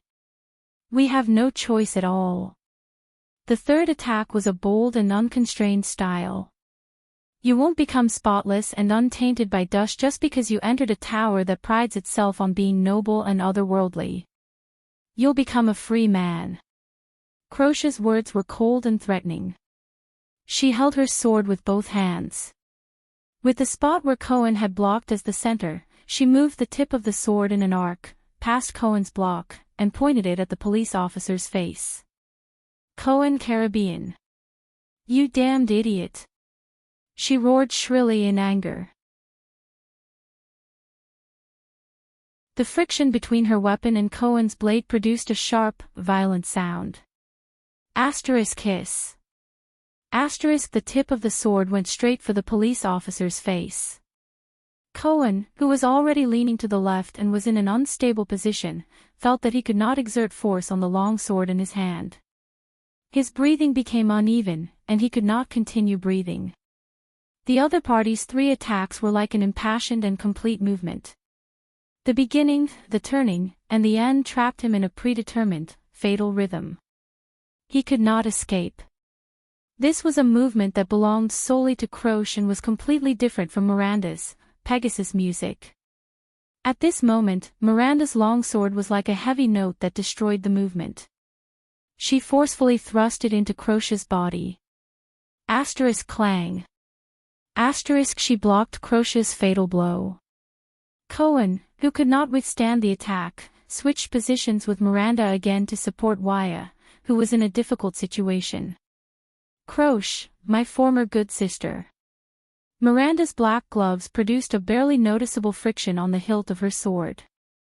She coldly questioned her former companion, Teacher Chartier really taught you for nothing. The next moment, the Arund woman drew her trembling long sword and pointed it at Croce's hilt. Pegasus music, she said coldly, emphasizes on resonating with the rhythm of the outside world and even the enemy, not just you singing a one-man show. Miranda's blade slid downwards, and in the midst of the friction, she stabbed Croce's wrist. She chose the best timing and the most tricky angle. No matter how Croce reacted, blocked, or dodged, Croce would instantly fall into a disadvantageous position. But before Miranda could react, Croce flicked her long sword in the opposite direction. She neither blocked nor dodged. Instead, she faced the tip of the sword and stabbed Miranda's wrist. One-man show. Croce said fiercely, you definitely haven't seen enough dramas. Miranda Arund. The two swords collided in the air, twisted, and let out a piercing screech. The two female swordsmen, masters of the Pegasus music, who came from the same master, listened to each other's force and rhythm in the midst of the screech. They were ready to seize the opportunity to restrain their opponent's rhythm and deliver a fatal blow. Cohen's gaze flickered. It was best for bystanders not to interfere in the battle of the Pegasus music. The situation was constantly changing according to the timing and rhythm, and you would never know who you were helping. But when the enemy's commander was entangled and their attention was attracted, Cohen sensed that the attacks in front of him had unknowingly weakened, and the enemy's footsteps were closing in on Croce. He made up his mind. Chance. He gave Waya a hint, and his tall figure dashed forward again. Specks of blue light flickered on his sword and his skin. The glory of the stars, with extreme speed and strength, launched a continuous attack. Blood splattered, some from the enemy, and some from his own. Cohen instantly broke through 3 people. He even left Miranda and Waya behind. He was about to break through the heavy encirclement. As long as I break through one spot, then, Cohen gritted his teeth and charged forward with all his might. But at that moment, a huge fist suddenly emerged from the crowd. Cohen instinctively swung his sword and slashed. But that fist was different. It changed its direction midway and hit Cohen's blade from the side. Asterisk thud. Asterisk Cohen, who had activated the glory of the stars with all his might, felt that the punch was almost unavoidable. His long sword paused heavily. It was as if an axe that was smoothly chopping firewood suddenly hit an iron plate. A huge force surged towards him. Cohen's blade was struck by the heavy blow. The blade let out an ear-piercing groan as it was bent. The blade bent backwards, and together with the heavy fist in front of it, it struck Cohen's left cheek. At that moment, Cohen, who was hit by the heavy fist, only felt a roar in his ears. The entire world before his eyes swayed for a moment. Blood splattered from his face, and his vision turned bright red. In a daze, Cohen fell backwards. But he had no time to think about it anymore. That punch, that was, no. No. Cohen fell to the ground, feeling only despair in his heart. He instinctively raised his sword-wielding right hand. But an even more powerful arm pressed down on his hand. The enemy's other arm pressed down on his shoulder, and his fingers twisted and twisted. Asterisk crack. Asterisk, ah. Cohen grunted in pain. His right arm had been dislocated. Asterisk clang. Cohen's family heirloom sword fell to the ground. Wyatt looked at the scene before him in shock. Cohen was completely defeated by the new enemy in the blink of an eye. The power of eradication surged in Cohen's body, and he wanted to make a final struggle. But the enemy's elbow was like the most terrifying weapon, and it struck his left back. Thud. A muffled sound came. The glory of the stars, which had gathered, was dispersed. Cohen's expression froze. His entire body trembled, and he coughed out a mouthful of blood in pain.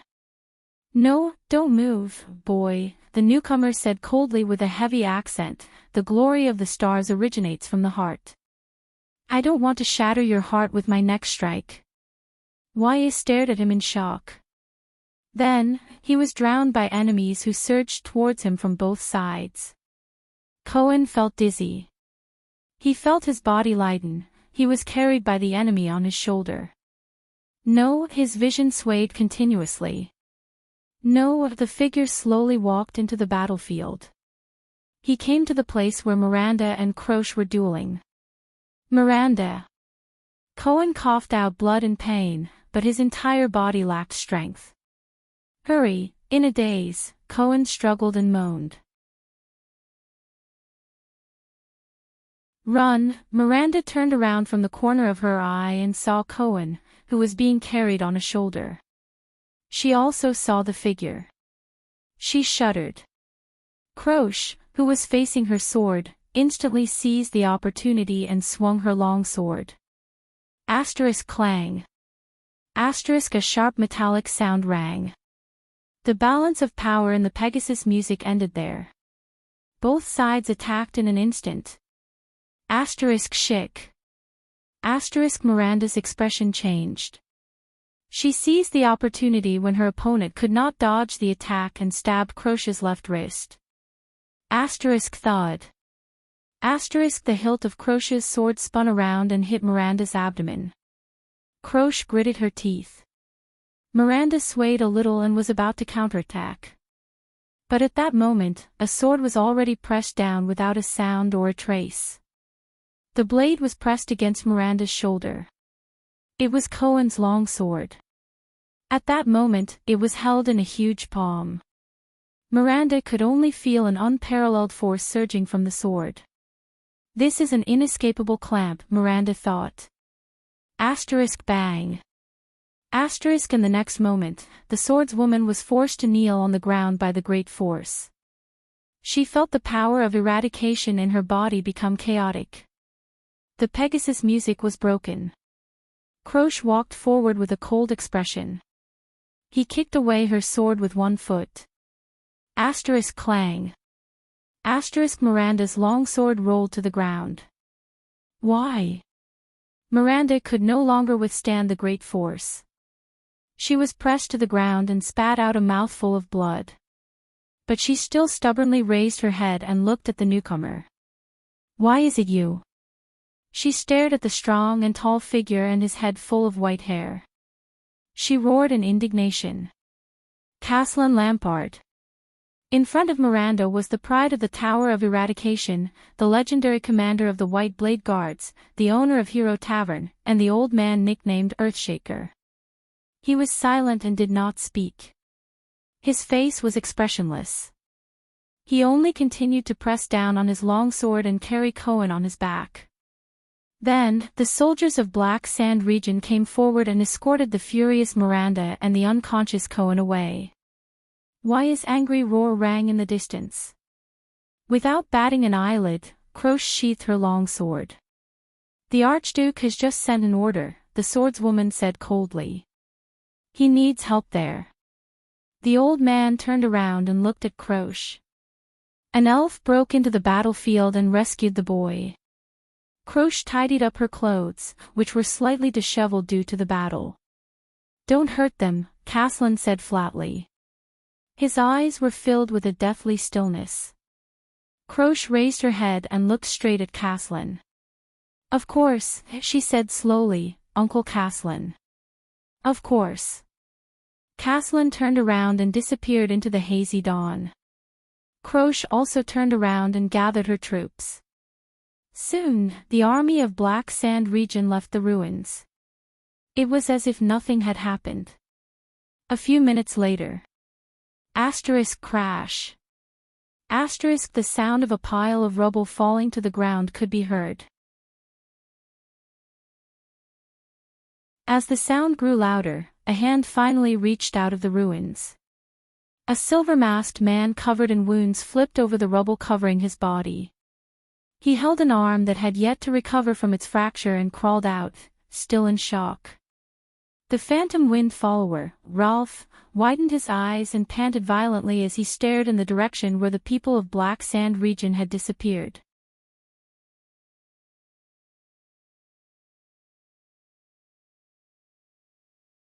Chapter 193. Kid, I know what you're thinking. But if you continue to look at me with that strange gaze. Ida rode beside Thale's mount.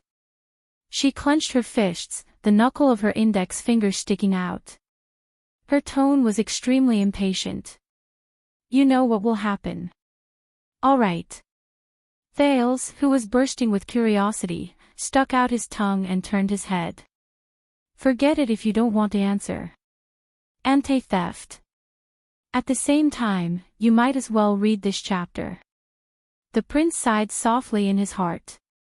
Ida exhaled softly and sealed the memories of the past in her heart again. Jade Star. Damn Jade Star.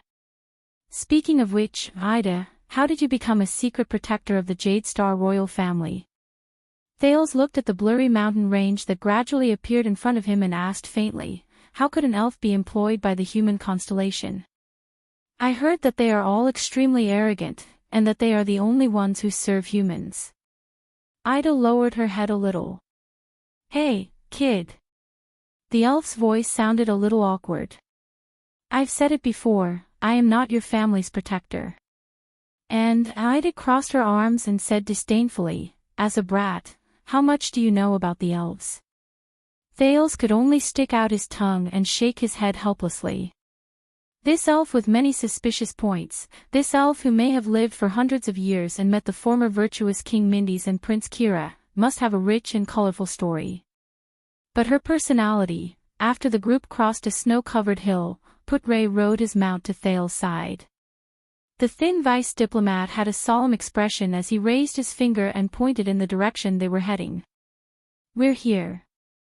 Thales reacted and quickly raised his head to look down the hill. In his blurry vision filled with snow, a silver-black giant appeared in front of the mountains. No, it's not a giant. Its silhouette in the snow appeared hazily in the distance. It was a majestic city built against the mountains. A red and black flag could be vaguely seen fluttering above the city.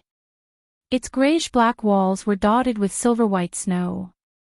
The highest point of the city was at the peak of the mountains. From afar, it looked like a giant leaning against a snowy mountain, surrounded by many villages and small towns, standing tall on the northern land. Thales gestured for Wyatt to stop his restless steed. He took a deep breath of the cold wind unique to the north and quietly looked at the majestic and powerful city in the distance. A little excitement surged in his heart. This is the great dragon of the north, the capital of Extet.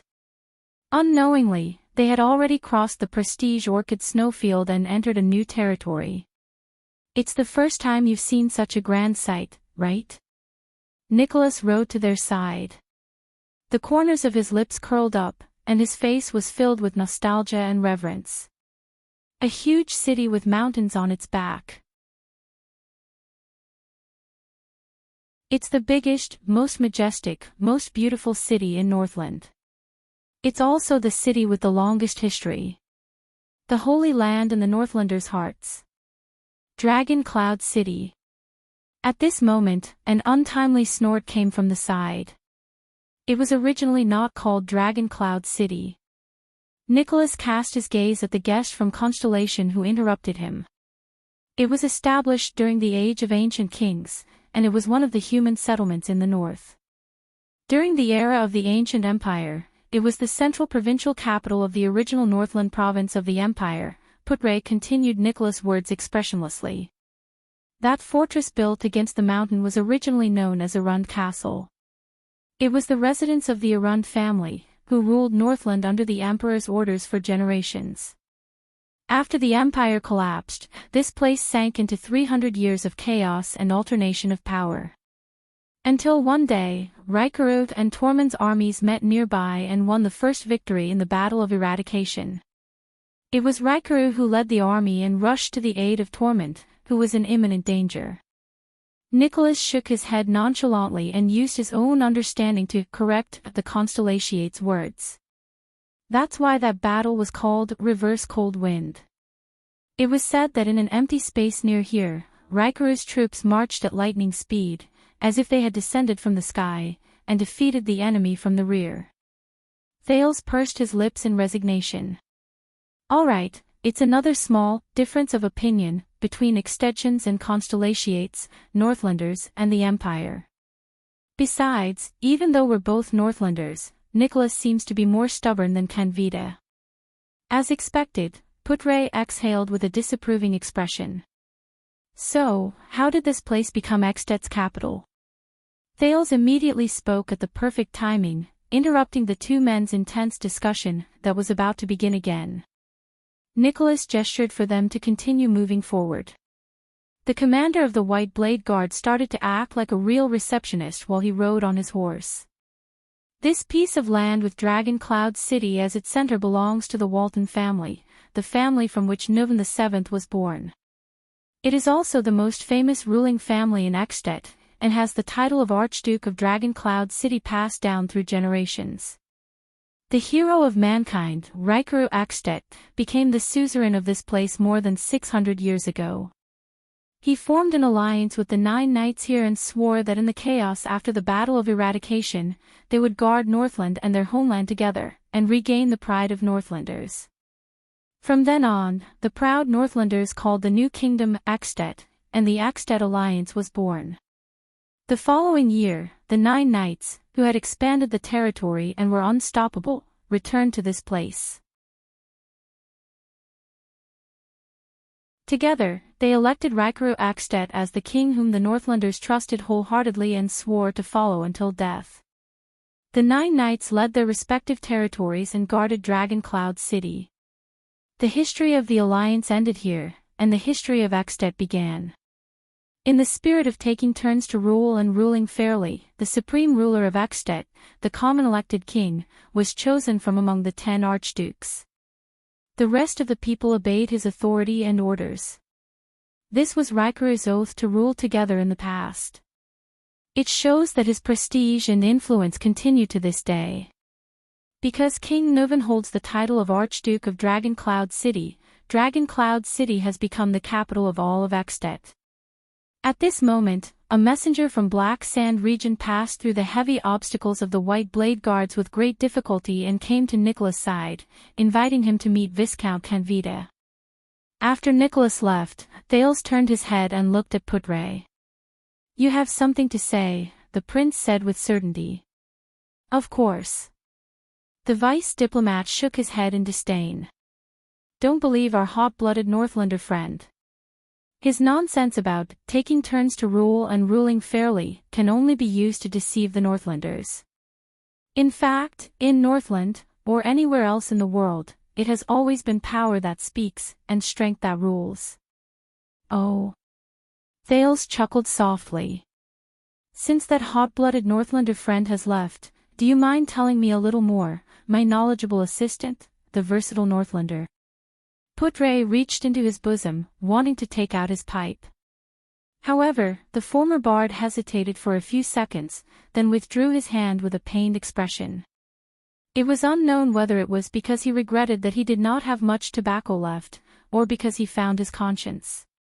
He then said to the second prince, I don't know if you have noticed, but the first ruler of Dragon Cloud City, the first common elected king of Extet, was Rikerud Extet. But the Dragon Cloud City we see now is under the rule of Nuvan Walton VII. Thales quickly came to a realization. Extet and Walton are 2 surnames. In other words, after Rikerud's death, the one who inherited his title and title was not his direct blood relative. Putre raised his eyebrows and nodded.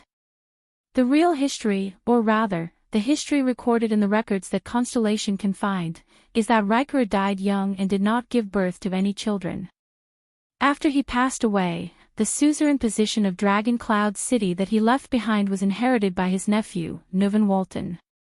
That was the first Nuvan after the Walton family became the suzerain of Dragon Cloud City. From then on, the Walton family, marked by the Cloud Dragon Spear, entered this land and this city, and has ruled it ever since. But Nuvan I's bloodline caused the suzerains to question his legitimacy. It also evoked the suzerain's desire for the common elected king's throne. No matter how many times he emphasized that his mother was Raikuru's older sister, and that Nuvan himself was the rightful heir closest to the late king, Raikuru, he could not extinguish the ambition of the 9 suzerains. Even though they were all model knights who were loyal to Raikuru in the past. Thales furrowed his brows slightly. At this moment, he did not think of Raikuru and his 9 knights. Instead, he thought of the huge portrait at the center of Mindy's Hall. Under the setting sun on the battlefield, a young knight covered in wounds charged fearlessly, accompanied by 6 people. Constellation's King of Renaissance, Torment Jadestar I, and the 6 knights beside him. They were the illustrious Duke families and the 6 great clans of today.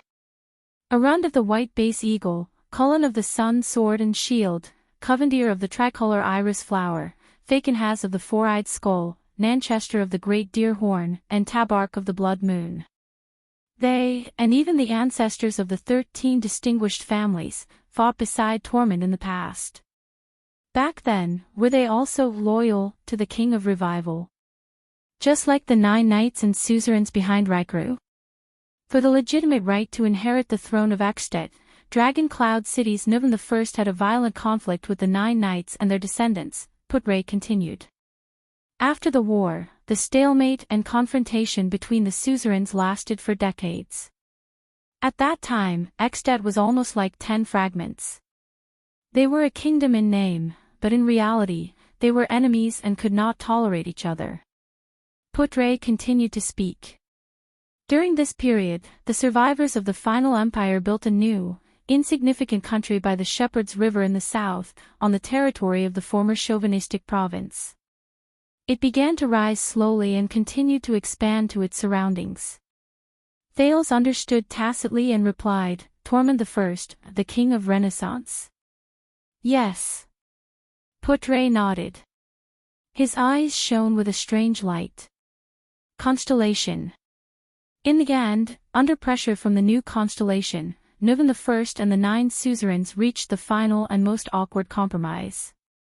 With the support of the 9 suzerains, Nuvan Walton inherited the common elected king's throne. In the name of the great former king, Raikuru, Nuvan I redefined Ekstedt's territory and conferred the title of the 10 suzerains, including himself, as the 10 legitimate archdukes of Ekstedt. However, after Nuvan I's death, the 10 archdukes had to choose a new common elected king.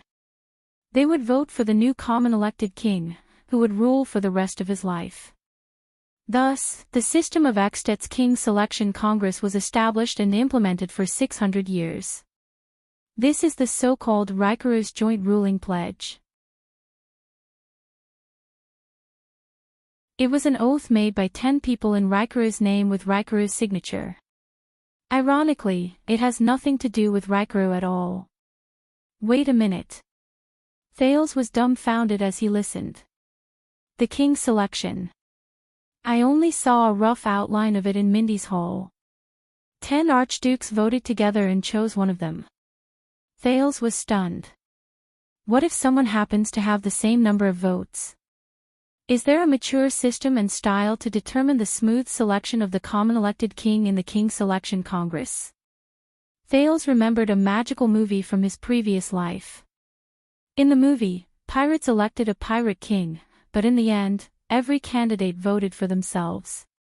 Yes, and it is simple, direct, effective, full of the romance of the Northlanders, Putre said in a low voice. It is a custom inherited from the Empire and the Knight's glorious era. It continues to be used in Extet to determine who the king belongs to when the archdukes are in a dilemma. A custom inherited from the Empire to determine who the king belongs to. Thales tightened his grip on the reins. He remembered what he heard in Caslin's Hero Tavern and could not help but be shocked. You mean, yes. Putre nodded. With a complicated gaze, he softly uttered a word that was rather forceful. Duel. Thales was stunned. When the Sacred King Selection Congress cannot make the final decision, the candidate with the same number of votes, regardless of age or status, must prove himself in the duel.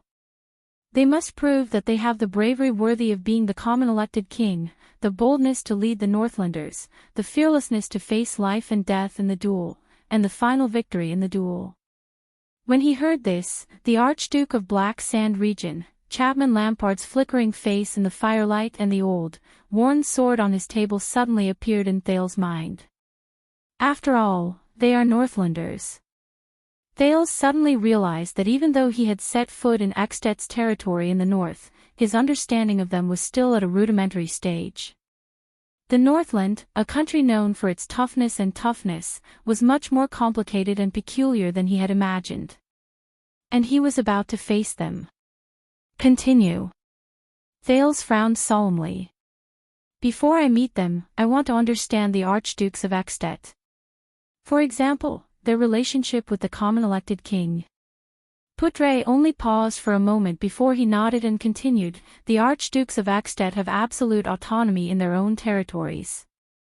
They only have the obligation to obey the common elected king and send troops during times of war, but they do not have to pay taxes to the common elected king. Territorial affairs are purely up to themselves. As for whether to accept and implement the king's orders throughout the territory, it is entirely up to the archdukes themselves. Isn't the power of the Archduke of Extet a little too much? Thales was surprised. He inhaled slightly as he walked. Can it be said that it is a miracle that Extet has not been divided until now? Yes, this is why they are called archdukes and not dukes, as they were during the age of the Empire. Putre sighed. To a certain extent Extet, which was born from compromise, is even more divided than Constellation. Putre sighed. They have much more autonomy in their own territories than the Dukes of Constellation. At least, no matter how stingy and unwilling Duke Cullen is, he must allocate a sum of money from Eastern Sea Hill every year to pay a sufficient amount of taxes to Eternal Star City and His Majesty. The appointment and dismissal of Constellation's important officials and the demotion and demotion of nobles must comply with the Holy Constellation Covenant. They must even be reviewed by the Supreme King's warrant. Therefore, if the dukes want to interfere with the kingdom's politics, the fastest way is to interfere with the Central Department of Eternal Star City, or use the influence of their territories to infiltrate the local officials of the kingdom. Thales shook his head. Then what is the meaning of the common elected king's existence? If he cannot even restrain the archdukes under him, why does he still want to become the common elected king? Putre thought for a moment and answered him seriously, for the sake of high prestige, the suzerain's obedience, and the name of orthodoxy. Thales frowned again. This stuff is much more useful in Northland than in Constellation. No matter how uncultured a Northlander is, he would know that the common elected king's authority is inviolable, and Riker's oath is inviolable. Putre recalled his own knowledge and continued.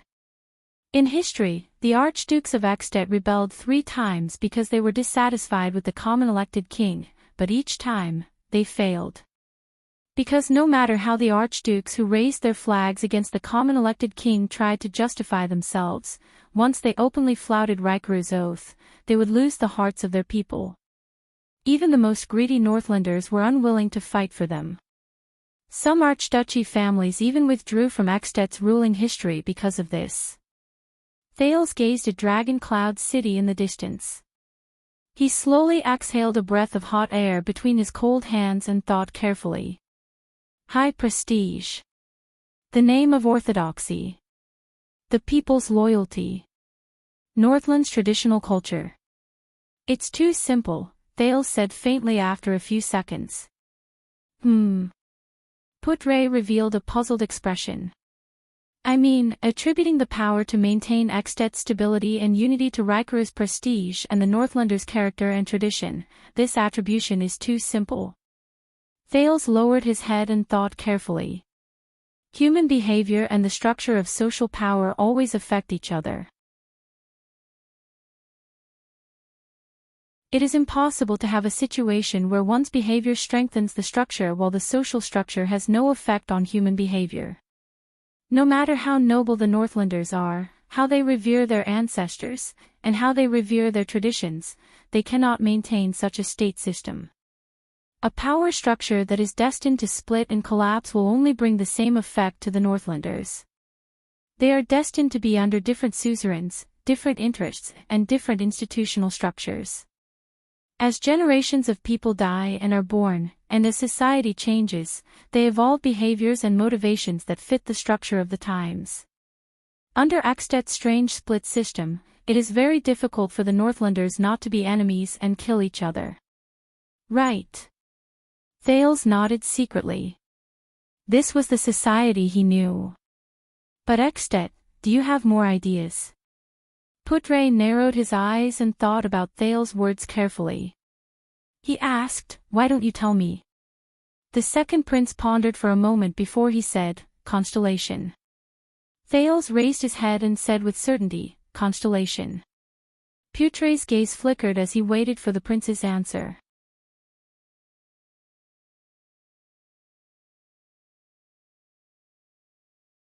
Chapter 194. Early in the morning, on the deserted street, Thales panted heavily as he passed through an alley and arrived at a larger road. Ida should be fine.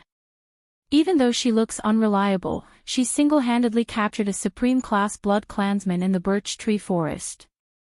I can't be distracted. There's no point in thinking too much, and I can't help either. Thales desperately shook off the worry in his heart.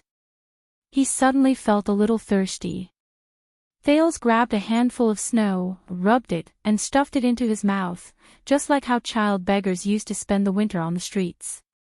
The prince, who was grimacing from the cold, trembled his chin in pain. He raised his head and asked Little Rascal, is this West Express Avenue? However, the latter only lowered her head gloomily and did not say a word. Thales finally melted that mouthful of snow into water and swallowed it. He stared at the dazed Little Rascal, feeling extremely worried. From the tragedy in the palace to the calamity of the calamities, to the assassination of the king and the blood spilled right before her eyes, this terrifying night had frightened the poor child. For her, this was too. Forget about Little Rascal, even he was on the verge of breaking down. All of this, how did it all start? Did Lampard plan everything from the moment he sent his troops to escort me north to Dragon Cloud City? Was his goal to assassinate the king and start a coup? How did he do it? An army of 2,000 people.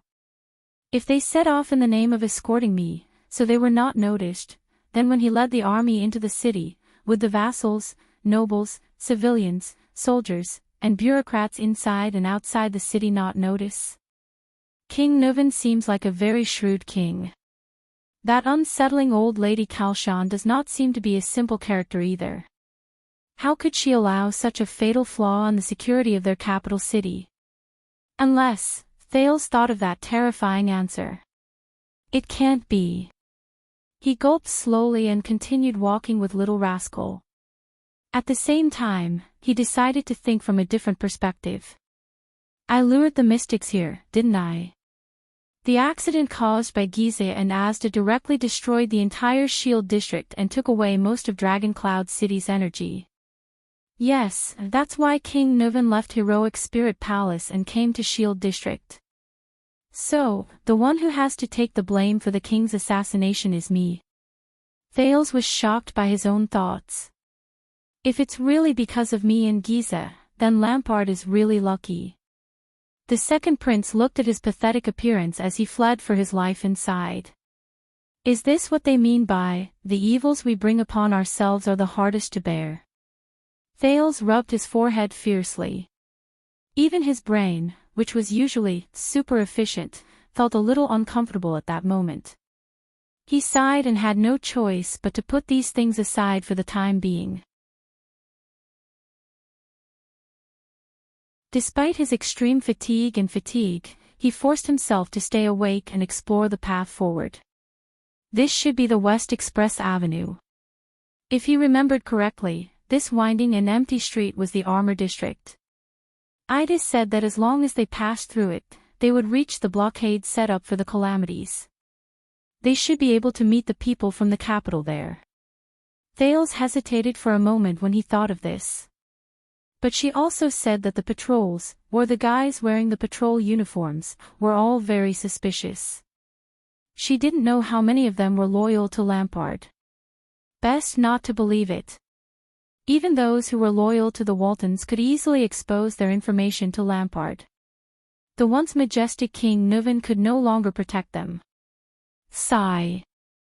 How ironic. He had the granddaughter of the King of Extet with him, but he had to struggle to escape from the capital in Northland. He could not even find anyone he could trust.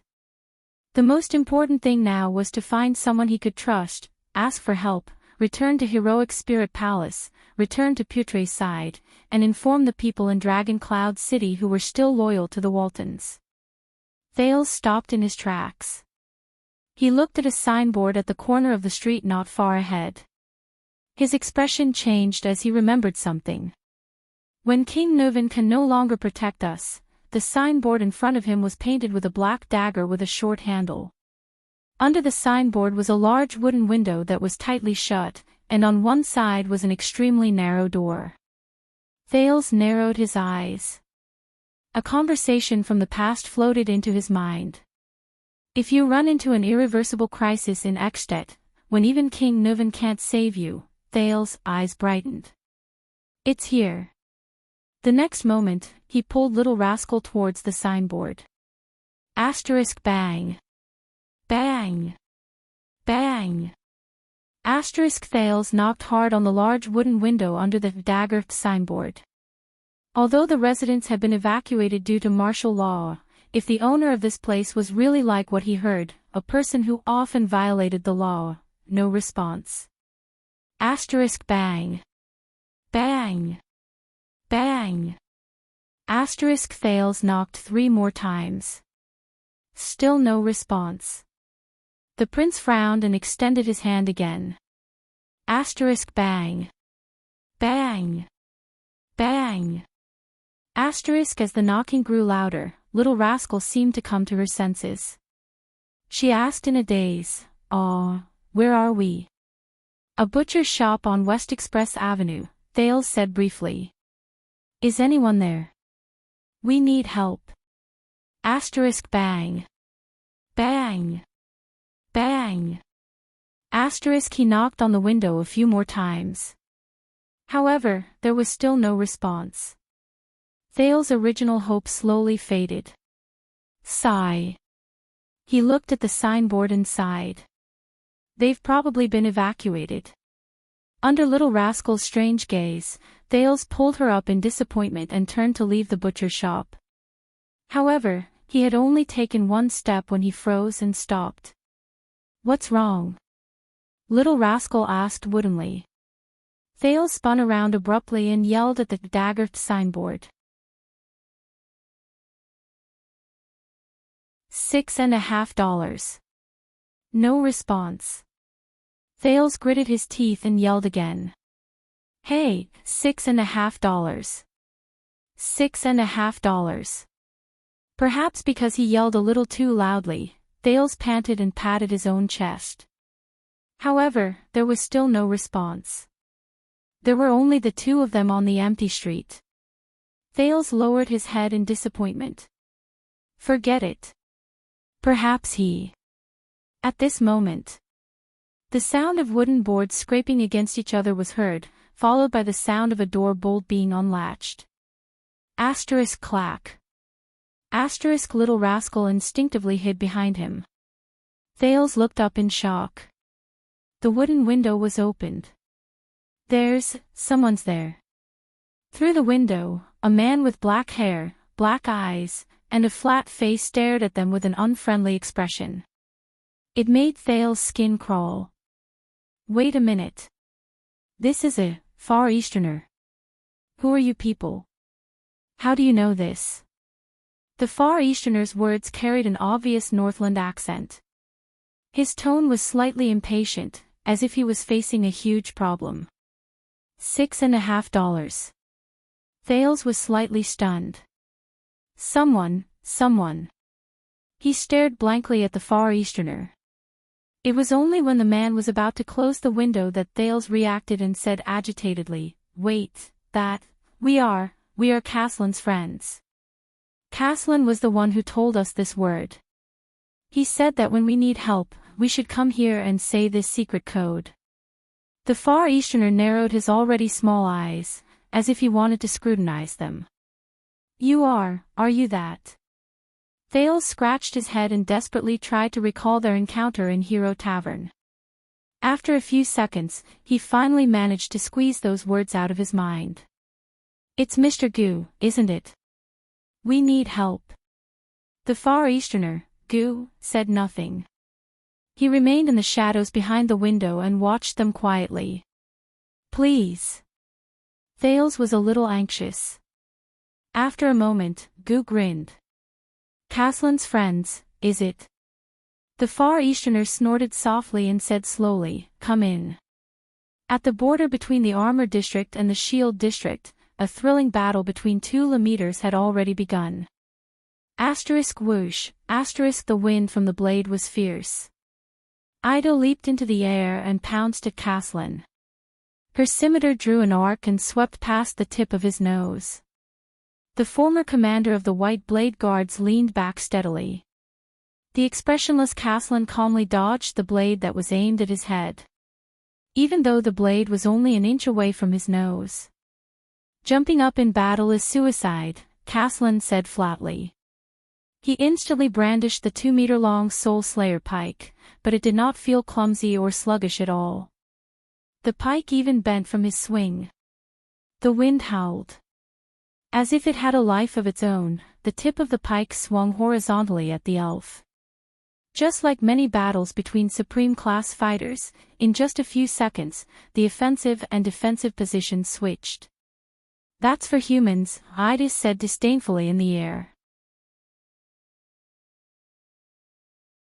In the next second, with incredible agility, she climbed up the front part of the Soul Slayer pike with one hand and exerted a little force in her hand. The dark tip of the Soul Slayer pike brushed past her ear in a dangerous manner. Ida hung her entire body on the pike like a fleeting piece of clothing. She danced with Caslin and fluttered in the wind. Caslin's arms surged with unimaginable strength, and the pike shook. Ida was sent flying from the pike as if she had suffered a heavy blow. Caslin's pike did not stop at all. Like a venomous snake that had launched another attack, it pierced through the air and attacked Aida's waist in the air. But Ida once again displayed the agility of a bat. She leaned back in the air, pulled her legs back, and bent them into a C shape. Bang. The pike pierced through the air and let out an explosive sound. However, Caslin's deadly pike pierced through the empty space in Aida's C shape and swept past her back. But the sword missed its target. Caslin furrowed his brows and shook the pike again. Ida stretched her left hand backward again and placed it on the Soul Slayer pike's handle. She swung her supple body like a slingshot in the direction where Caslin had shaken the pike. With her left hand as the center, she swung around the Soul Slayer pike like a swing. Then, using the centrifugal force, she floated backwards. If Thales were here, he would probably be dumbfounded and shout, "You know how to swing on the horizontal bar." The elf somersaulted in the air and landed steadily. Bang.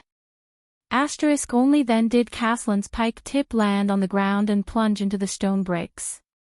This thrilling round ended. Ida raised her machete and stood up. Her cloak had fallen to the nape of her neck during the violent maneuver just now, revealing her braided, silky, bright white hair. Caslin spun his pike. His expression did not change. He was calm and unruffled. "I've fought against the enemies of White Mountain and met the envoys from Late Twilight Kingdom," the old man in the tavern said slowly. "But your skin color is neither that of a white elf nor that of a nightmare elf." Ida raised her head, revealing her delicate, girlish face and a pair of beautifully curved, pointy ears.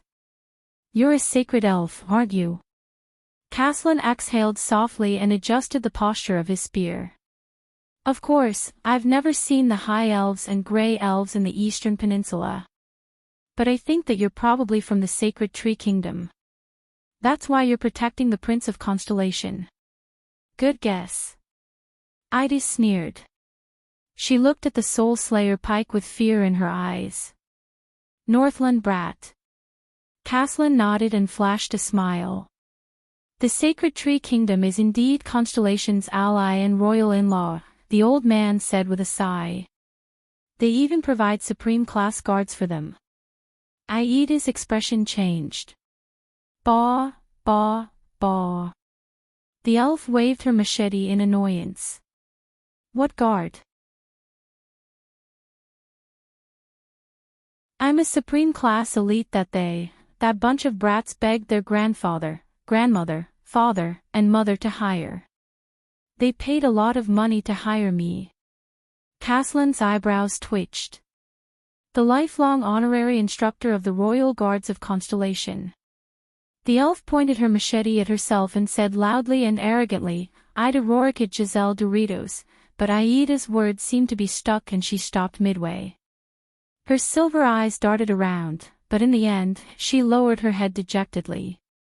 I can't remember my name. Just call me whatever you want." But Caslin's expression became solemn. "I see. You're the instructor of the Royal Guards." The old man raised his pike. The way he looked at Ida was different now. The White Blade Guards used to say that other than the Glacier Sentries, if there was any other troop in the world that could fight against the elite White Blade Guards and the Dragon's Imperial Guards head-on, Caslin sighed. His eyes were filled with nostalgia. "Then there's only you, who are commonly known as the Emperor's Praetorian Guards, the Royal Guards of Constellation." "Aya." Ida waved her hand, seemingly disdainful. "So you still remember that you're a member of the White Blade Guards? Just now, when your people fell one by one, did you see it?" Hearing that, a pained expression appeared on Caslin's face. He furrowed his brows tightly. "They're all competent warriors, good children," the old man said sorrowfully. "They just encountered the worst era, the worst fate." Ida snorted coldly. "You really dare to say that? It seems like the famous ground shaker is just a traitor." Caslin shut his eyes tightly. "Let us finish this battle. If we drag it out for too long, our people will arrive. By then, there won't be a chance for a fair fight." His voice was extremely tired. Ida did not say a word. She only stared at him coldly. The Dragon Guards and the Imperial Guards have not met many times in history.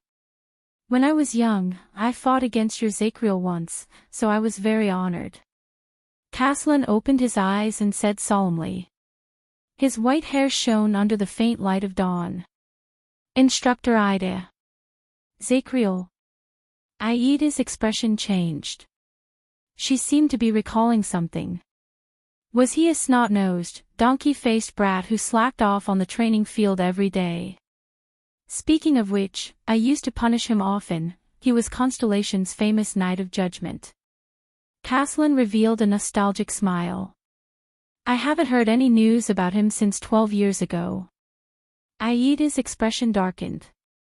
"That fellow is in the Western Desert's prison of bones." The elf sighed. "I reckon he won't be able to get out of there in this lifetime." "That silly child," Caslin was slightly startled. "Is that so?" The old man murmured. "What a pity." Caslin closed his eyes regretfully. He was really a good opponent. The next moment, the battle resumed. Caslin's spear moved without warning. He thrust it 3 times in an instant.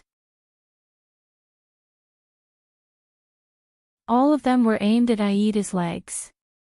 Asterisk bang. Bang. Bang. Asterisk the tip of the spear tapped the ground 3 times, stirring up countless gravel. But Aida seemed to be dancing in a strange and elegant manner.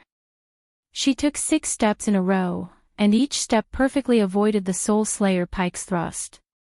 Amid the flying gravel, Aida did not retreat. Instead, she moved with evasive steps and closed in on Caslin. She switched between offense and defense. Asterisk swoosh. Asterisk while the spear could not be pulled back in time, Aida slashed at Caslin's head with a bold and unconstrained slash. The legendary commander of the White Blade Guards calmly turned around and dodged. His experienced eyes never left Aida's shoulders. As expected, following Aida's movements, the flash of the blade turned 3 times in the air. Each time, it turned in the direction where Caslin was about to dodge. But Caslin still relied on his superb eyesight and intuition to dodge the 3 dangerous turns of the blade. The wind from the blade swept past the old man's face. It took away a tuft of his white hair. Caslin finally pulled back his spear. The old man raised his arms high and the spear drew a big circle around him. Asterisk rip. Asterisk the sound of the spear's tip being dragged on the ground was ear-piercing. But Aida had already done 2 backflips and leaped out of the Soul Slayer pike's attack range. The tense exchange of offense and defense ended. The 2 Supreme Class fighters stopped again. Good flexibility and agility. Caslin sighed. Good battle awareness. Steady swing of the blade and light footing. You've really brought out the dual advantages of being an elf and a woman to the fullest. Aida chuckled and carefully observed her opponent's face. You'll be at a disadvantage if you underestimate a woman. The 2 of them stood on both sides of the street and stared at each other quietly. The wariness in their hearts was raised to the maximum as they calculated the upcoming battle.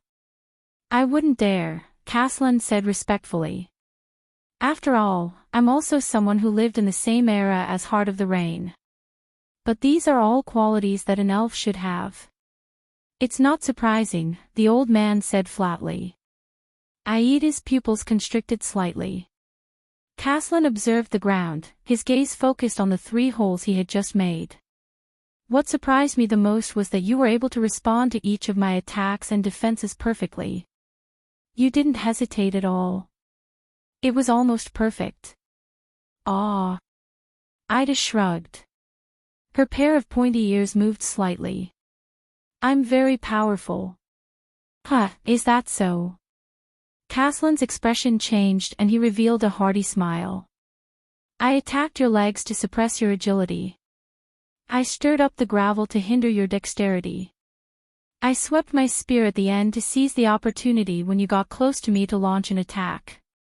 The old man nodded approvingly. But you cleverly avoided the thrusts on your legs, and even rushed over. While cleverly dodging the gravel behind you, you launched a counterattack. You even dodged the final sweep at the right time.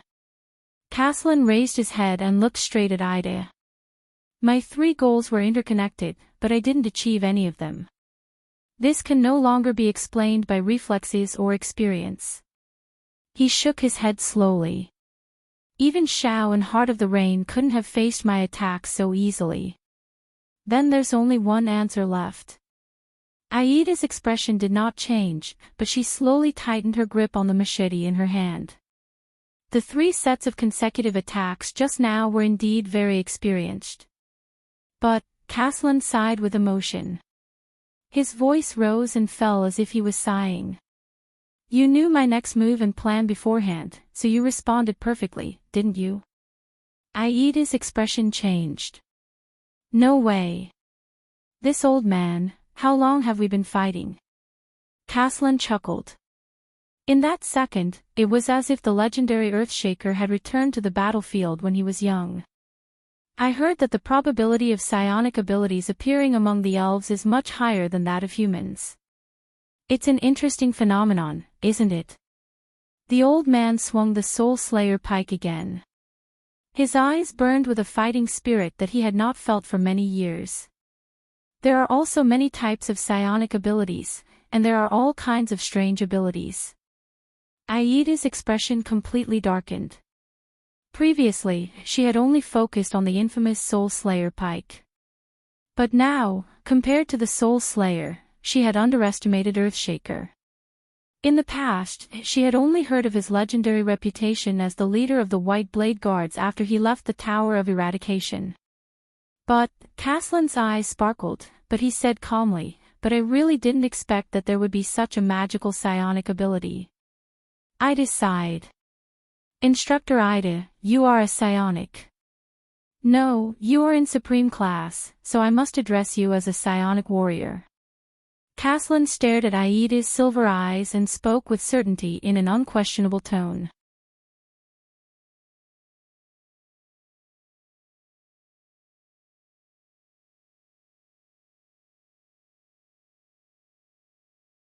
Just when Thales felt that he could not hold on any longer, Gu finally spoke slowly.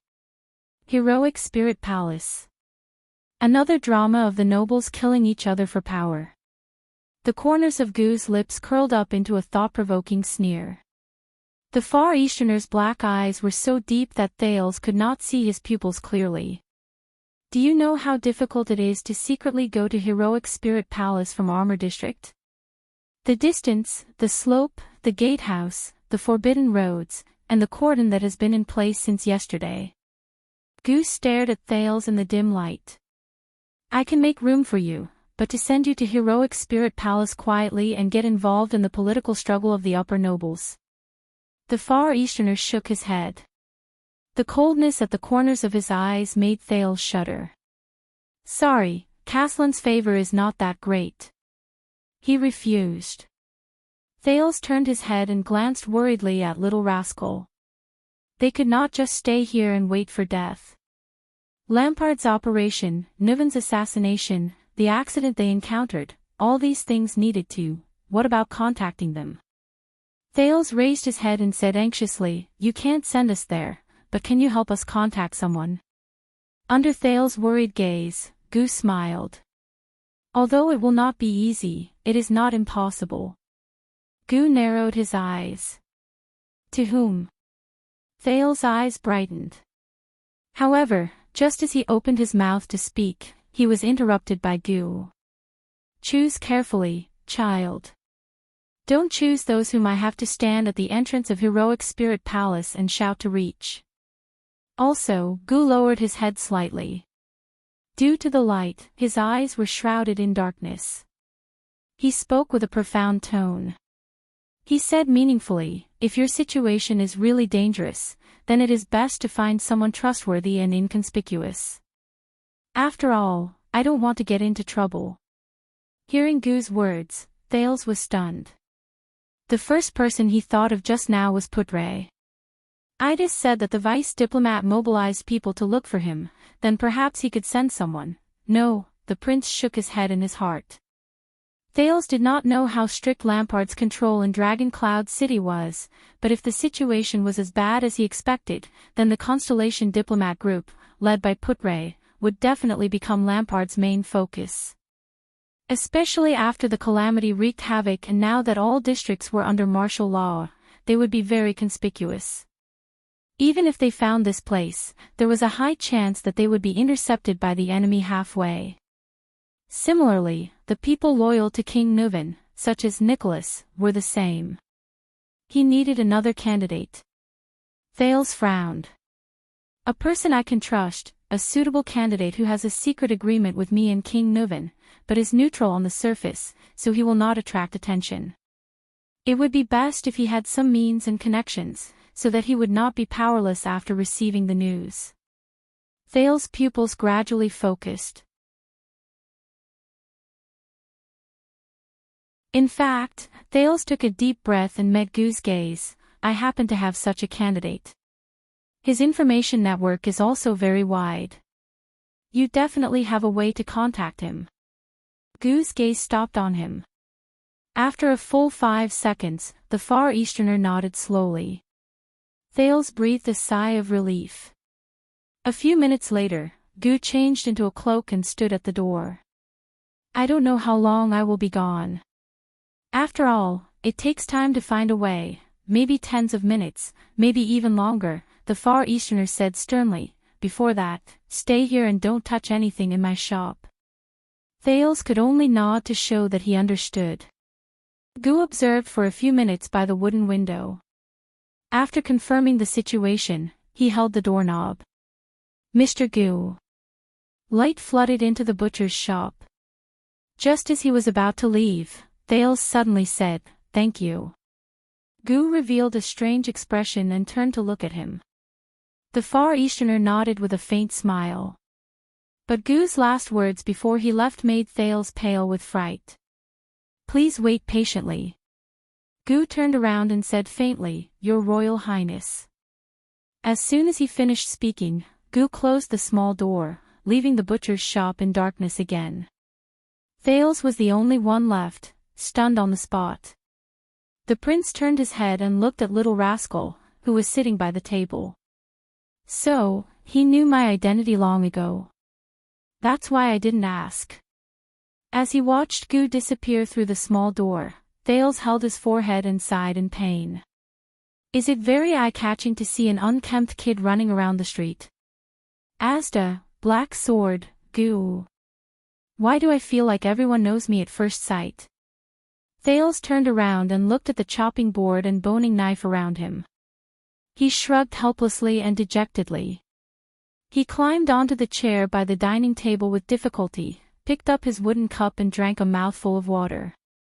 He caught a glimpse of Little Rascal from the corner of his eye. The girl was staring blankly at the table, her face expressionless.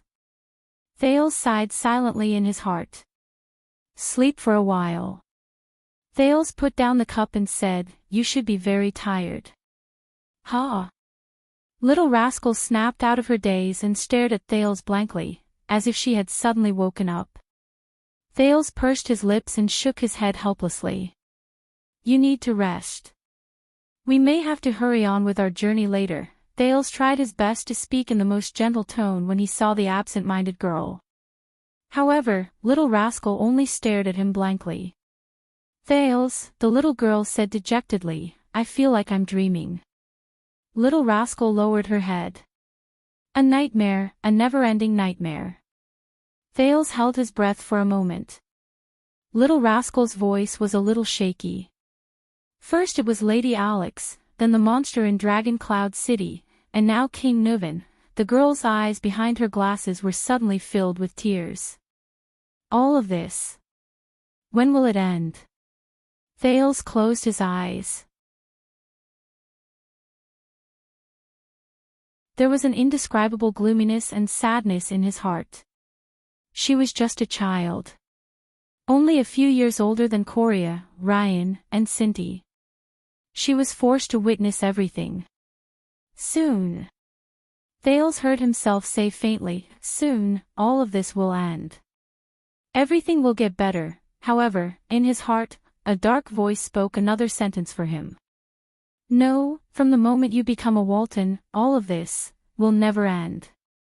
He heard himself saying against his will, when we return to the Walton family and those loyal to the Waltons, we will be safe. Regardless of their motives, they will definitely protect the bloodline of the Dragon Spear family. Little Rascal trembled when she heard that. Her sobbing became more obvious. Thales, I don't want to become Saroma. I'm not a Walton. I can't do what King Nuven said. Thales did not speak. He only clenched his fists and stared at the ground. Really? Little Rascal sniffled. Her eyes were red. I'm just a little servant girl picked up from a pile of orphans. I'm not Lady Walton. Thales still did not say a word. Also, I'm a girl. This is Northland. Never in history. Neither the nobles nor the commoners will allow me, a girl, to become an archduchess. Little Rascal took off her glasses and shook her head in pain. Let me go. I can't do what His Majesty said. With you. I'll mess it up. I don't know anything. Watching Little Rascal sob incessantly, Thales slowly raised his head. All right. Little Rascal's sobs stopped abruptly. What? She raised her head and asked in confusion, her sobbing voice still lingering. Thales said flatly, You can go. Little Rascal was stunned. King Nuvan has passed away. We don't know if Nicholas is dead or alive. As for Merc. Thales looked at her calmly. He jumped off the chair and strode forward. Now, no one will force you to become Saroma Walton. Thales approached her slowly. Little Rascal shrank against the back of the chair in slight surprise. You still have a chance to stay away from all of this. Dragon Cloud City is in chaos. A missing maid will not attract attention. Thales continued under Little Rascal's bewildered gaze. Not to mention, so many things have happened in Heroic Spirit Palace, Little Rascal sniffed sharply. Really? There was a hint of bewilderment in the girl's voice, but this bewilderment soon turned into panic and timidity. But, why are you? Thales stopped and stood a few steps away from her chair. He unclenched his fists and stared straight into the girl's green eyes. The corners of his lips curled up. Because you are you. Perhaps there are times when the margin is very small, but everyone can, and should, choose who they are. Thales gently closed his eyes and quickly opened them again. You will become the person you choose to become. At that moment, Asda's questioning words, the story Lady Gines told him, Yodel's confession in the Shadow Realm, Gilbert's agitated expression when he stood in front of the portraits of the three kings, and Kessel's lonely figure in the Jade Star family tomb flashed past his mind. With a myriad of thoughts in his mind, he continued, somewhat subconsciously. Although we are always forced by life, others, society, and omnipresent power to become what they want us to become. Little Rascal stared at Thales in a daze. She stared at the strange boy with a bitter smile. The girl who had cleaned herself blinked and asked subconsciously, such as, becoming a prince? Thales' gaze froze. He stared at Little Rascal quietly and sighed. Yes. Such as a prince. So, if you want to escape, give up, and leave, I will not stop you. I will even help you. Little Rascal seemed to be scared out of her wits. She stared at Thales without moving. The second prince sighed. Kessel's words rang in his ears. From the moment you were crowned with the Jade Star name, you fought for Constellation, died for Constellation, and lived for Constellation. He refocused his gaze and stared straight into Little Rascal's eyes. But before that, have you thought about who you really are and who you want to become? Little Rascal's eyes widened slightly. What? Thales shook his head and ignored her puzzlement. He continued to speak, minding himself. He continued, Are you Little Rascal? The little maid who does your homework on your behalf? The fan of books in the library? Saroma Walton. The unlucky girl who was innocently dragged into all this. Little Rascal froze on the spot. Her breathing slowly became irregular. In Alex's eyes, you are her humble maid. In King Nuvan's eyes, you are the last descendant of the Walton family. In the eyes of the Queen of the Sky, you are an interesting girl who wears her glasses without realizing it, Thales said calmly. But what about in your own eyes? Who are you?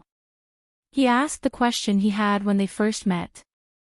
Little Rascal's gaze became more and more confused. Choosing to turn back into Little Rascal because of a moment of fear or past habits, choosing to become a noble lady of the Walton family because of a moment of vanity, or choosing to escape because of a moment of pressure, in my opinion, these are essentially the same. They are not what you really want. You are forced to become someone you are completely unprepared to become. In an instant, silence enveloped the small butcher shop.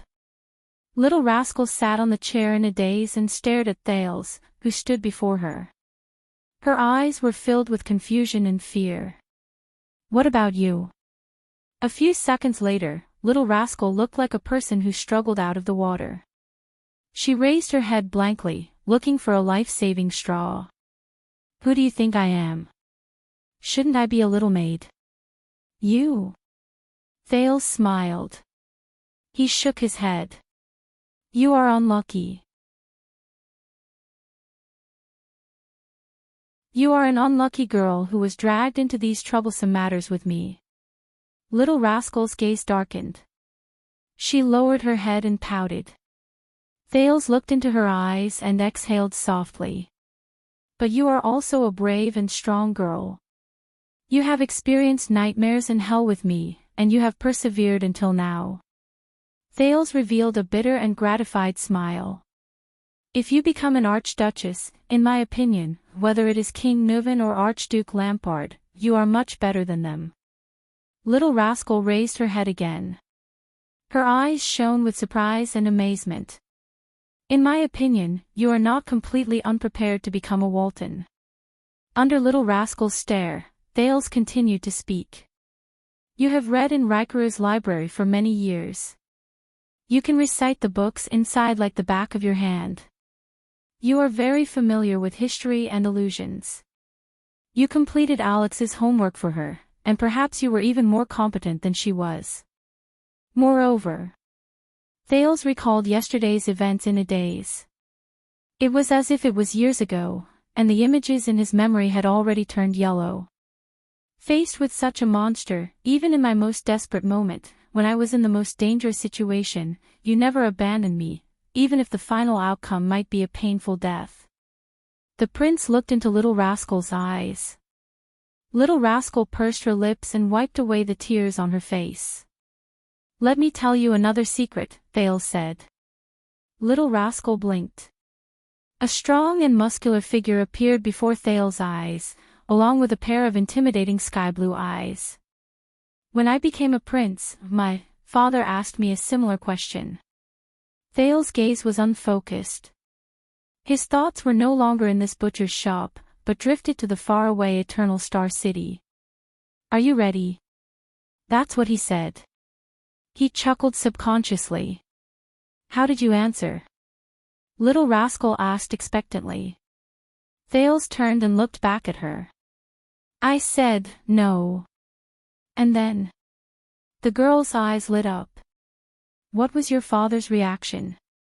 Thales stared into Little Rascal's eyes quietly and did not move. Then, the latter turned her head away in embarrassment. A few seconds later, Thales sighed. He said, it's okay. Because, fate will prepare you. That's what he told me. Little Rascal was stunned. Thales exhaled through his nose, as if he had just removed the biggest shackle. The prince flashed what he believed to be his most confident smile. So, don't be anxious, don't panic. You have many choices. Thales held Little Rascal's hand gently and said sincerely, when we escape this place, you can choose wisely who you are and who you want to be. Whether you want to leave or stay, I won't stop you. Little Rascal stared at him blankly. Before that, you don't have to think about anything. You're just a loyal companion who's running for our lives with me. Thales fixed his gaze on her. That's enough. Little Rascal stared at him in surprise. It was as if she was meeting him for the first time. Little Rascal sniffled and said, as if she understood something, okay. Thales raised his eyebrows. Now, sleep for a while. We need strength and spirit. Little Rascal nodded obediently. Thales sighed. Finally, I've comforted her. Thales turned around and climbed into his chair. Goose's chair was a little soft. He did not know what kind of wood it was made of. Thales, little rascal said softly behind him, thank you. Thales paused. No. He lowered his head, a little disappointed. I was the one who got you into this. Otherwise, she would still be a little maid who only had to worry about Alex in the library, reading books. Isn't that right? The two children lay back in their respective chairs and temporarily closed their eyes in peace. Thales. In the darkness with his eyes closed, little rascal's timid voice rang again. Are you really only 7 years old? Why do you know so much? Thales, who was adjusting his lying position, burst into laughter when he heard her. He opened his eyes and saw little rascal lying sideways on the chair with her eyes closed. This reminded Thales of the time she was sound asleep on his bed in his room. Who knows? He slid down the chair gently and walked to the corner of the wall. Maybe I'm already 37 years old. As usual, Thales lay against the wall in the corner with his hands as a pillow. Feeling the double protection of the floor and the wall, he felt much more at ease. I just don't look old. Little rascal's laughter rang beside him. Thales laughed too. Choose yourself. Choose who you want to be, he repeated to himself in his heart. At the same time, he recalled what he said to the mystic before Asda left. Yes. I will get through this disaster. I will live. And then choose who I want to be. No one can force me. No one can stop me. He closed his eyes gently.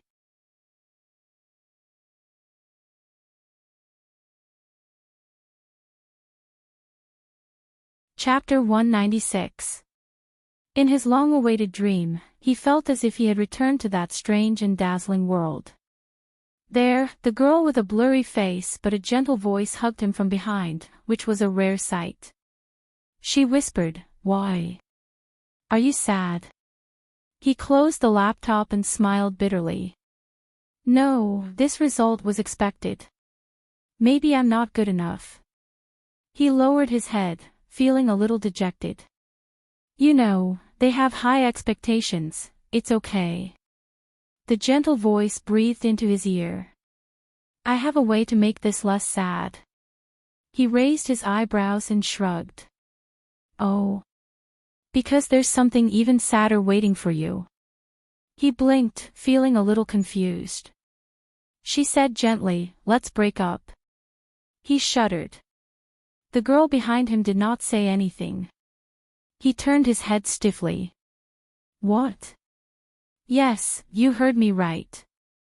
Because you're a failure now, she said flatly, so, I want to break up with you. His brain stopped working. He just stared blankly at her blurry face, feeling lost. Why?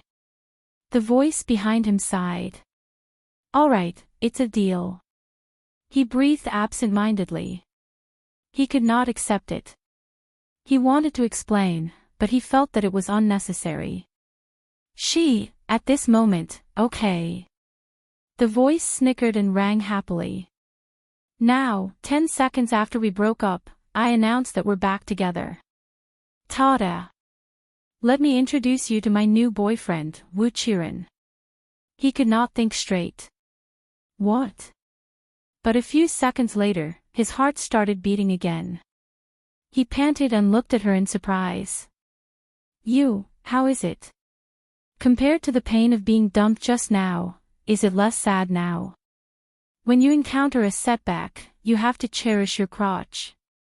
The voice giggled and blew into his ear, making him feel a little itchy. My name is Lei Feng. You don't have to thank me. He was a little speechless. The voice said happily, very good. If you're a tragedy again in the future, I'll continue to comfort you like this. He took a deep breath and shouted angrily, damn woman. Can you not break up and get back together in such a serious manner? Are you joking about breaking up and getting back together? I'll take it seriously, okay? He felt as if someone's chin was smashing into his back. Oh, this is nothing, the owner of the voice poked Zhang Heng's back with his chin and said loudly, "You don't know this, but there's a serial author on the internet. Every time the plot reaches its climax, he would write that the book is over and say that he's done with the book. Then, he would update the next chapter without saying a word, insisting that he's writing a new book. That's the peak of perfection. Then don't learn from him, okay?" In his memory, that voice laughed happily. His voice was full of exasperation and relief. Finally, the noise stopped. She lay lazily on his back and wrapped her arms around his chest. "Hey, Chirin, don't be afraid," she said in a low voice, "no matter what happens. I'm here for you." He bowed his head and closed his eyes. "Ah, I know. I have you to protect me." The voice did not speak, but the arms around him tightened. But in the next second, everything in the dream was shattered by a sudden wave, like a reflection on the water's surface. The girl disappeared before his eyes. While he was puzzled, he heard a cold and unhappy female voice. The tone was low and contained an inexplicable emotion, making his hair stand on end. "I'm watching you. I warned you." The next moment, Thales woke up with a start. He gasped for air. That voice. That voice. At this moment, a hand was placed on his shoulder. Thales turned his head, still in shock. It was Gu, the man who had just shaken him up from his sleep. The Far Easterner squatted beside him and looked at him with a displeased expression. Little Rascal stood beside him with a sleepy face. "Wake up, Prince of Constellation," the butcher said flatly, "the person you're looking for is here." So fast. Thales forced himself to stay awake and temporarily suppressed the scenes in his dream. He rubbed his eyes and got up from the cold ground. He has a lot of connections, so it didn't take much time. Goose stood up and shook his head. "Besides, he's here to pick you up." Thales was stunned. He shook his head and woke up from his sleepiness. "He's here to pick me up." Thales and Little Rascal followed Gu out of the butcher's shop after he gestured. A two-wheeled carriage with a carriage was parked on the empty street. The carriage was made of cheap transparent glass. The coachman on the carriage bowed respectfully. Beside the carriage stood a middle-aged noble with a golden ponytail. The latter exhaled. "Your Highness, thank God. Thank you for your help." Thales nodded. "Time is of the essence. Please get on the carriage immediately." The middle-aged noble was obviously relieved when he saw Thales. He took off his hat and bowed to Thales. "After we entered Armor District, we were interrogated by a patrol team. Although they acted very well, I can swear that they were definitely not from the city. They were not even locals." Thales nodded with a solemn expression. "Of course, they are from Black Sand region. Lampard has been planning this for a long time." While the middle-aged noble was stunned, Thales looked at the carriage. "It's too conspicuous." Thales frowned. "A carriage. Transparent glass. Can we get out? And we have to return to Heroic Spirit Palace." The middle-aged noble digested Thales' information and then raised his head to answer the prince's question. "I used the name of Good Flow City's caravan to urgently unload important goods from Armor District. In addition, His Majesty gave me a special permit." The nobleman raised his cane and knocked on the wheel of the carriage. "And I happen to know a disciplinary officer who takes bribes. I've got some connections. He'll turn a blind eye if you leave through the blockade line he's in charge of. No news will get out. As for the glass, please don't worry. This is a custom-made carriage. You can only see me from the glass outside. You can hide in the dark compartment if necessary." Thales looked at the carriage and exhaled. "Then let's go." He raised his head and looked at the blonde noble from Camus Union. "Marquis Shiles Bamra." Shiles nodded.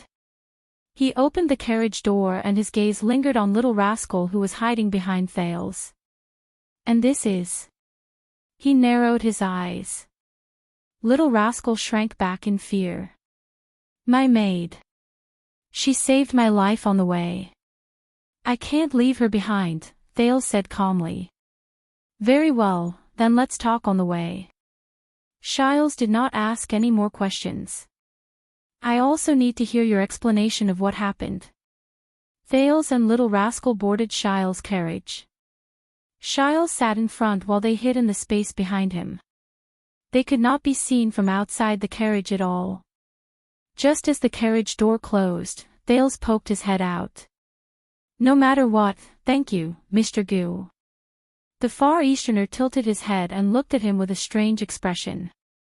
He flashed an inexplicable smile. No need to thank me. Goo rubbed his hands and smiled mysteriously. Go thank Caslin. Thank him for the 6.5 loaves of bread he gave me back then, that's enough. Goo turned around and walked to his butcher shop. 6.5 loaves. I see. Thales smiled. The carriage door closed and started moving. Shiles watched Goo's figure disappear behind the door.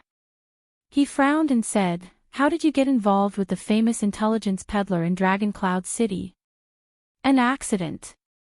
Thales said briefly, a lucky accident. Now, it's time to get down to business. The carriage drove through a stretch of streets. He raised his head and looked at Marquis Shiles in front of him. Please tell me, are Heroic Spirit Palace and the other districts still in Dragon Cloud City and under the control of the Walton family? Marquis Shiles frowned. Before I entered Armor District, the White Blade Guards, the Palace Guards, the patrols, and even the officials were all normal.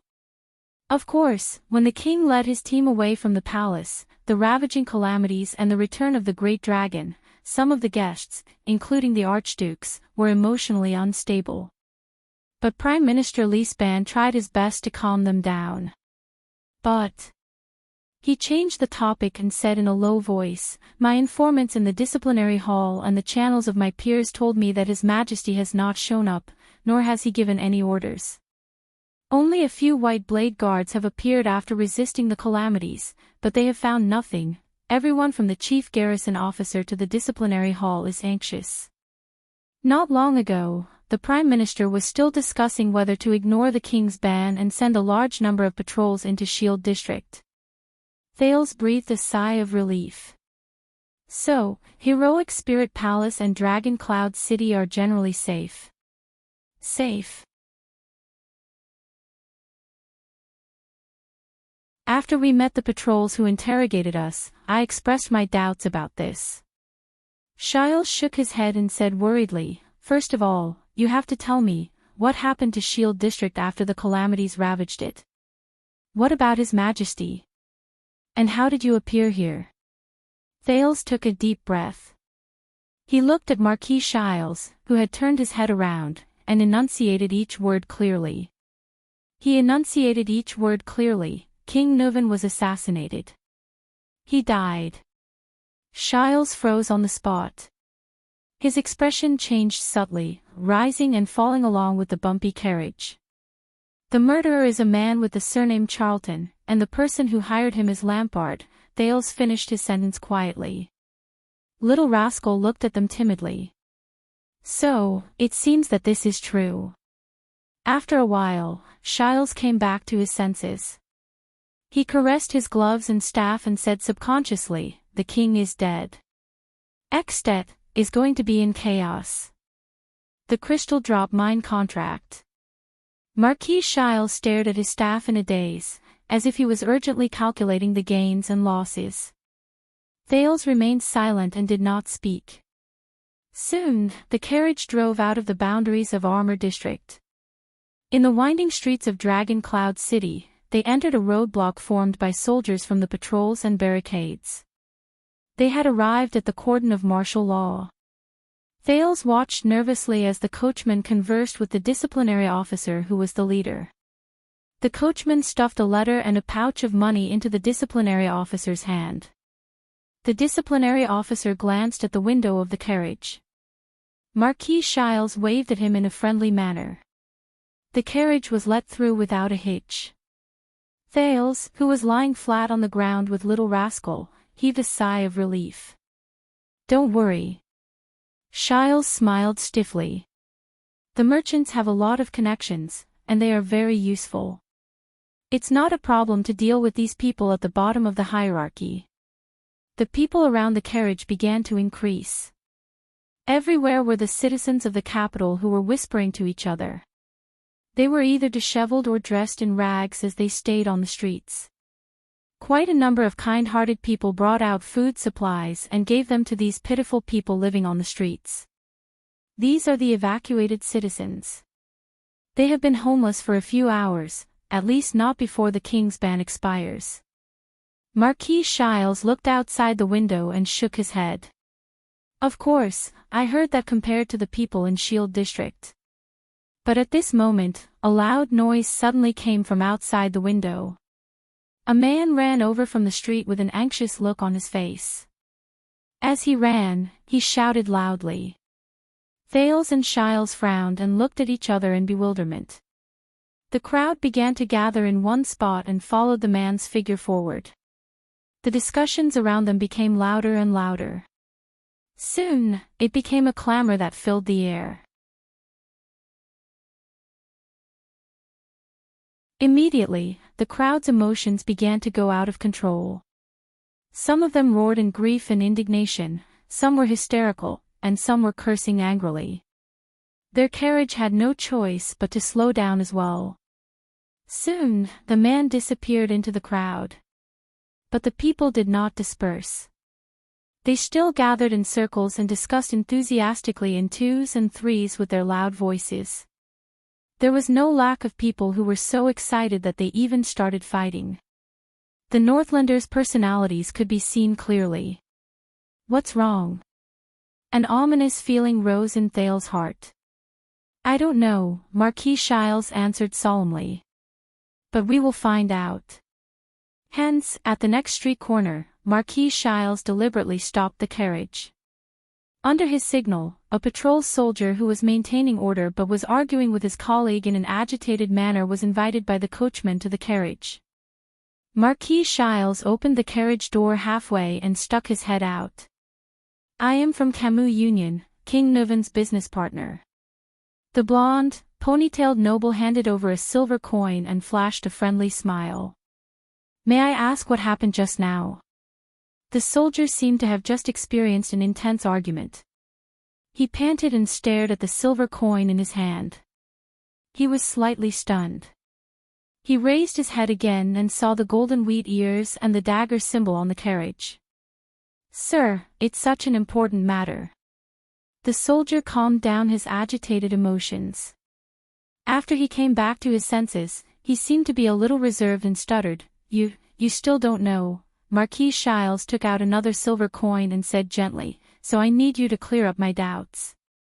Just tell me what you know." The soldier looked at the silver coin in his hand again and subconsciously put it into his pocket. "It's like this." The soldier straightened his armor, shook his head and exhaled. His expression became a little unpleasant.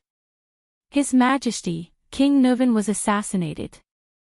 Shiles' expression changed at the same time. "What happened? How did you know?" Thales hid behind the marquis. He gritted his teeth and listened quietly. "I heard it from someone." The soldier looked at the marquis' reaction and seemed to have received encouragement. His words began to flow smoothly. "The whole of Dragon Cloud City is saying that the murderer, Thales was shocked." Marquis Shiles frowned. "Who is the murderer?" "It's those people from the Empire."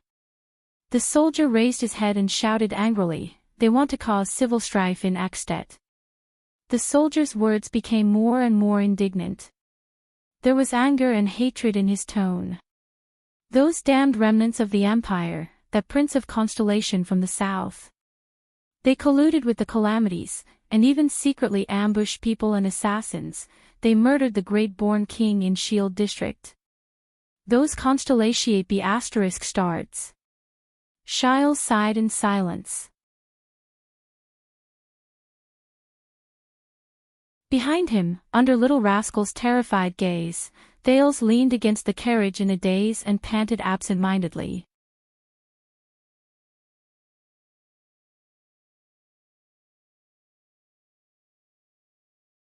Chapter 197.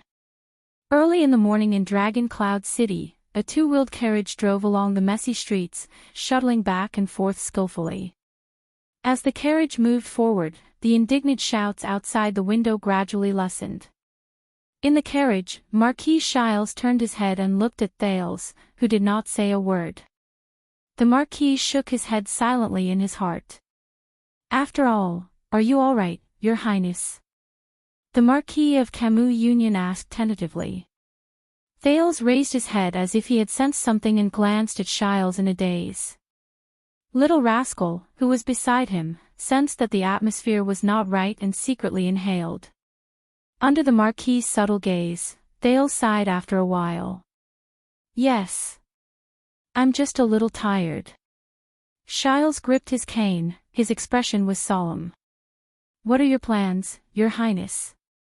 Thales closed his eyes and took a deep breath, expelling all the fear and uncertainty in his heart. "I have to pull myself together."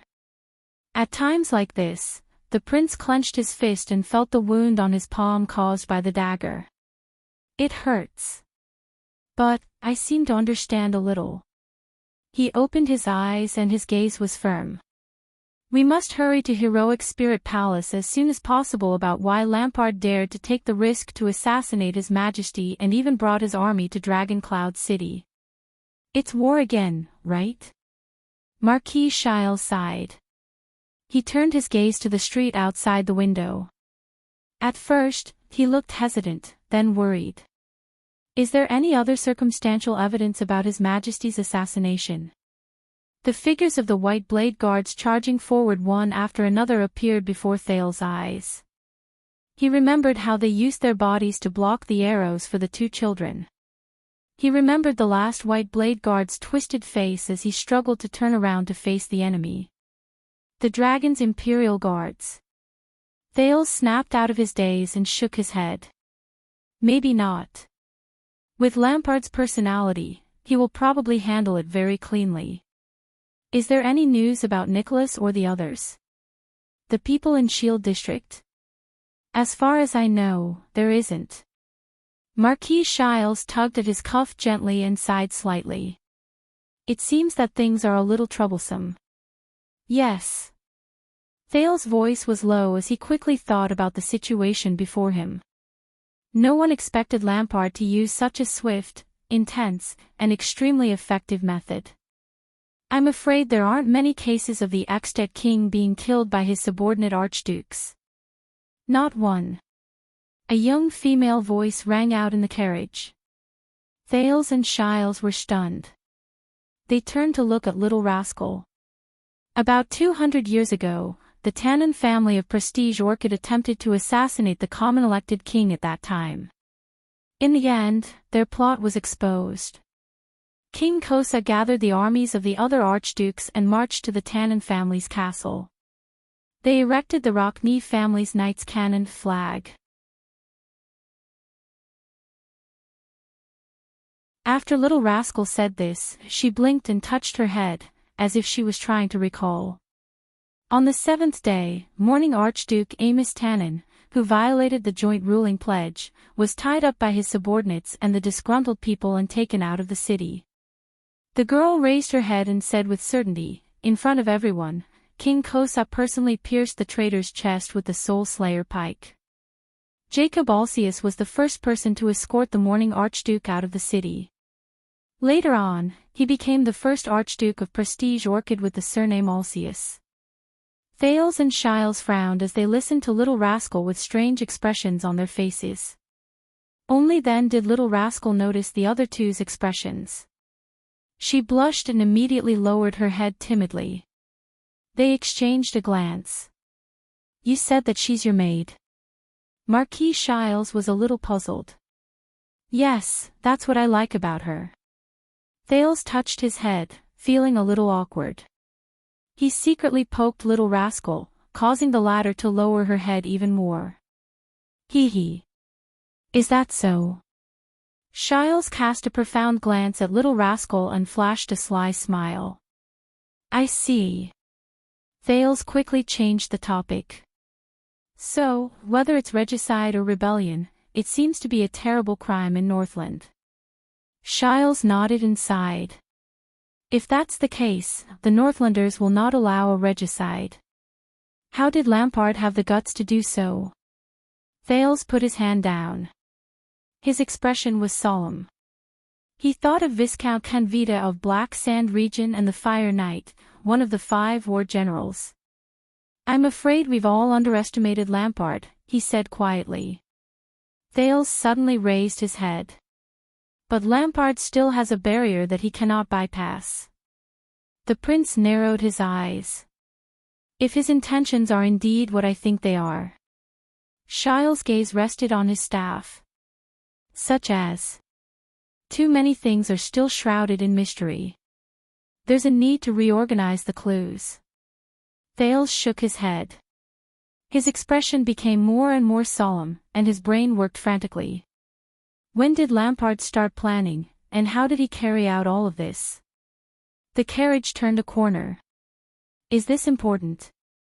The situation has already worsened to this extent. Marquis Shiles took out an exquisite pocket watch with a copper chain. Forgive me for being blunt, other than clarifying the truth, perhaps you should consider how to escape. I can provide some ways. This is very important. Thales nodded slowly, arranging his thoughts step by step. The reason why the situation is so bad is because we've underestimated Lampard. I'll ask you again. Shiles' expression was serious. Now, I can send you out of the city quietly, and even back to Constellation. Are you sure you want to return to Heroic Spirit Palace? Return to that unfathomable vortex? Thales did not seem to hear him. He continued, we still don't know the full picture of Lampard's plan. Then, we might as well go back to the beginning of his plan, Shiles silently observed the young prince. His evaluation of him rose slightly in his heart. Under such circumstances, how many people can still restrain their fear and think calmly? What a pity. The Marquis sighed silently in his heart. The prince's gaze suddenly froze. Your Grace, Thales thought of something and asked subconsciously, why did King Nuvan look for Palfred and Lampard's collaborator? Ha! The Marquis of Goodflow City raised his eyebrows. Why did King Nuvan look for Palfred? Is there a need to ask this question? Because Archduke Palfred coincidentally killed his son. Shiles' eyes turned, as if he did not quite understand the prince's question. With a strange expression, he answered tentatively, and King Nuvan coincidentally discovered this? Thales shook his head. Because King Nuvan obtained information about Lampard's investigation, Disaster Sword, remember? Thales' gaze became clearer. This information linked Prince Mariah's assassination and my assassination in front of Broken Dragon Fortress together. That's why you concluded that Lampard had a collaborator, and why King Nuvan wanted revenge. A world of ice and snow appeared before Thales' eyes. It was what Nicholas and Shiles told him a few nights before he arrived at Dragoncloud City. Shiles did not answer immediately. He paused for a moment and said thoughtfully, you mean, Thales exhaled slowly. There was a solemn look in his eyes that had never been seen before. I'm afraid that when I set off from Black Sand Region, when Nicholas received news from the Disaster Swords, and when King Nuvan decided to take revenge, we all fell into Lampard's trap. He lowered his head slightly. His expression was unpleasant. Beside him, Little Rascal saw his expression and did not dare to breathe loudly. No, not enough. We still lack some clues, some crucial clues. To be able to carry out such a large and long-lasting plan, Thales murmured, from planning to execution, from Black Sand region to Dragon Cloud City, from assassination to troop transport, from operation to secrecy. It's definitely not something a remote archduke can do alone. Lampard must have a mole as a helper. Regarding this, I agree with you. Marquis Shiles nodded with a solemn expression.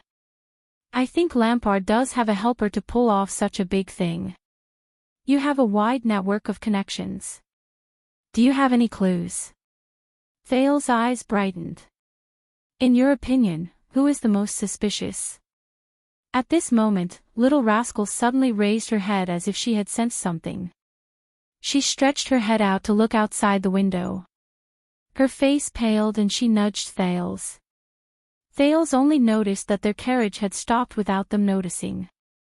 Marquis Shiles put the pocket watch that he had been stroking for a long time into his pocket and sighed. Your Highness, we've arrived. Thales thought of something. So fast. I remember that Heroic Spirit Palace is still a little short, Shiles interrupted him and blinked. For the rest of the journey, another lord will escort you. Thales was slightly startled. What? In the next moment, their carriage door was opened. A rough voice that made Thales' expression change traveled into the small carriage. Your Grace, thank you very much for your help. A middle-aged nobleman in military attire, whom Thales was very familiar with, held the carriage door with one hand and pressed his saber with the other. Under the protection of a dense group of soldiers, he boarded their narrow carriage. Otherwise, we would have to spend a lot of time looking for this guest. The newcomer sat down heavily. His sharp, sword-like gaze swept past Thales and Little Rascal. Thales felt as if he had been struck by lightning. His heart felt as if it had fallen into an ice cave. Little Rascal was so frightened that she covered her mouth. Her eyes were filled with terror. The ruler of Black Sand region, Archduke Chapman Lampard, sat next to the smiling Marquis Shiles and closed the car door in a calm and composed manner. Marquis Shiles put on the friendliest smile in front of Archduke Lampard, just like the first time he met Thales. The Marquis leaned forward slightly and said respectfully, It's my honor. Lampard snorted softly. He turned his head and glanced at Thales with a pair of cold eyes. You're really good at running, Your Highness. Little Rascal recalled the bloody scene just now and was already shivering in fear. The prince only stared blankly at the Archduke of Black Sand region in front of him. He did not move. Fear and panic instantly climbed into his heart, but he forcibly suppressed them. No, Chapman Lampard. Shiles Bamra. This means, a few seconds later, Thales snapped out of the shocking scene in front of him. Shiles Bamra, you. He turned his head and looked at the Marquis of Goodflow City in disbelief. You betrayed us. Lampard did not say a word. His expression was as cold and stern as ever. Don't be so surprised, Your Highness. Marquis Shiles sighed regretfully and shook his head slowly. This does not match your usual genius image. Besides, I did not betray you. You did not betray me. Thales was so angry that he laughed. Don't tell me that from the beginning, you. Thales paused, and his expression changed. It can't be. At that moment, he realized that he might be right. You are the helper. Thales looked at the smiling Marquis Shiles and said in disbelief, From the beginning, you were in cahoots with Lampard. You came to your senses very quickly, Your Highness, Lampard said sarcastically. A second later, Thales bellowed in shock and anger, Shiles, you betrayed King Nuven. Little Rascal trembled slightly. Lampard chuckled disdainfully. Marquis Shiles frowned. Thales clenched his trembling fists and stared angrily at the soldiers of Black Sand region who were dressed in patrol uniforms outside the window. They fell into Lampard's hands again. This time, it was more hopeless and worse than the last time. Tisk, Tisk. The Marquis of Camus Union shook his head as if he disliked Thale's words. Don't say that. I hate betrayers and despicable people the most. I have never betrayed King Nuven. Thales desperately suppressed his impulse and anger. I thought you had an agreement with King Nuven. Of course, he needs to take revenge on the culprit who betrayed Mariah. Shiles shrugged as if he did not care. For this, he needs a third-party candidate like me, who can move freely among the archdukes without arousing suspicion. The Marquis blinked. Using the crystal drop mine contract in exchange for revenge, this is very fair. Thales panted and glanced at the unsmiling Lampard. But you betrayed Nuven. No, no, no, Your Highness. Shiles sighed, raised a finger and shook it gently. You misunderstood. Shiles opened his eyes. His eyes were filled with shrewdness, but there was a hint of indisputable sincerity in them. I am a man of integrity and I keep my promises. The spirit of a contract is my first creed. The spirit of a contract? Thales clenched his fists and gritted his teeth in anger. Yes.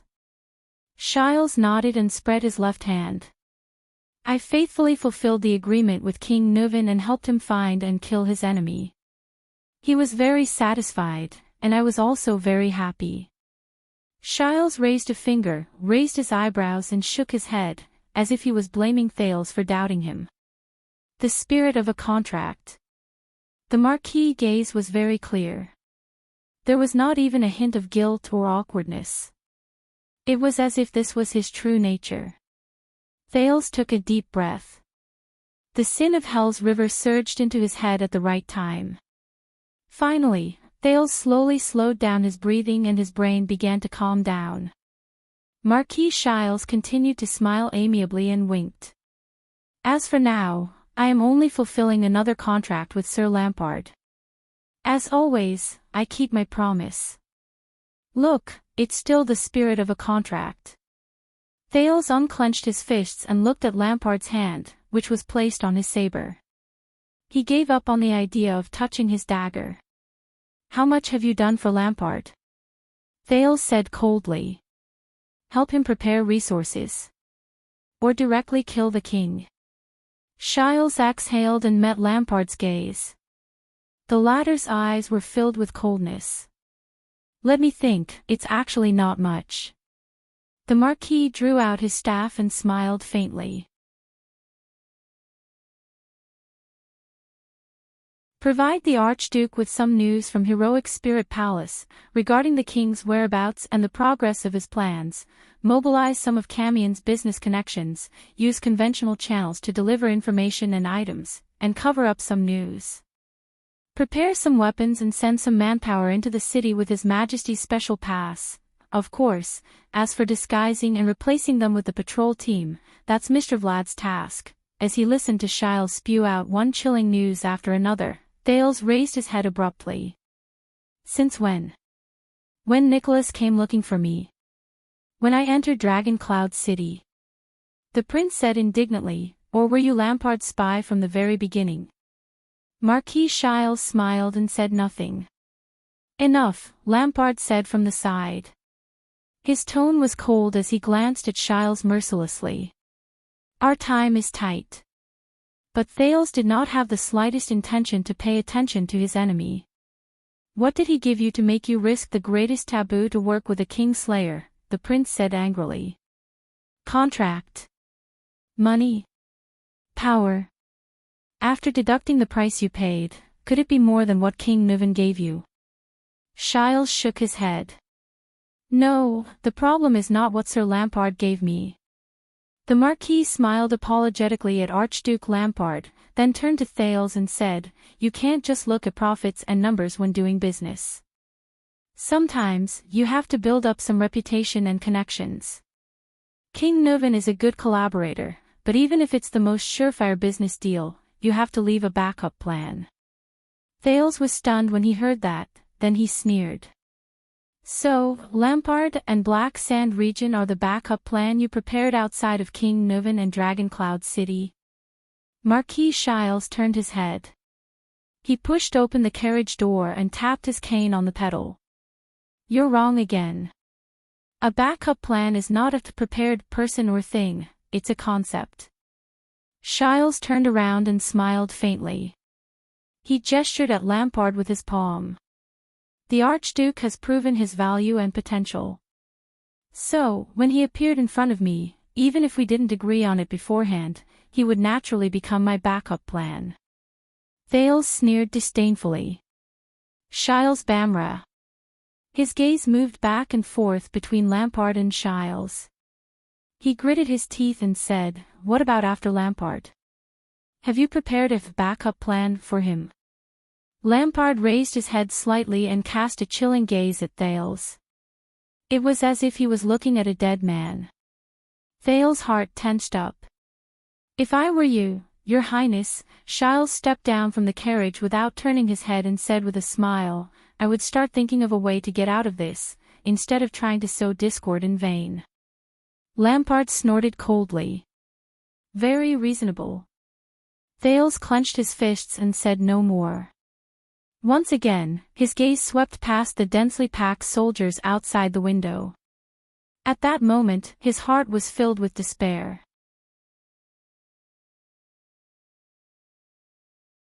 Behind him, Little Rascal hugged his arm tightly. "Then, I'll leave the rest to you." Marquis Shiles turned around and bowed slightly to Archduke Lampard on the ground. He then flashed a smile at Thales. "Please rest assured, Your Highness. As I promised, the Archduke will send you to Heroic Spirit Palace." "Thank you." Thales snorted in disdain. "Thank you for the spirit of the contract." Marquis Shiles had a smile on his face. He did not look offended at all. Lampard extended his hand and slowly held the handle of the carriage door. "After I'm done, I'll send someone to send the carriage back." Lampard exhaled deeply and nodded slightly at Shiles with a cold expression. "I'll remember the friendship of Goodflow City." Shiles exhaled a hot breath and watched as his coachman stepped down from the driver's seat. Another soldier from Black Sand region took his place. "No, there's no need for that." The Marquis shook his head. With a profound gaze, he swept past Lampard and the two children. His tone was full of pity. "I think I don't need this carriage anymore." The few of them were silent for a few seconds. "Farewell, Your Grace." Marquis Shiles tidied up his luxurious clothes, which were wrinkled from getting up and down the carriage. He straightened his top hat and said respectfully, "I wish you all the best and that all your wishes come true." Lampard was about to close the carriage door when he suddenly stopped. The Archduke of Black Sand region paused for a moment. He turned his head and stared at Shiles with a stern gaze. "All my wishes come true. Do you think I'll succeed?" Lampard said flatly. Thales thought of something. "Succeed? What do they want to do?" "Of course, you have a unique vision and bearing." Marquis Shiles exhaled with a rather emotional sigh. "To be able to witness such an important, crucial, and magnificent history, I share the honor." Lampard sneered. Holding his cane with both hands, Shiles nodded slowly. The smile on his face was as humble and respectful as ever. "I have no doubt about your future." The Archduke of Black Sand region's gaze was complicated. He stared at the Marquis with a subtle expression. After a few seconds, he nodded in response. "Good day, Your Highness." Shiles turned his head and looked at Thales, who had an unpleasant expression. He also gave his blessings respectfully. "I also wish you and your maid," but his words made Thales feel extremely sarcastic. "All the best and that all your wishes come true." The carriage door closed and the carriage moved. But this time, the person who stared coldly at Thales in the carriage was Chapman Lampard, who had a cold expression on his face. "Little Prince, I still don't know." Under Thales' murderous gaze and Little Rascal's fearful gaze, Archduke Lampard gently drew out his old saber. He turned his frightening gaze towards the prince and the girl beside him. Since when did you have a maid? Facing the cold gleam of the blade, little rascal trembled slightly. You're tuning into the LoveLore Library YouTube channel. We're so grateful for your support, and don't forget to subscribe to join us on this incredible journey through captivating stories. Your generosity through donations truly makes a world of difference, as it's the primary source of revenue that allows me to expand and enhance this channel for you. Thank you from the bottom of my heart for being a part of this adventure.